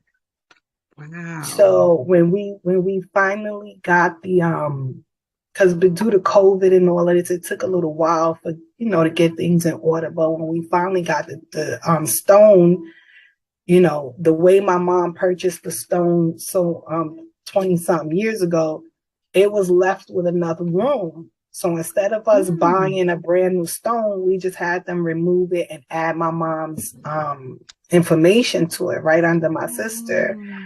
And when we went there, we were looking at the stone like, wait a minute, they were born in the same month. They passed away in the same month. And my sister was like the life of the party. She was the one, that one person in the family that kind of lights it all up and have everything and everybody. So anybody from New York to South Carolina, I'm skipping Washington, D.C. We have a lot of family there. Anybody that knew my sister was really devastated. It was hard. At the time, I'm going to say really that no one kind of wrapped around me. No one really, was like, oh, little sis, like, how you doing? And as I was writing the book, I realized that we all were in the daze. We all were traumatized. It was so tragic. My brothers thought that her boyfriend had something to do with it. They were on the warpath. They were thinking more about that. Really, yeah. Yes, because she was at our house. She had left her house in the pouring rain with the baby. And that's how we knew something was wrong. So, and she came to our house for like shelter. And then her boyfriend showed up around 3-4 in the morning trying to get her to go home. And so she went home. And then the next phone call we got was that she went out the window. So my brothers were on the warpath. We didn't know what happened. She couldn't really remember too much. So we didn't know if he did something to her or whatever. So no one And right after my sister passed away and we went to the hospital and came home, I kind of went mute for a week or so. Like I wouldn't speak, I was just dazed out. My mom was there. So I don't, they didn't really come to too much, gather around Denise because something might be wrong with her. My middle name is Denise. I'm sorry. Oh, okay. Yeah. So, but as now that I'm older, I don't really blame anybody because I know that we all were just in the daze. It was unbelievable, unfathomable that this was happening, to us, to her. Yeah. And so I don't blame everybody. Everybody, went into their own corners to try to figure out how to process it and deal with it and get their lives together. So I can't even imagine, like, just visualizing everything you're saying right now. It almost feels like a bad dream that's never going to stop. Yeah. I mean, from the age of, I think you said, what, 6? You're 5 when your dad passed away, and then the fire, and then you had to move to an area that was a little different. Very different. Then you had to, I'm assuming, learn all different type of skill sets to live in this new environment. Absolutely. And then this you happens had with to your learn. sister. Let's just call it what it is. I had to learn how to fight. Yeah. And I had to learn how to survive. I did. And I talk about it in the book that, I was just starting to get my bearings straight. Like I finally started to feel a little bit of stability. Yeah. Like things were normal for a little bit, and then my sister, it just literally pulled the rug from under me. And then after that, so that happened when I was 13. Yeah, I was gonna ask. So you met and your first husband around that time, right? And by the time I'm 14, I'm having a baby. What? Yeah. It just, I'm telling you, my sister dying really just threw me off. It threw me off completely. Like it just threw me completely off my game. I'm telling you. Okay, wait. I'm telling you. Okay. This interview is getting so good. Okay, I have one question. We got to 13. Okay. And then we're going to have to get you a documentary, okay? You get to 13, and I'm just so curious. You were talking about going back to school and your grades. Mm-hmm. Like, did your grades at this point just completely fall, and then you met him? And so that summer, while I was dealing with everything with my sister, we went into we went with my girlfriends. Were always talking about him. We're talking about girlfriends again. Yeah, they knew him. I didn't. Mm-hmm. And I'm not for nothing. My brother was a part of the Nation of Islam. And he used to teach me a lot of stuff. And he used to teach me a lot of stuff about being a Black woman and, a female. And, how it's because of women that we populate the earth and how important we are and our contribution to society and stuff.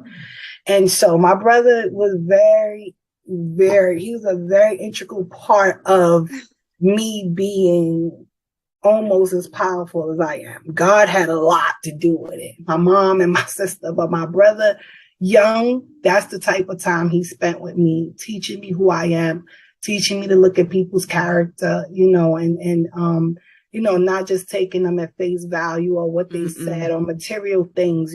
People had to show me who they were, not just, So I didn't really like this guy, which makes matters a lot because I didn't really like him at first. I didn't like him. He was not a good person. He messed around with a lot of girls, different stuff. So I ended up, we ended up getting to know each other, and I gave him, I let my guards down and gave him a break or whatever. And by the time I turned around, I was in a serious situation of peer pressure. And yeah, no, really, it was peer pressure because I knew better. Yeah. I knew better, and you know how hard it is years later to look at you, look at your life and know you've made these mistakes or gone down this path, knowing that you knew better. I'm working on that with my son who's about to be 12 this year. Right Yes. now. Absolutely. You know what I mean? You have to tell him that, because my husband, my new husband, he has a saying: decisions, decisions, decisions. And your decisions can change the whole trajectory of your life. Like it really, one small, you could think it's minute, you could think it's small, one little decision could just change your whole path. So we have to be, because life is life. Yeah. And life is not playing with people. There's no redos. It does not care that you're 12. It does not care that you're 13. It does not care.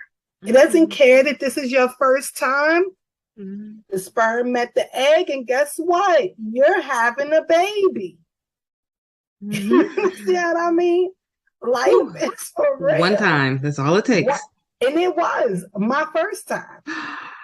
No. Even more traumatic. Let me tell you something.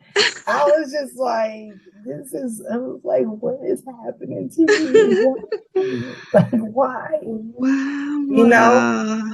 And it's so many years later that I can say that it's okay. You know what I mean? You learned a lot. Because now that life has given me so much lessons and so much experience that I can help other people. You know what I mean? So they say that God gives his the toughest battles, to the strongest soldiers. So if he saw fit to say, like, you know what, she can handle it. She's gonna make it through it. She's gonna come through and she's gonna glorify me and let people know that I do exist because I brought her through. Then it's okay. But in the process of it, it's not. In the process, it wasn't okay. I know you were just wanting to throw in the towel so many times. What's going on? I was like, what is going on? What is happening? Why is this happening? All of these things just keep happening. And I'm in the center of it all, What a testimony. Yeah. And we haven't even got to the end yet. We're only at 14 years old. Oh my goodness. I have to ask. Yes, ma'am. I won't get into so many because you do have this in your book, right? Yes. Some of this. So I won't ask too many questions.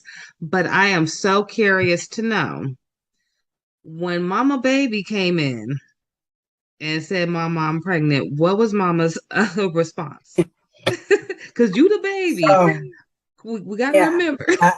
Yes, absolutely. I'm glad you realized that. I can't wait for you to read this book because I'm glad I can't wait to realize that I'm 13 and pregnant.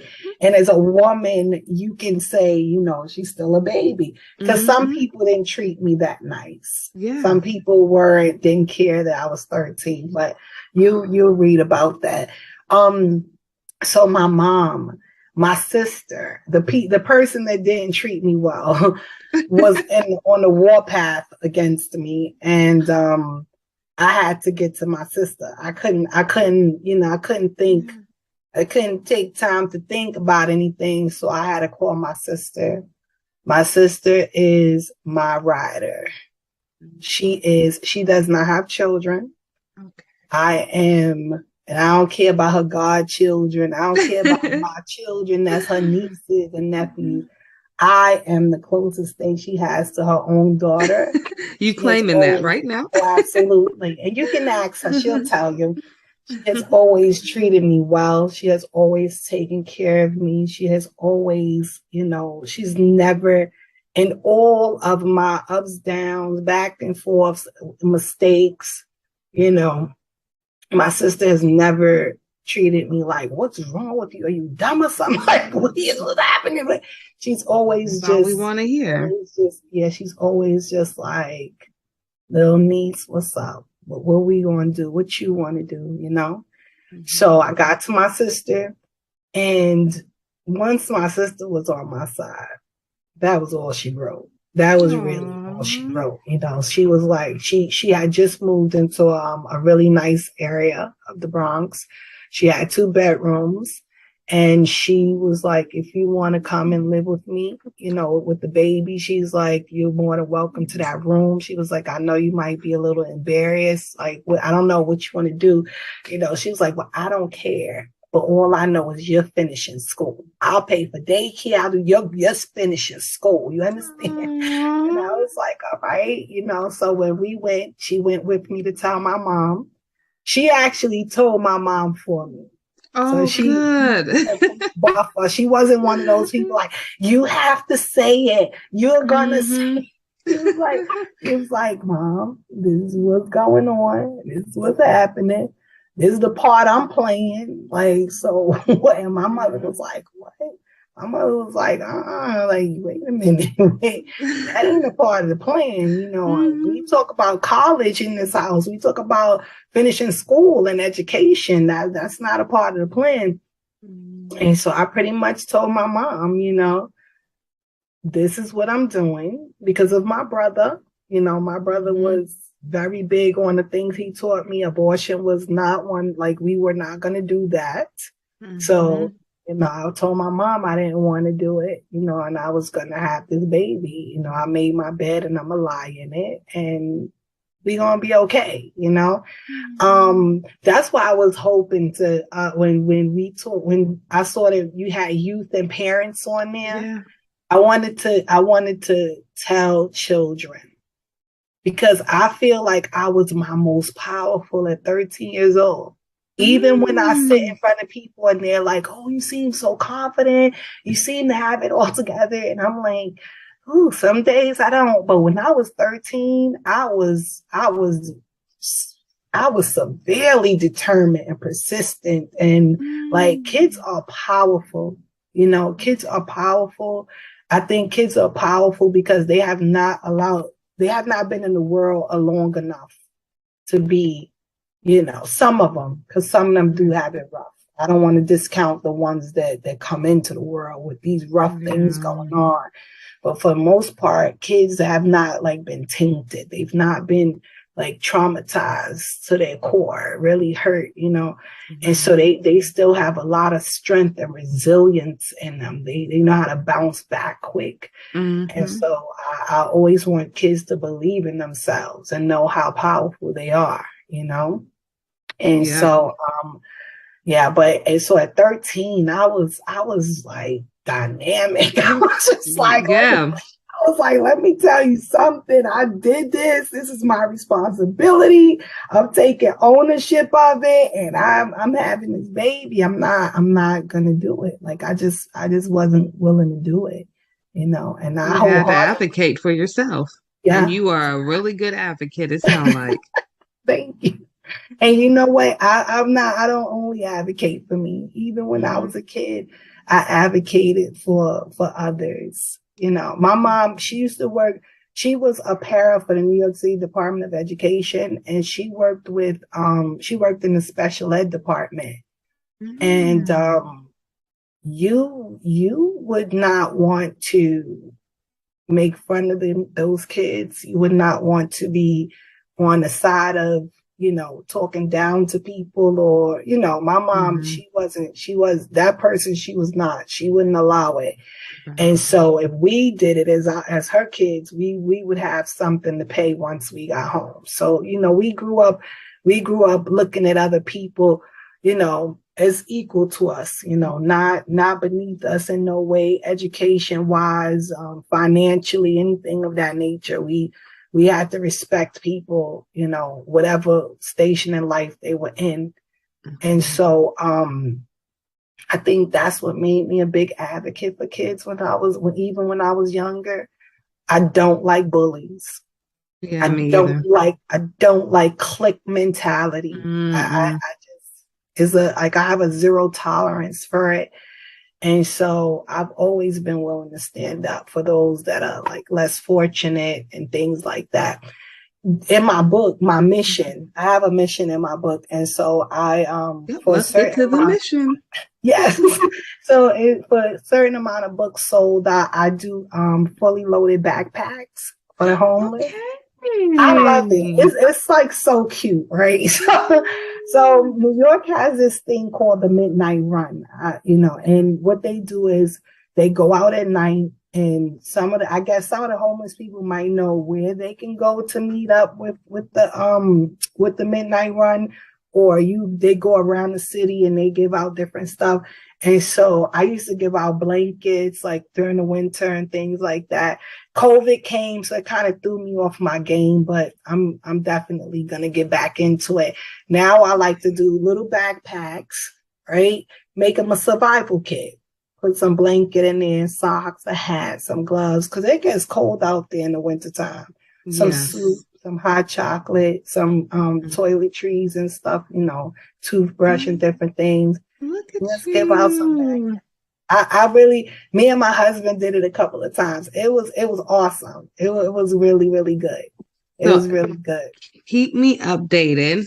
When you guys are doing it, let me know if there's a way we can donate some items or funds. Maybe if we have some extra funds, we don't mind helping out for Definitely. the cause. Let me know. I know I've talked to you. You're still in the Bronx, right? Yes, ma'am. Okay, I think I talked to you before, but we work with a hospital really closely in that area. So we do have a lot of families in Glo Preemies who live in the Bronx. Okay. So I will be coming out there soon. We were supposed to come last year, but COVID. So we'll probably be there next year to take a little tour of the Bronx area. Yeah. But I would love to help meet you face to face. Love to meet you face to face. I would love to meet you too. I got one more question. Hold on. But wait, I want to say this to you. I want to thank you for doing that for people in the Bronx. The Bronx is a very low socioeconomic territory, and we don't have the greatest health care. We don't get, the Bronx in New York City, to me, gets treated like the little redheaded stepchild. And so And so there's not a lot of programs for our families here. And so I take my hat off for you for coming from somewhere else to help the people here. I really appreciate that. I will tell you, thank you so much. Let me start with that. I appreciate it. I'll tell you this much. My family is not involved at all with what I do. Okay. So if you ask them, hey, what does Ashley do? They'll probably tell you, I don't know. She works from home, I guess. They have no idea what Glo Preemies is. They have no idea what the Alliance is. They have no idea how many policies I have single-handedly helped change. For your area alone, I believe we have already sent maybe 6 breast pumps to new NICU moms, Black NICU moms. We are working on sending more right now as we speak. So that is just one of the little things that we do. So just to let you know that I am very appreciative for you acknowledging anything that I do, but I never do it for clout. That's what they say. I do it more because I was a NICU mom who had no family who came to see me when I was in the NICU with my baby. I'm a mom that never had a baby shower because I had preemies. I'm a mom who's been let go by a doctor because I was too sick. Just too many bad things. So I thank you for sharing your story, particularly the preemie story. But is there a way for those who just heard what you're doing with the mission to be able to help donate to you? Do you guys have like a Cash App set up, or will you get one so that if people see this video and want to help contribute to what you guys are doing without getting the book, or if they want to get the book and still donate, how can we do that? So currently I don't have a Cash App set up for it. We'll work on one. Yes, we will. Yes, we will, ma'am. Listen, you're gonna be right. You don't even know how much you're helping me right now by kind of giving me some tips and instruction. Like, hey, girl, get this together. Oh, good. We're gonna have you popping, yes. okay? Don't worry about it, you guys.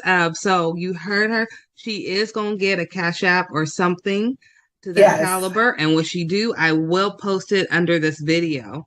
So keep looking for this video, see if there's any updates. I'm sure I'll have you back when the book comes out. Absolutely. I want to do a giveaway for the holidays. I need that book for the giveaway. Okay. For and sure. we will definitely stay in touch. I want to see you when you come to the Bronx. I want to, I want us to get some lunch or something. Yeah, I can't wait. I greatly appreciate you having me. It's been an honor. And to know what you're doing here in the Bronx is really, is very moving to me.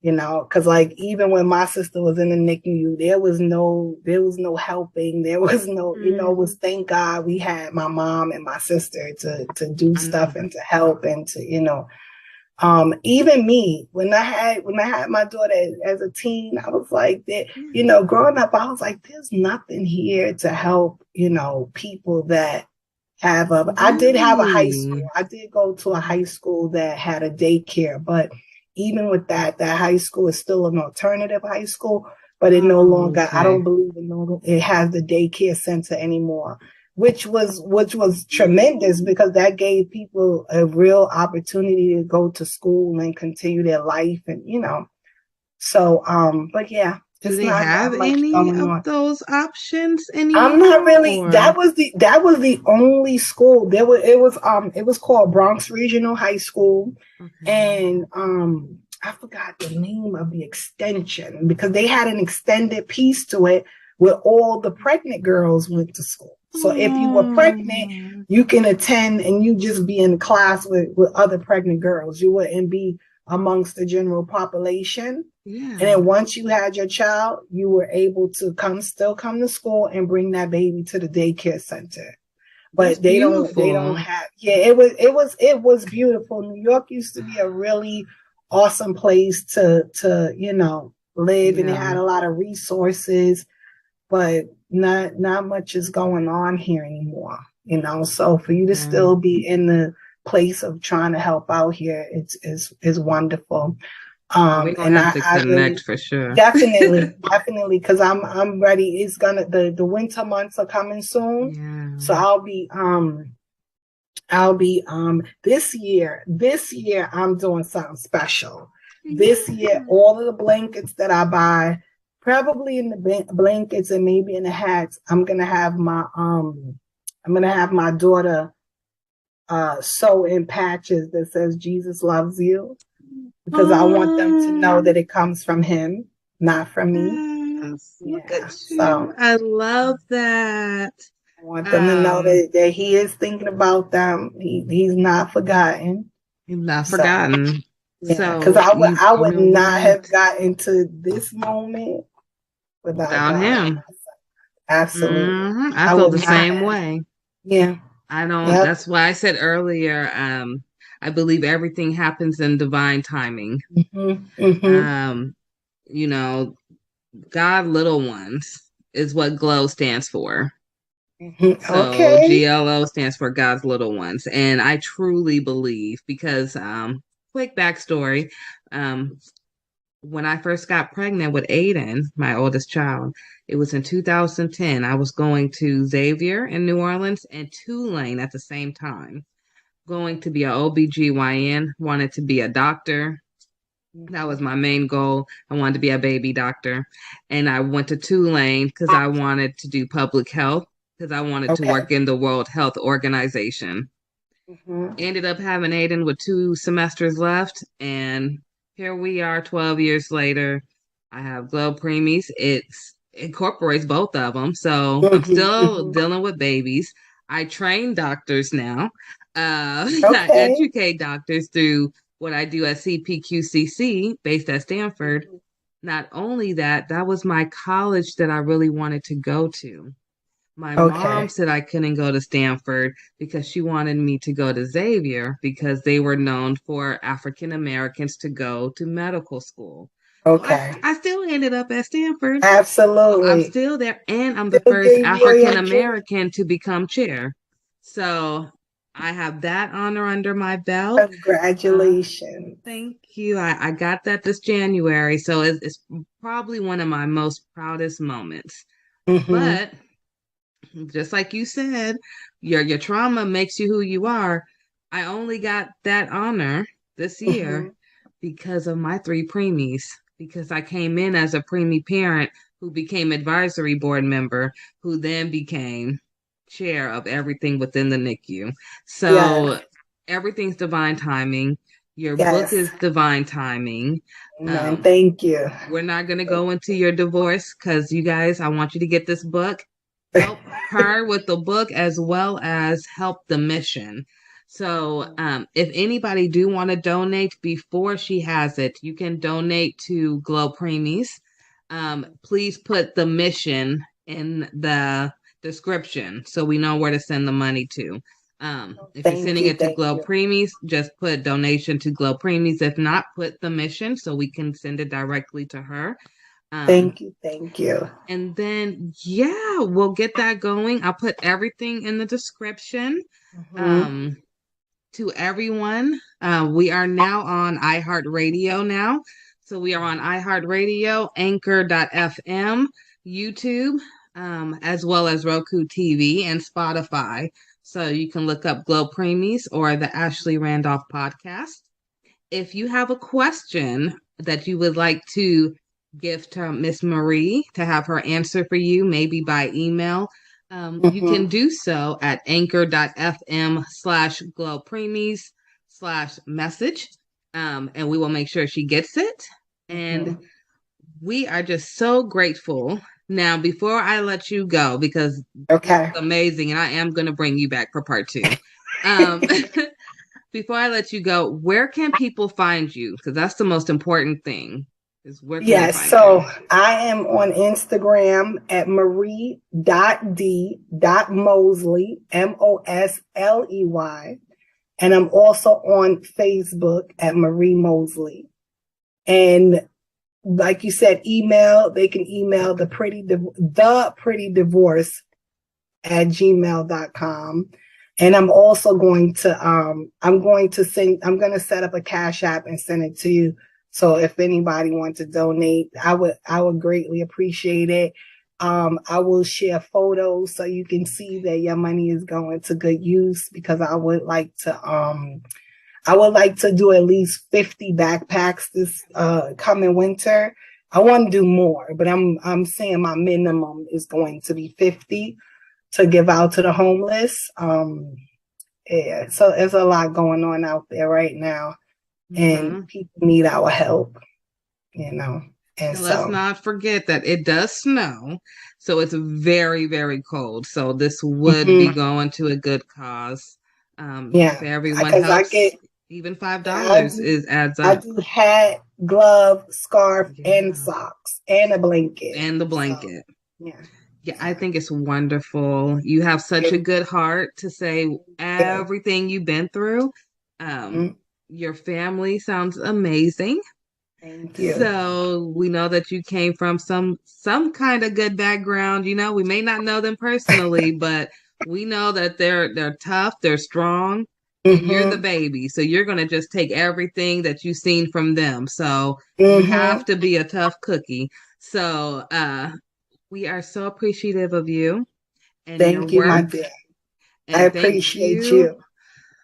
On behalf of all the millions of women who may be going through a divorce right now, thank you for writing this book on behalf of them, so that they can move forward like the women in my family.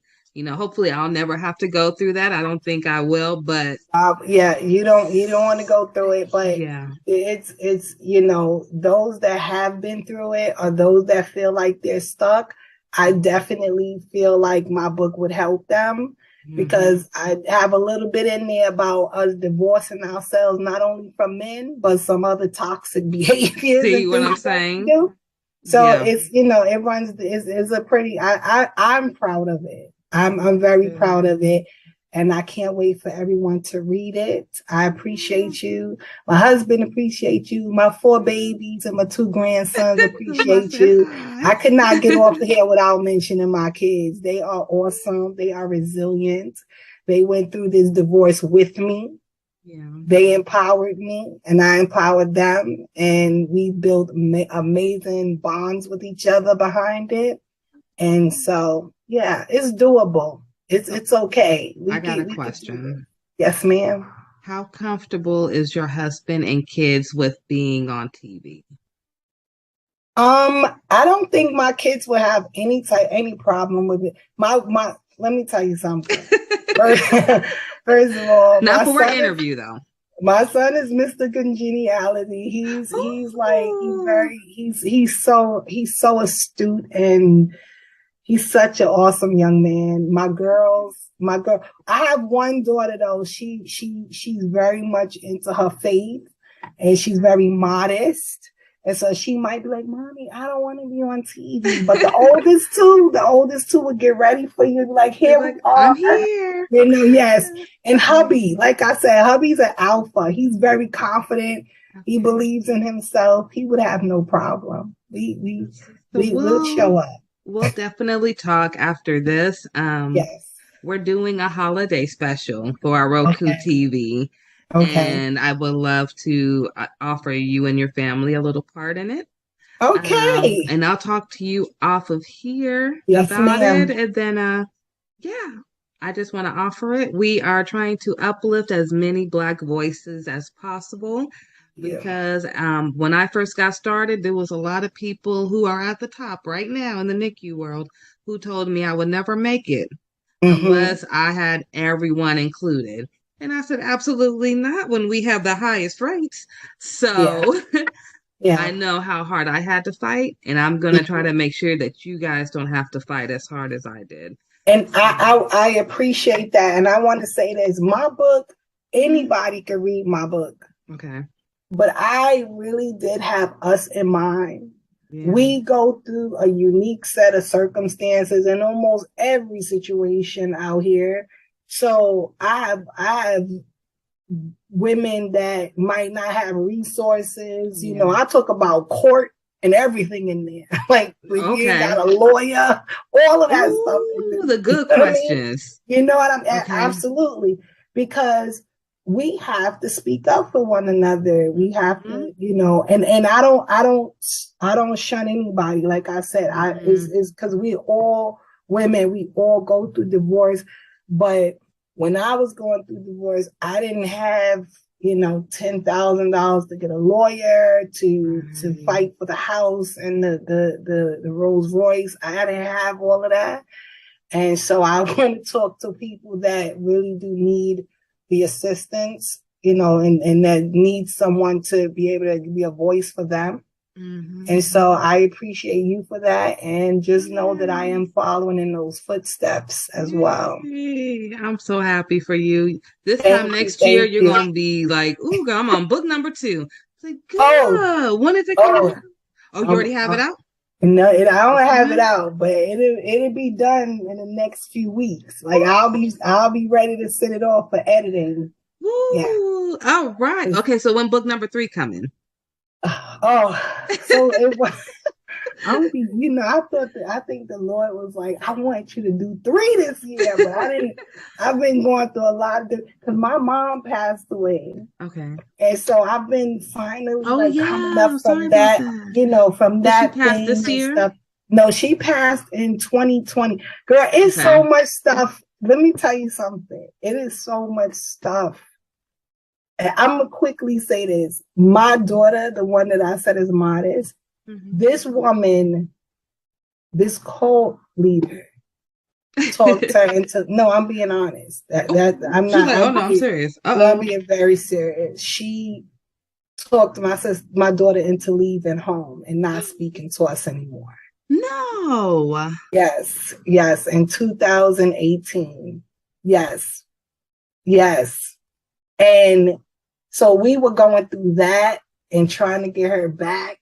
And Then my mom passed away. It's been a lot, but you know what? God is still good. He's still on the throne. I stayed in prayer with me and my sister and my family. We started a whole prayer group, and God brought that baby home. She's home. She's doing well. She's happy. She's not, she's not, she has things, but she's not like some people that come out of situations like that. She was there for 2.5 years, and she came home, and she's not anywhere near some of the horror stories that I heard. So I'm grateful. It's been a battle. Journey. It's been a journey, girl. I'll tell you really quickly, too. Oh my goodness. See, I told you we could talk forever. Really quickly, my story kind of matches yours. So my mom died January 4th, 2019 with a CPAP machine on her after she'd been complaining about it for a year. She dies in her sleep. My dad dies February 11th, 2020, the next year. Last year, I find out that there is a lawsuit case against Philip Respironics because they knew for 10 years that their CPAP machine was letting out toxic gas instead of oxygen, which is what my mother was complaining for. I am currently right now trying to settle out of court with Phillips. They don't ever answer. Because I really don't want to go through the whole lawsuit proceedings. Like I'm drained at this point. Yes. Okay. The whole situation, can I please just put it behind me now? Yes. I feel like I still have never grieved. So I'm just here, just like, come on, let's close this so I can move on.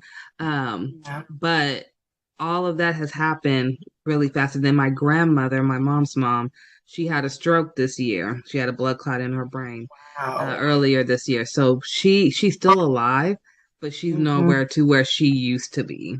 So if you ask me, I feel like since 2019 to today, all the close relatives I had growing up, they're all gone, and they drop like flies really fast.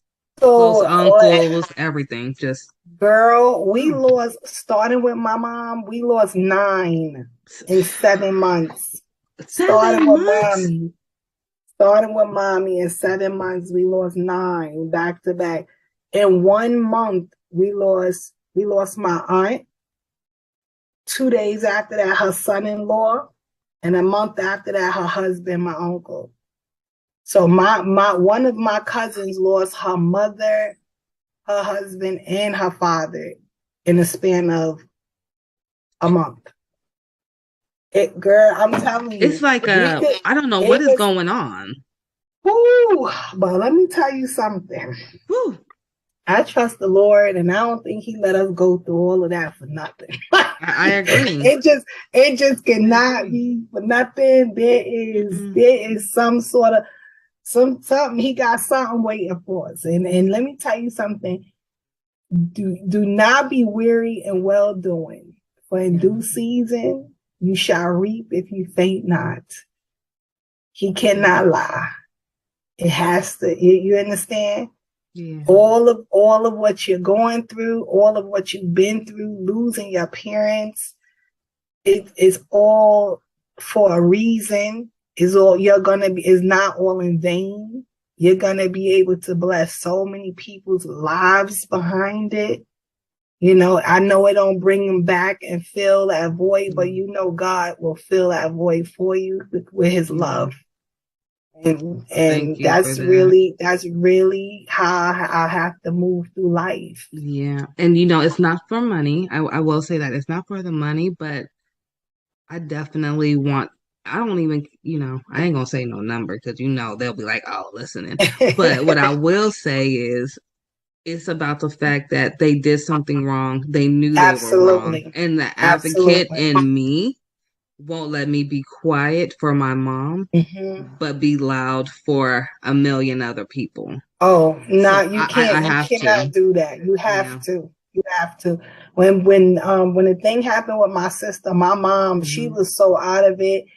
I think she settled out for the most minute. And my mom wasn't a real fighter. She didn't like confrontation and all of that stuff. So, but She just wanted it to be done. she just wanted it to be done, but don't let it go. You know, these people, these medical, they have to start doing better. And real quick, and when I was as a counselor, we would go to a lot of different workshops. And I went to one workshop and they were talking about the medical field and how things are disproportionate between Blacks, not only in housing, but also in the medical field. And I had never thought that was even, you know, I really just thought that the medical field, doctors, their oath, I thought they had integrity, right? But it helped me to understand why my mother, who went to the hospital every year for a checkup, for every annual, I could not understand. I said, how can you be telling me in 2005, my mom only has 1 year to live because one of her valves is completely destroyed and the other one needs to be repaired? It is no way possible. My mom keeps up with all of her doctor's appointments, with all of our doctor's appointments. And it was an awesome cardiologist that God used to save my mom's life, basically, because they had given her 1 year to live. And he did this new surgery on her to clear out plaque from her arteries, to make her heart strong enough to survive the surgery. And then what they did to her helped her to live another 15 years. Right? Wow. But I had no idea. And it wasn't until I went to that workshop that I said, that's how mommy's heart was able to get to that condition, going to this doctor, the same lady, year after year after year. And they explained how in the white community, they'll get the cure, while we just get something to help send us home. We get something to help the symptoms, but we don't actually get what we need at sometimes. And I was really thrown back by that. I was like, doctors are doing like all about insurance. Have people's lives in their hands. But guess what? It's real. It's very real. So you do what you have to do and you hold them accountable. Make them be accountable. Because it's not okay. No. That's your mother. You know what I mean? It's touch your life, and no. She was only 50, just made 50 in 6 months. It was January because our birthday's in June. Absolutely. And I will tell you, you were telling me about your baby and how she was with your mom, and then you just got her home. So that night, my son was actually staying with my mom. And they actually were with my grandmother. And so my grandmother is the one who found my mom. And my son didn't know that she had passed. By the time he woke up, they had already came and took my mom out and everything. Wow. But to this day, I still think that's when everything, like for your backstory, that's when everything for Aiden, he's a top 10% in the state for state testing. But his grades started going down right after that. And he started to get into fights at school. So we had to switch him schools. And it was like I had to almost rewire Aiden. So when you're talking about rewiring your daughter, I'm like, I'm going through that now with Aiden and trying to put him back to where he was before he had all these losses at one time. Because he never lost nobody. And then all of a sudden, it's like boom, boom, boom. And he's like, I can't go to grandma's house no more to babysit. I can't go by grandpa at all. I mean, he sounds like my son. My son was very close to my mother. Very close. See, how's your son doing now? I know it's been about 2 years. She passed away 2 days after I dropped him off at college. No. Yep. 2 days. That Wednesday we took him up, and Friday she was gone. And he was like, Mommy, I'm here. Like, and he was a freshman. He was like, I don't know what to do. Like, I'm here alone. I need to get home. Where I gotta. And I was just like, calm down. I'm gonna get you a plane ticket. You're gonna get an Uber. But you in college now, you know? You gotta talk to the people. You gotta explain to them what happened and tell them you have to go home, because it was still in the in the midst of COVID, and they didn't want you leaving campus. They said they had a bubble. They had a bubble around the state, and once you came in, they didn't want you like going out, coming back.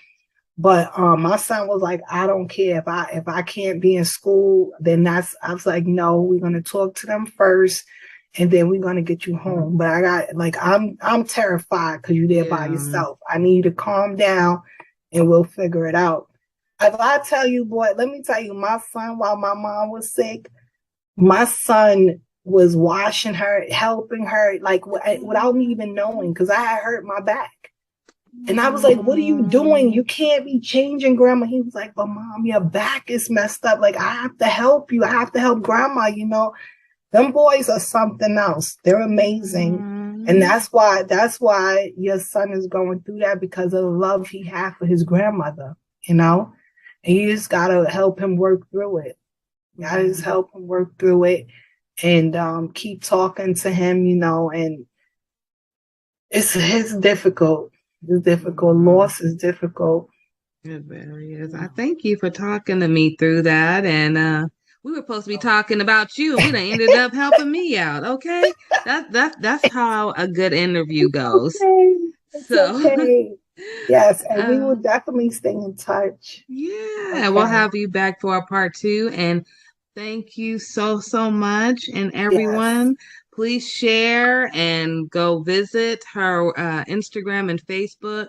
Like, follow, subscribe, share, all that jazz.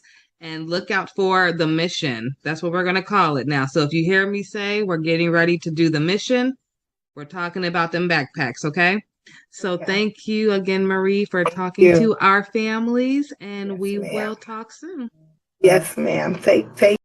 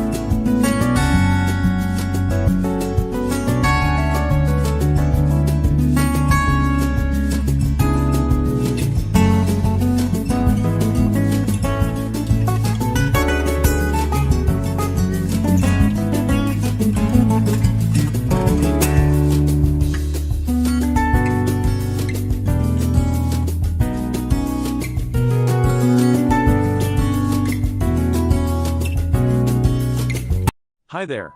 Have you ever wanted to publish your own story but didn't know where to start? In this video, we'll show you a step-by-step guide to self-publishing your own story. Step 1. Write your story. Whether it's a novel, a memoir, or a collection of short stories, make sure your work is completed and polished before moving on to the next step. Step 2. Choose a platform. There are several self-publishing platforms available such as Amazon Kindle Direct Publishing, Barnes and Noble Press, and Kobo Writing Life. Do your research and choose the platform that best fits your needs. Step 3. Format your book. Each platform has its own formatting guidelines, so be sure to read them carefully. You can hire a professional book formatter or use free templates to format your book. Step 4. Design a book cover. A book cover is the first thing that catches a reader's attention. You can design a cover yourself or hire a professional designer. Step 5. Publish your book. Upload your formatted book and book cover to your chosen platform, set your price, and hit publish.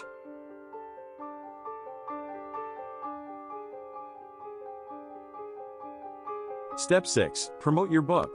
Use social media, book blogs, and book review sites to promote your book to potential readers. And that's it. With these 6 steps, you can self-publish your own story and share it with the world. Thanks for watching this video, and don't forget to subscribe to our channel for more tips on writing, publishing, and marketing your books. Hey everyone, welcome back to our channel. With fall and Halloween just around the corner, we thought it would be fun to share our top 10 movie picks for teens and for some of you younger siblings also to watch during this spooky season.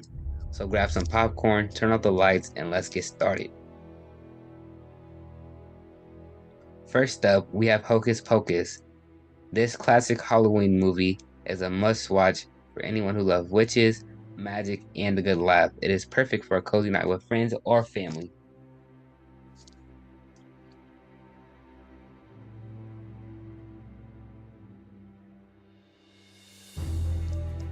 Next on our list is The Nightmare Before Christmas.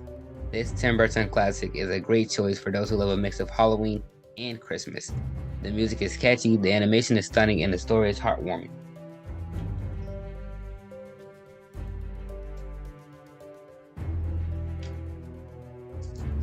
For those who love a good scare, Teenage Mutant Ninja Turtles Mutant Mayhem gives the right amount of thrills and excitement throughout the film.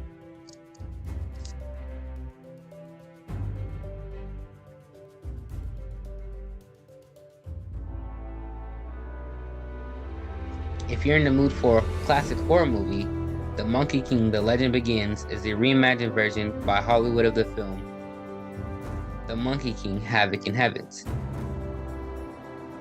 the origin and birthplace of the Monkey King story.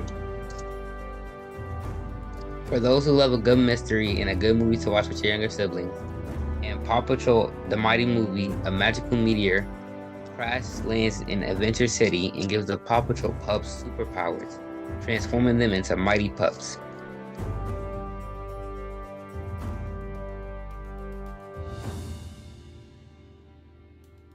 If you're in the mood for a comedy, Leo is a great film. A 74-year-old lizard named Leo and his turtle friend decide to escape from the terrarium of a Florida school classroom where they have been living for decades. For those who love a good coming-of-age story, The Witch is a great choice, and you can watch it with your sisters. Witch follows a young girl named Asha who wishes on a star and gets a more direct answer than she bargained for when a troublemaking star comes down from sky to. If you're in the mood for excitement, watch Wonka with your parents. They had Willy Wonka and We Got Wonka. The story will focus specifically on a young Willy Wonka and how he met the Oompa Loompas on one of his earliest adventures. For those who love a good film, Ghostbusters Afterlife is one everybody loves.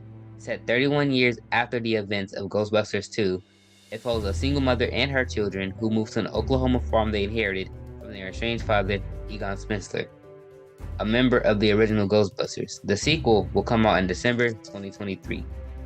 For the last film, but not my least favorite, we have Migration.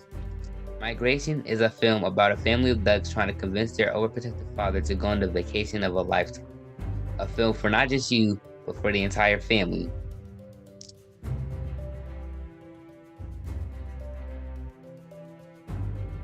Well, that's all we have for today. Leave a comment of your favorite fall movies and don't forget to like, share, subscribe to GLO Preemies, to never miss new content and to check us out at glopreemies.org. Thank you. Have a good Halloween.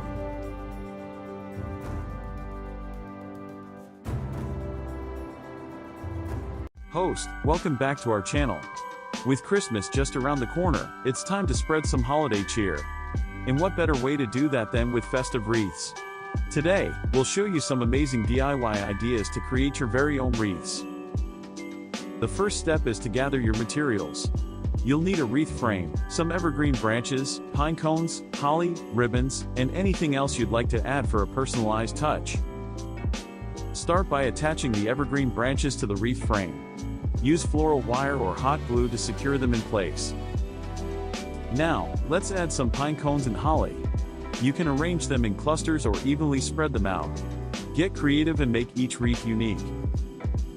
To give your wreath that finishing touch, tie a beautiful bow with a festive ribbon. You can choose traditional colors like red and green, or go for a more modern look with silver or gold.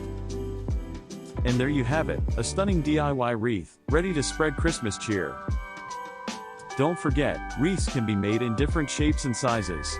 Hang them on your front door, over the fireplace, or use them as centerpieces for your Christmas table. Deck the halls, top 3 Christmas wreath designs. Let's get started. Design number 1, the classic wreath. This timeless design features a lush green base adorned with vibrant red bows, golden baubles, and pine cones. It's a traditional choice that never goes out of style and will bring that festive spirit to your front door. Next up, design number 2, the whimsical wreath. This whimsical design takes a playful approach to holiday decor.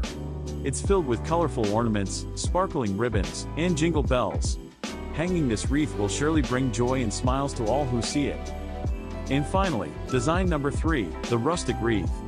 If you prefer a more natural and cozy look, this is the one for you. With its combination of fresh pine branches, pine cones, and burlap bows, it provides that warm and inviting touch to your home.